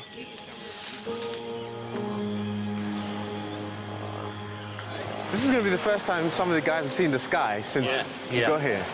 Oh man, this is a dream. The world! Welcome to paradise. Oh my God! Whoa! This is mate, this is bollocks. Oh, look at this. It's just like loads of containers. This is just a council tip, basically. The amount of rubbish that is washed up on this beach is horrendous, really. But I suppose for us, it's a blessing. Mate, that's a find. That's perfect. How many to find a hammock? Yeah. One thing that staggers me with these desert islands, however remote they are, is just the amount of trash you get washed up on the beaches. But for these guys, they really need to embrace the fact that one man's trash is another man's treasure. The men are on the island with only the bare minimum. This debris, discarded by ships and washed up on the beach, could be a lifeline for their survival. Can I just take the opportunity to introduce you to the 14th member of us? He's our survivor. Give a big round of applause for Percy the pig.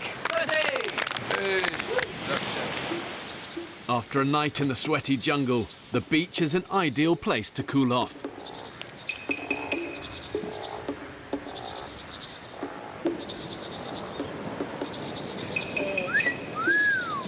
Yeah, look at that. That's the money shot. The money shot's right there. Tony, the pride of Yorkshire. Thanks, Flex. The men may be enjoying the seawater, but the supply of drinking water has now finished. So I've just been for a wee, first one in a long time, and I saved a little bit to share with you. You lucky things. So, not a healthy looking colour, I'm sure you'll agree.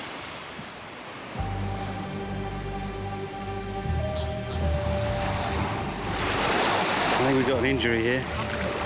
IT trainer Mike Fletcher is in trouble.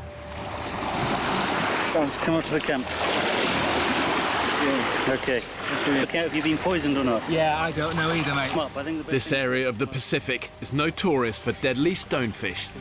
With skin-piercing spines, it's the most poisonous fish in the world. It's more than just a rock, do you think? It shouldn't hurt that much, should it? Okay. Bollocks.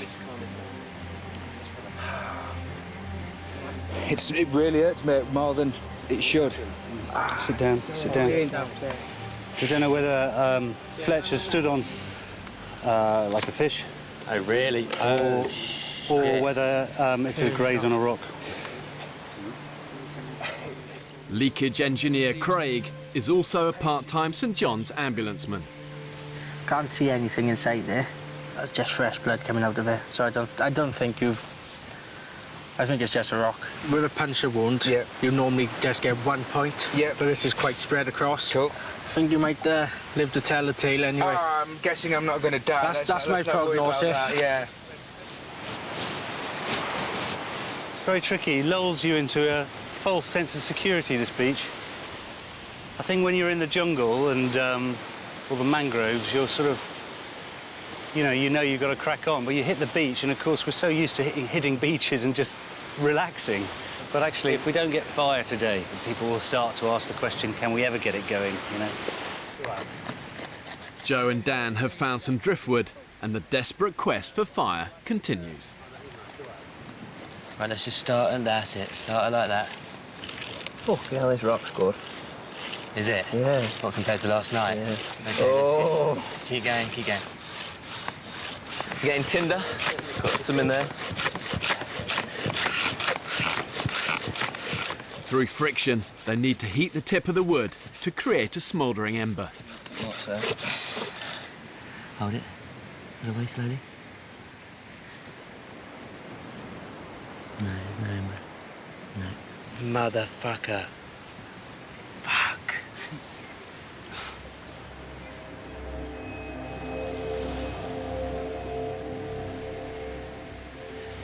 It's very hot. It's very hot, isn't it? So it's out of the sunshine now. Would you say it's stifling, Tony?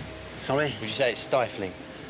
I've never known it like it. The thing is this, yes, I've been as hot as this, but this is constantly hot. Yeah, it doesn't let up. It doesn't let up. Here we go. The drier, harder wood should give them a better chance of starting the fire. Start nice, that's it. Let's just get it going up and down. That's it, like that. In the midday sun, the temperature is now hitting 35 degrees. That's it. Ah, start. I've got a stinking headache. Have you?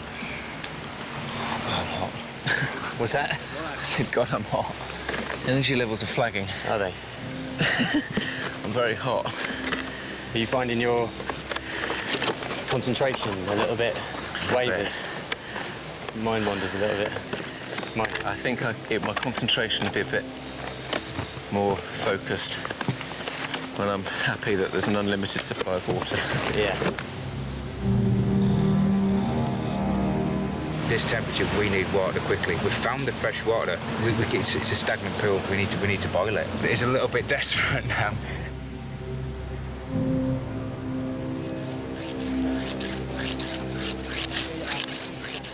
They have been trying to get an ember for 8 hours.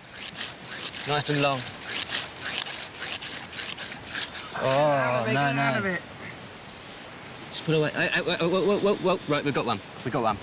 We're in. Okay, just stay there, Joe. Just stay there, Joe. Stay there. Got time.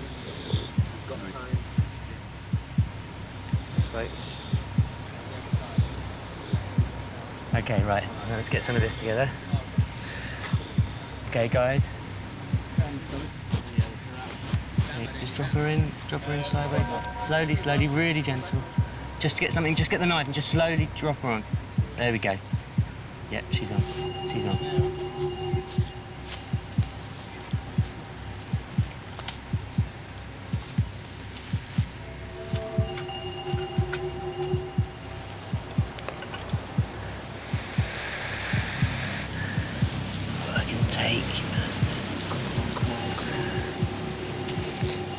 Motherfucker.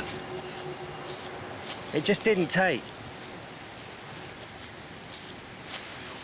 I need to sit down, man. I'm struggling a bit right now. Yeah, it's I am, not gonna lie, I am. I'm too hot and I want a drink. Yeah. The lack of water is having an unusual effect on Rupert. I think you're definitely dehydrated. fucking seriously, my piss was the colour of Guinness. Yeah. It is not good. It was not good. And I've just pissed out so much liquid just walking up there. So it's getting serious a little bit, so we need to... It is. We need to sort of up the ante a little bit. This is 24 hours in. Right now, getting this fire going is just crucial. And if it doesn't happen today, then I think we're really going to start getting into trouble. I am concerned now. I am concerned. I really think we need to pull our finger out.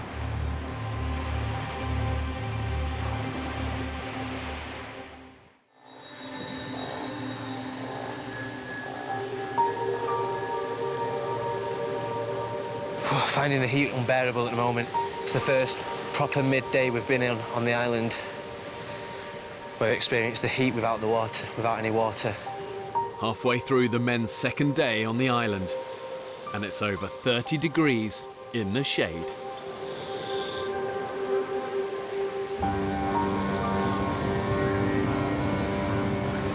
Come on, lads. Yeah, that's it. That's it. That's it. Same. For the past 12 hours, Joe, Dan and Fletch have been struggling to light a fire. This is it, boys. I can feel it. Big long strikes to you.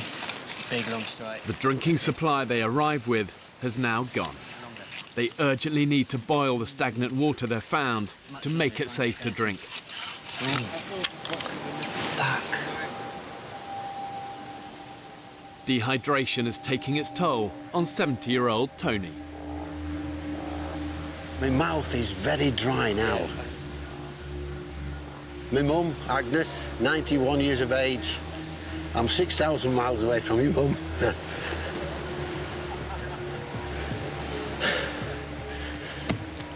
Doing well, mate. And I'm missing you. Yeah.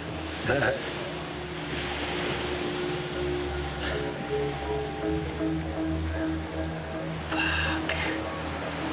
That's just not taking. It all went there. That should have gone. Joe and Dan are trying to produce a smouldering ember using friction, but everything has to be just right. We realise now that the drill has to be the same width all the way down. The stone's got to have the hole in exactly the right place. Yeah. The heart's got to be dead flat and very, very close to the little V. So it's like each one of those things has stitched us up. A lot of ducks to get in a line. Yeah, along the way. This is it. OK, long, big old long. If they fail to get a fire lit today, they will have no choice. They will have to leave the island. This kind of has to work, because this is, without this, no water. OK, stop there. Fingers crossed, everyone. Fingers crossed. OK, go on then. Drop her on. Gently, like a butterfly.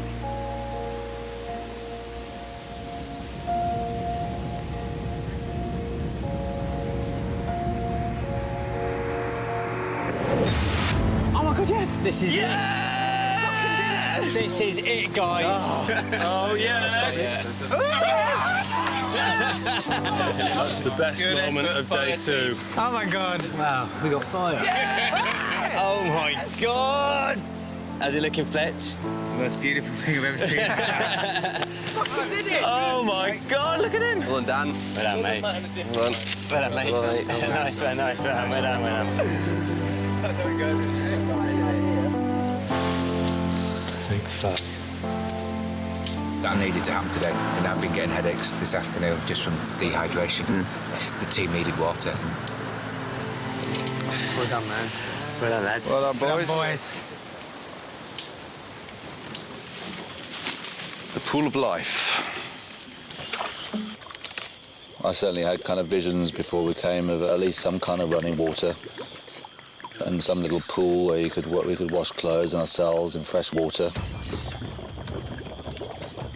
As long as like no animal comes and dies in it, it should stay reasonably safe. Not quite heavy, Anne.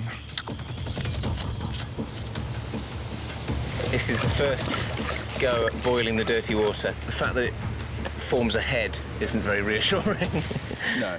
Rupert and Sam are using the tins found washed up on the beach to boil and sterilise the water.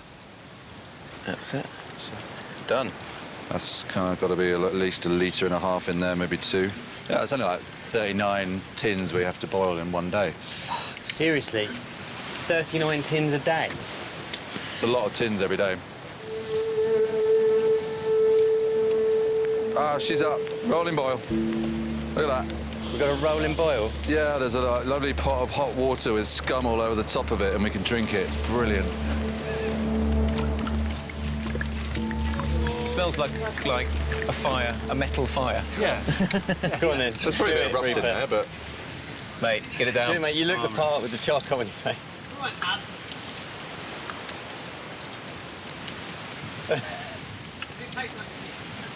Yeah, a bit like tin.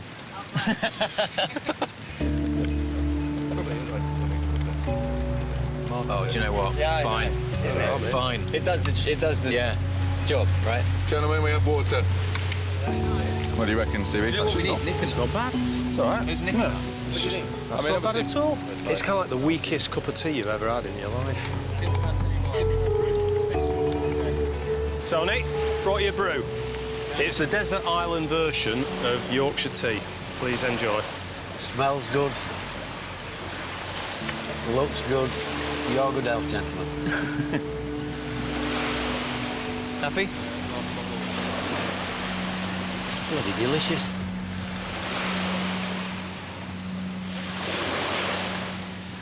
This is some of the finished product. Looks like piss. Tastes a lot worse. Mind keeps wandering. I keep on thinking about bottles of ice cold water or can of cola, ice cold, straight out of the fridge. Oh. And all I got to drink is this bloody warm, worse than piss water.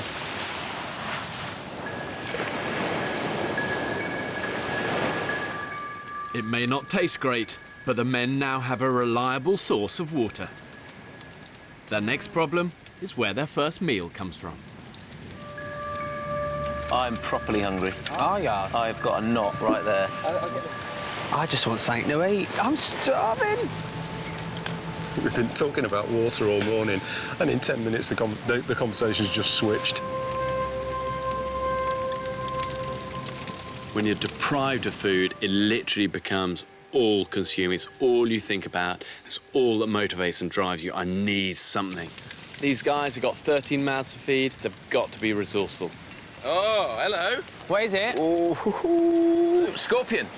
In the fire, that's silly. There he is. There he is. Got him. I've got him. He's got small claws, guys. He's one of the bad ones. Aggressive. He's aggressive. Oh, Jesus. Don't kill it if you're not going to eat it. Yeah. Of course I'm going to eat it. Mate, I'm starving. Right, okay. There's the stinger off. Okay. Let's kill him because I feel bad. Oh, yeah. Oh, fucking hell. Oh, God, I can see its guts inside. That's not going to be tasty, guys. Oh, man, you're making us wait. Come on. We want to see you eat it.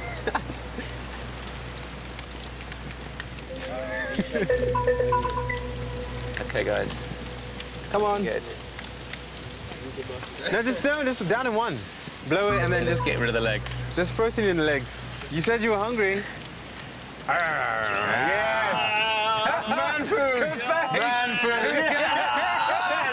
Yes! Yes! Oh, mate! How does that taste? Oh, it's food!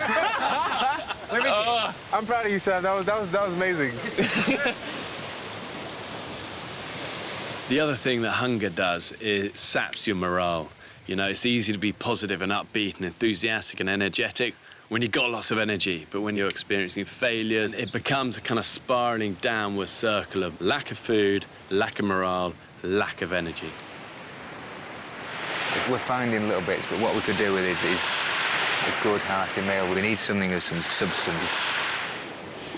I think I'm hallucinating. I'm so hungry. Really? We're 13 strapping blokes, so we're going to need a feed. And at the moment, wondering where that's going to come from. Next time on the island, I've never been so hungry in my whole life. The fight for food begins. We're all losing weight, people are on the edge. The fucking pelicans seem to be eating more than I do. Chuck it, chuck it! Ah! bastards! Holy shit, the bed, man. That's a big one. Come on, fucking nature, give us some food. Just pass me a coconut shit. Get it! I got right between his eyes, but it broke the spear. I have no idea where the next meal's coming from. If I'd have known... This is absolutely fucking nuts. ...that it was going to be like this... You've got him. You've got him, mate. I'm not too sure I'd have applied to come.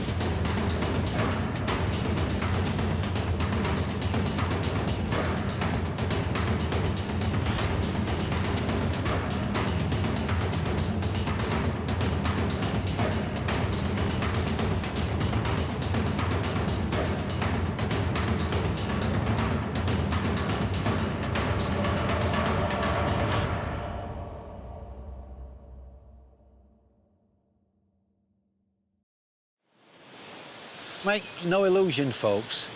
This isn't a set put up by Channel 4. This is bloody real.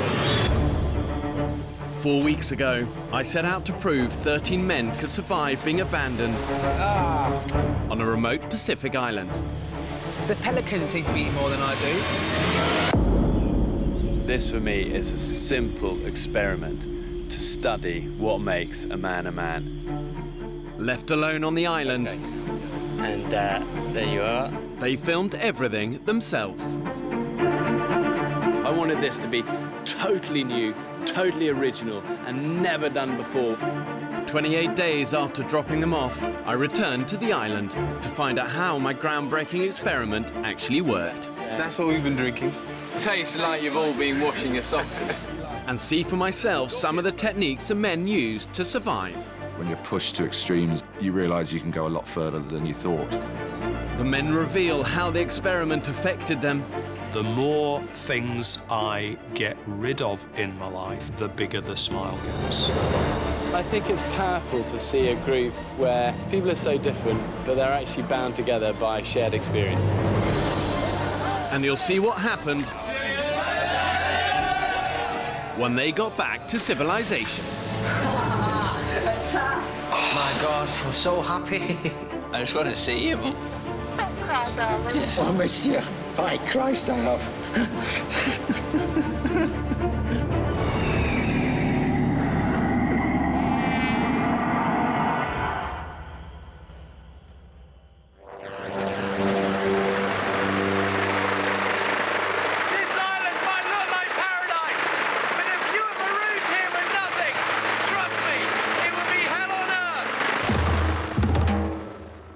I chose to base my experiment on a remote desert island in the Pacific Ocean, more than 5,000 miles from Britain.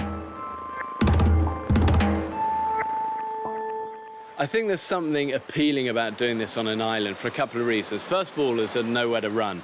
You're stuck on this limited space, and that forces issues. The other reason is that I think people often think of desert islands as nice places. The reality is they're deserted for a reason. There's very little running water, and these things are covered in snakes, in tarantulas, and scorpions. You've got crocodiles, you've got sharks, and it forces issues because it's an unforgiving, unrelenting environment. But despite the dangers, the men survived. Well, I can see their fire. There he is, boys. Hit the bell. Come on. 1 month after dropping them off, I went back to see for myself what the men had achieved. Wow, look at you guys. Hairier. Yeah. Skinnier. Yeah. But hopefully smarter. Wow, congratulations. Yeah, mate, thank you. Congratulations. Will you show me your camp? Come in. Good. Come in. So this is what we call home. And do you often have Tony? That is Tony's spot. Good to see you, Bear. Congratulations. Well done, you. Thank you very much. Well done, you. I love it. I love your throne. So I clocked them all in, I clocked them all out, safety, security, and I'd like to be the last on the boat to make sure they're all on. Shoe stores, obviously. Table kindly made for us by Joe. Hanging machetes, torches, buckets, coconuts. It's good. I mean, this is a real semblance of community. I love that. Look at that. Yeah. You've got a front door. Camp Bassie. Yeah. Shirley Island, Camp Bassie. So why Shirley Island? Because every time we went out looking for food, it was like, surely we're going to find something today. Surely we're going to find something tomorrow. And surely enough, we did. Shirley Island. Genius. In any survival situation, one of the first things you have to do is find shelter. In my opinion, the spot the men chose to set up their camp was pretty good. It was close to the sea, which is a great source of food, and not too far from their water source. But for me, if they'd moved just 10 meters further into the trees, they'd have had better protection from the elements. Custom-made windbreak. And when was the wind bad? At night? Nighttime. It got quite cold, so we built the windbreak to try and ease our suffering. Dean and Ryan, show us where we used to sleep. So some people sleep around here, and then others, like me, Saki, sleep here and get attacked by crabs and frogs every night, which wasn't fun. But it's home. If you choose the right place to sleep, you can avoid a whole host of issues. Oh, shit, look at your face. Is it bad? Oh, yeah, it looks pretty bad. From the very beginning of their time on the island, the men were ravaged by insects at night. Anything that's bit me is an arsehole. And if you're covered in itchy, painful bites, you're not going to get the rest that you need. What mate, how you doing? Working out what you can do to get a decent night's sleep isn't just a luxury, it's actually about survival. The little things in survival become the big things, and a good night's sleep is right at the top of that list. Wow, look at that, it really goes on. After a few miserable nights, some of the guys realised their mistake. This is the executive lounge. And 4 of them did move further into the jungle.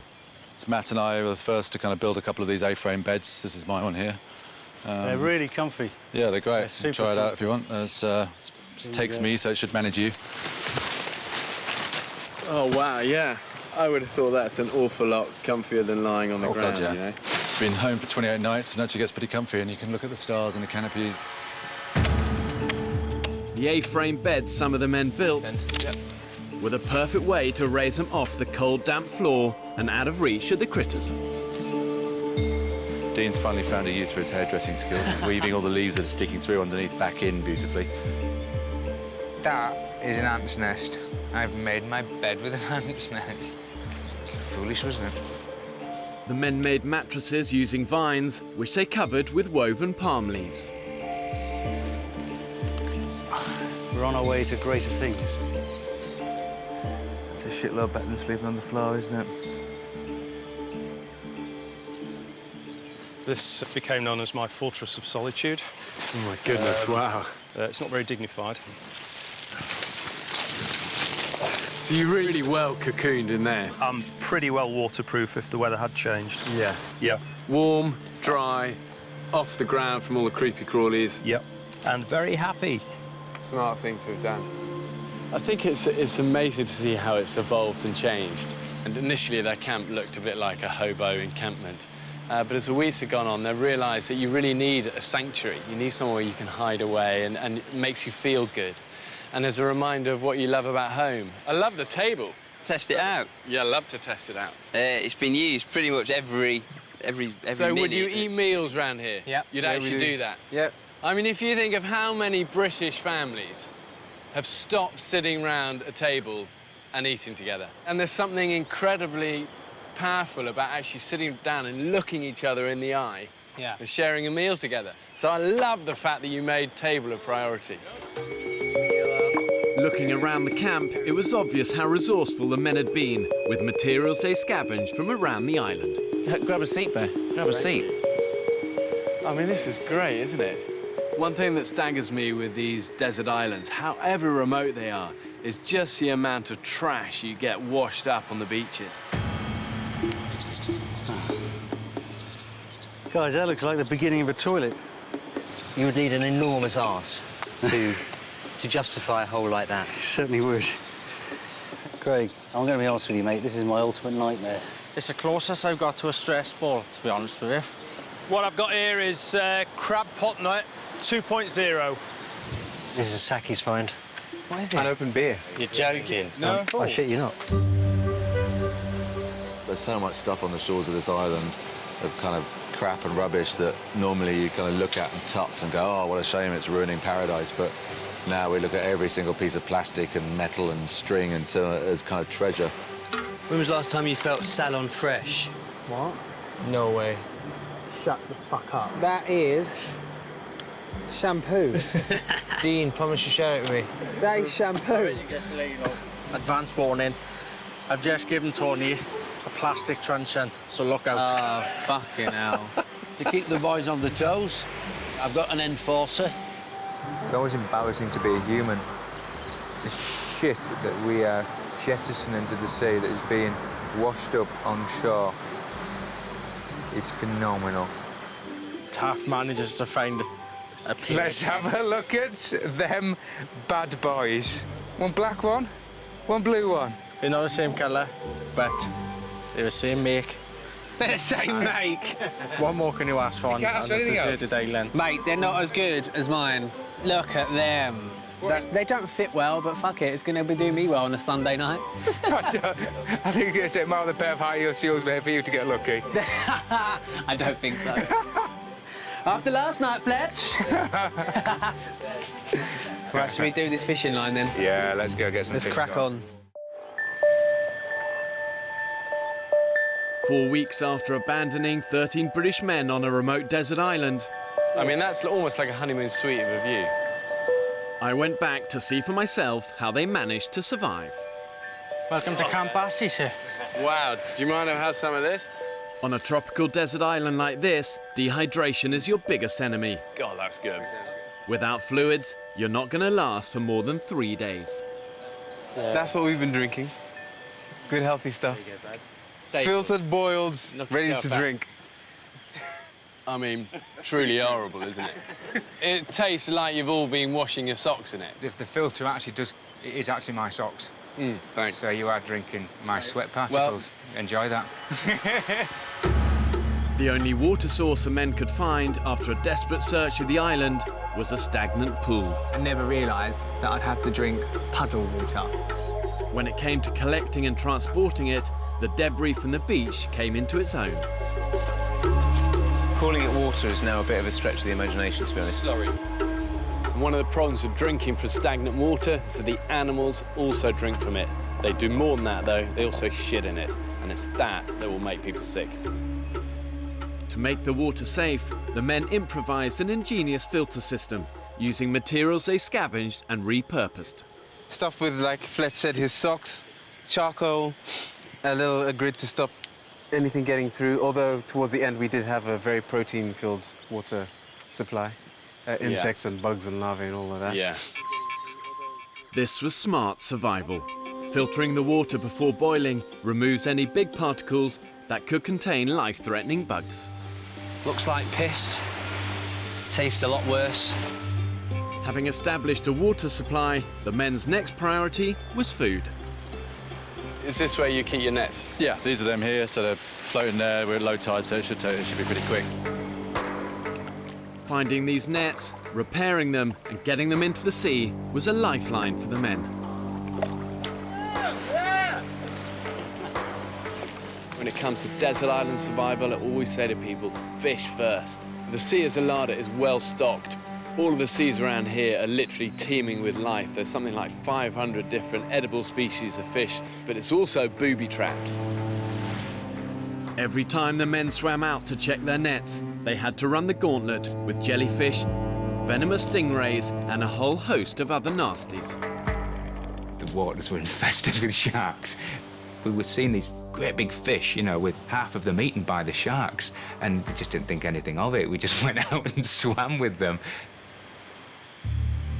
You never know what you're going to get. Look at that. Yeah, good luck getting that one out. Even on my brief visit to the island, the men hauled in a potentially lethal catch. Stonefish are actually one of the most deadly fish in the sea. Well camouflaged, easy to stand on if you're not aware. Even if it doesn't kill you, people have been known to literally beg to have their feet amputated. The pain has been so intense. The island looked beautiful, but every time you went anywhere, it tried to kill you. And you're suddenly thinking, Jesus, this ain't a postcard. It's horrible. Before taking the guys into this extreme environment to start the experiment, If I leave him be, he will just quietly crawl around me. I gave them just one day's basic survival training. If they're big enough and you're small enough and one of these gets hold of you, it's gonna squeeze you. God, I can feel that already on my hand. Crush every bone in your body. So the truth is, none of these guys are experts. None of them are survival kind of gurus. You know, they're regular people, and that's what we wanted. We didn't want the experts. We wanted normal people who've got to kind of improvise and think smart and be resourceful. Do you actually ever wipe your bum with leaves? I love wiping my bum with leaves. Personally, if it was me, I'd get up in the morning, raise my arms aloft, wander into the sea, do my business, wipe my backside, salute as it floats out into the Grand Pacific. You know, clean, done, hygienic. You wash your hands and you haven't got crap all over the island. So a bear doesn't shit in the woods then? It's true. I knew the biggest challenge for these guys was going to be finding enough food to keep them going. Okay, scorpion. You'll find these under wood piles. You're out collecting firewood, lift one up, and bam. And it's not always obvious where those calories are going to come from. He'll strike you with his tail. See him doing it there? And he comes round, he bites you. Be a man, pin him down, take his stinger off. Good thing about these, though, they're good protein and you can eat them.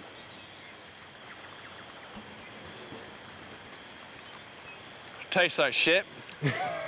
You're better off stewing them and roast them over the fire. But raw, they're horrible. Oh, scorpion. Here he is. There he is. Got him. I've got him. He's aggressive. He's aggressive. From experience, I know it's amazing what you'll eat when you're pushed to the edge. God, I can see its guts inside. That's not going to be tasty, guys. Oh, man, you're making us wait. Come on. We want to see you eat it. I hear that in the future, when things get a bit more dystopian, we're going to have to eat insects rather than mammals. So I'm looking forward to it. Yes. That's man food. Man food. Yeah. Oh, mate. How does that taste? Oh, it's food. One of the key skills in the wild is knowing what you can eat and what you can't eat. And if there's doubt, don't take the risk. You'll only get it wrong once. More dangerous than any snake, scorpion, or crocodile is this fella. Innocent looking little apple, actually called the death apple. And this is enough to kill not one man, but 20. And when you're surviving on an island, you're hungry, you see what you think is edible fruit, so tempting to pick it up, eat it. End game. Death apple, bloody death apple. That thing, I was paranoid about death apple. Is that a death apple? Yeah. Let's evacuate camp. Where's that come from? It's been washing up. Yeah. Washed up? Not here. It might be down there or up there. When you're walking on the beach, they wash up from elsewhere. If you step on that death apple, you're getting scabbed, you could die. And trust me, that death apple looked lovely. So we could have ate that and we would have died. From start to finish, the men were always teetering on the brink of starvation. And there goes my fucking bait. Just this bay is empty of life. Come on, Mother Nature, give us some food. But what's important is that they never gave up. So where are we going, Sam? We're going foraging. And that is the key to survival. The pigs. Balls. Fuck. We all tried so many different things and they just didn't work. We didn't realize how far mankind has come through trial and error. Okay, here we go. He's coming shallow. Failure plus failure plus determination equals success. Yes! Fucking hell! Yes! Hey, look at that, Biggie. Oh, mate! We've caught 28 fish today. Anyone for carbohydrate? Wow! Oh my God! Driven by all-consuming hunger, they went to extraordinary lengths to discover what the island had to offer. It's a fucking Cayman! It's a fucking Cayman! Wow. I've never ate an orange before. Fuck off.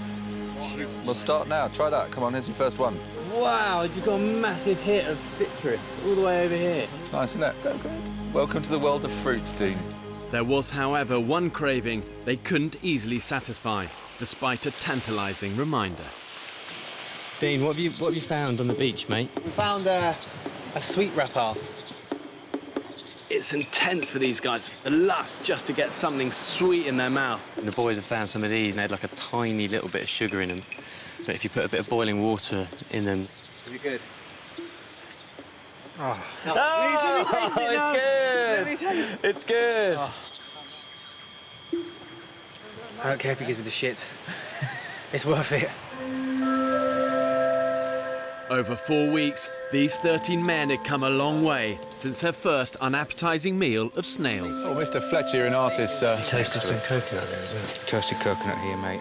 Before departing, they invited me to sample some of their favourite, hard-earned island delicacies.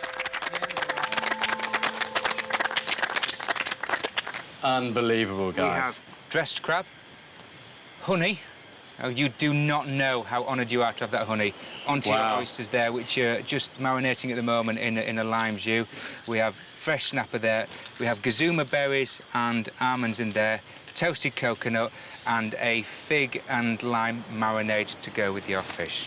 Yep. Well, guys, I'd like to say grace before eating. Yeah. Lord, thank you for these men, the courage and the fortitude they've shown. Thank you for the hands that prepared this food. And thank you for the sea that's provided it. Amen. Amen. And let's try a bit of this. So a little bit of honey onto the oysters. A little bit of honey on the oyster. That stuff is insane. I'm gonna tell you now. You look at the food that they served for me, and there was a real sense of genuine pride in that. That it was really special. To go from scavenging around in the first few days to providing something that, I'm not saying it would be served at a Michelin star restaurant, but it was pretty good given the tools that we had. It showed our evolution and how much we'd got our stuff together. It's incredible. It's off the scale. On that plateau, that was like the culmination of our surviving there. It was a real sense of achievement. A toast to you guys, to an experience I really pray you'll never forget, to an experience that I hope will empower you in your everyday lives, and to friendships that I hope will last all your days as well. Hear, hear. It's you guys. Hear, hear.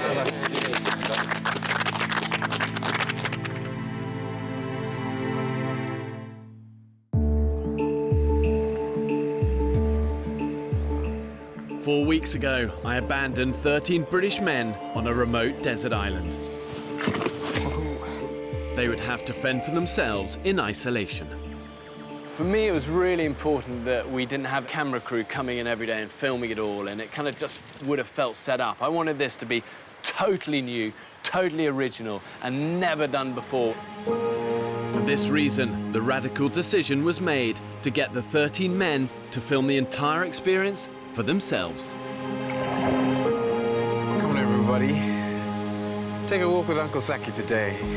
The only filming is these guys going like that and going like that. Right. Guys, I'm gonna have to put you down. I think I found us a bird. Yes, I have. Hang on. And effectively, that means the only people telling their story is themselves. Woohoo! Shazam! We're all photographers now. We've all got iPhones or smartphones or whatever. And you can shoot movies on these things, you can take pictures, and we just do it as a natural part of our life. So why not incorporate it into television? I'd like to show you around my favourite spot. This is where I come and sit when I feel a little bit shit. I tried to do this trip on a budget. I won this hat in Bulgaria about 5 years ago. Here's the sea. And these are my rocks. These are my rocks. Wang Rock. Way, I'm out there. I bought my boots cheap, cheapest boots I could find. Look at this, day 13. What the fuck am I gonna do? Look at the view. Look at all this. This is the jungle that on which I have become a man. The group included a sound man and 3 trained and experienced cameramen who lived under exactly the same conditions as everybody else.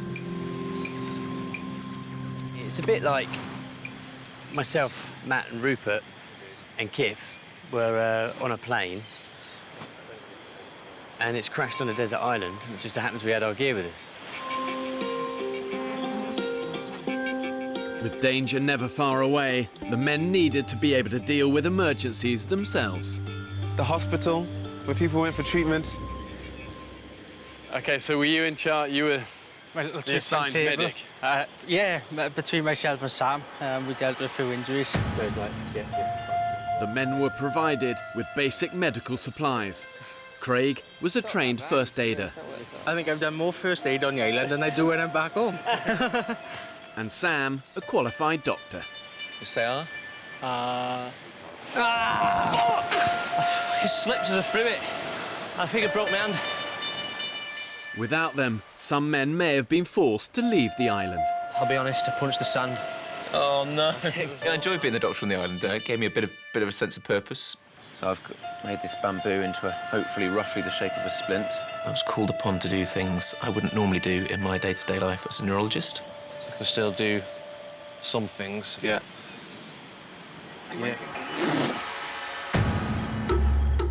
But the truth is that ultimately survival is about so much more than just physical preservation. As human beings, we're pretty complex creatures. You know, we need much more than just food and water. I think that's our base level, but above that, then we crave things like friendship and connection and community. The single hardest thing about that 28 days on that island, the lack of contact with your loved ones from the outside world. I'm 6,000 miles away from you, home. And I'm missing you. The men had to get by with just one photo from home. My two grandkids, you're still with me, Tommy and Annabelle? You'll be with me all the time. My beautiful girlfriend. And a huge part of me wants to go home.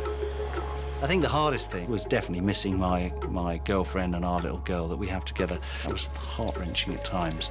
It's just a whole no contact whatsoever. Every now and then, I keep thinking I'll just snip off and use the phone and call home. Very, very suffocating feeling. It was important that the group reached out to each other to keep isolation at bay. What glues people together? Humour, kindness, and that shared adversity you're going through together. Yeah, all right, dude. Just come over a bit emotional, mate, to be honest. Yeah? Yeah. You know what you need, don't you? Big Fletch hug. Yeah? You've got a temporary family at the moment, mate. Yeah, I know. Yeah? I know. You've never met these people before in your life, but yet you become instantly close just like that. As soon as you're chucked on the island, you're best friends because you've got no choice. I just feel like I've been so up and down. You know what you need then, don't you? As well as a Fletch hug. What's that? You man the fuck up, don't you? No, I do. Babe, I'm gay, I'm allowed to cry. But there were inevitable tensions and moments when it looked like the group might fall apart. Mate, come on, why are you here? Why are you here? I don't know, I asked my question now. I know. Myself, I quite a lot to go, so I know. I'm fucked off. The wild exposes people wide open, and sometimes there's a lot of fallout and mess first. So all you want to do is bitch, and that's all. I'm not bitching. Hey, grow up, don't walk away. When people are under pressure and your life is on the line, you've got to do all you can to keep a group cohesive and together, because when it's together, it's strong. It's not strong when it's fragmented and broken. So what's going through your mind, Craig? Oh, I'm off. I've had enough. Don't quit, mate. You'll regret it for the rest of your life if you do. Just keep plodding, just digging deep. Yeah? You need to find that fire in your belly, mate. In the end, all 13 men managed to stick it out together. Let the party begin! And on their last night, were able to celebrate their differences. The award for the best tantrum. Oh, this one's close. This one's close one. Oh, it's tight. It's tight. It's a tight one. Is Craig. So the category for the most improved person, and this goes to Ryan. Yay! Five, Ryan. I'm gonna take this award and apply it for the rest of my life. Well done, mate. Well done, Ryan. Well done, Ryan. I think it's powerful to see a group where people are so different, but they're actually bound together by shared experience. I think what you guys have been through is essentially an accelerated crash course in life. And I'd love to find out what each of you is going to take away from the island, but also what you're going to leave on the island.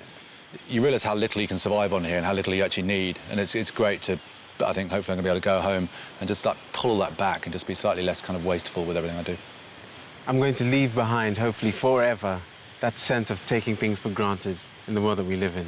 I don't feel as I had a massive ego before, but if I did have any, I think I'll leave a bit more of it here.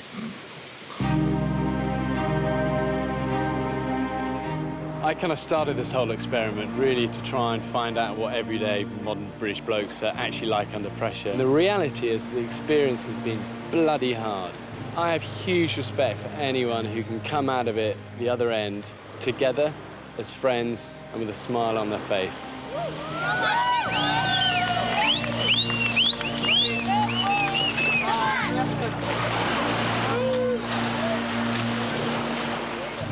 Mate, amazing! I just want to eat some food! And after any mission, there's nothing quite like the rewards. I've been thinking about that bar for days now, mate, and that is what I am going to do now. When we first got back to civilization, we were given rules about what we should and shouldn't eat. So we were told to stay away from carbs, beer, and all these things. And the first thing we managed to get our hands on. 1, 2, 3. Beer. And drink. Holy God. I know. Man, do I like beer now. It was quite an achievement. I think we were all proud to have done it. And that cold beer, Hug it out, hug it out. that showed we had somehow. After weeks of being cut off from home, first contact can be overwhelming. Hiya, Mum. Hi, it's Joe. It's hard to explain what we've just done in a phone call. Well, where do you begin? We just got off, Mum. We've just landed. Baby? Are you there?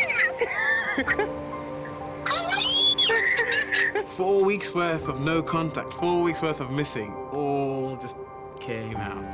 Dad. I've done it. We finished. I'm back from the island, love. I just want to speak to you. I lost 2 stone. 2 stone? Yeah. I just want to see you, Mum. Yeah. I'm good.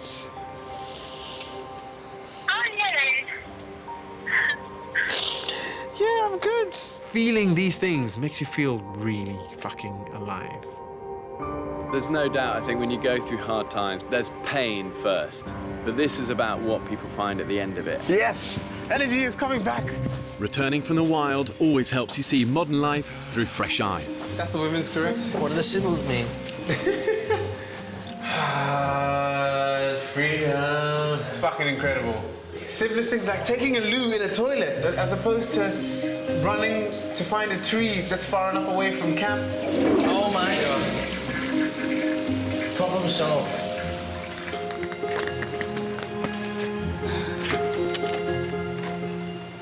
Oh, I can just feel the cool air. This doesn't feel right.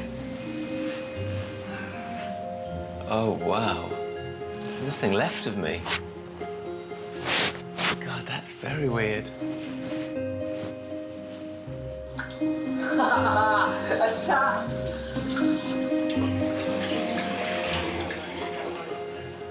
Nobody had to fetch it. I'll filter it. I'll boil it. Oh, man.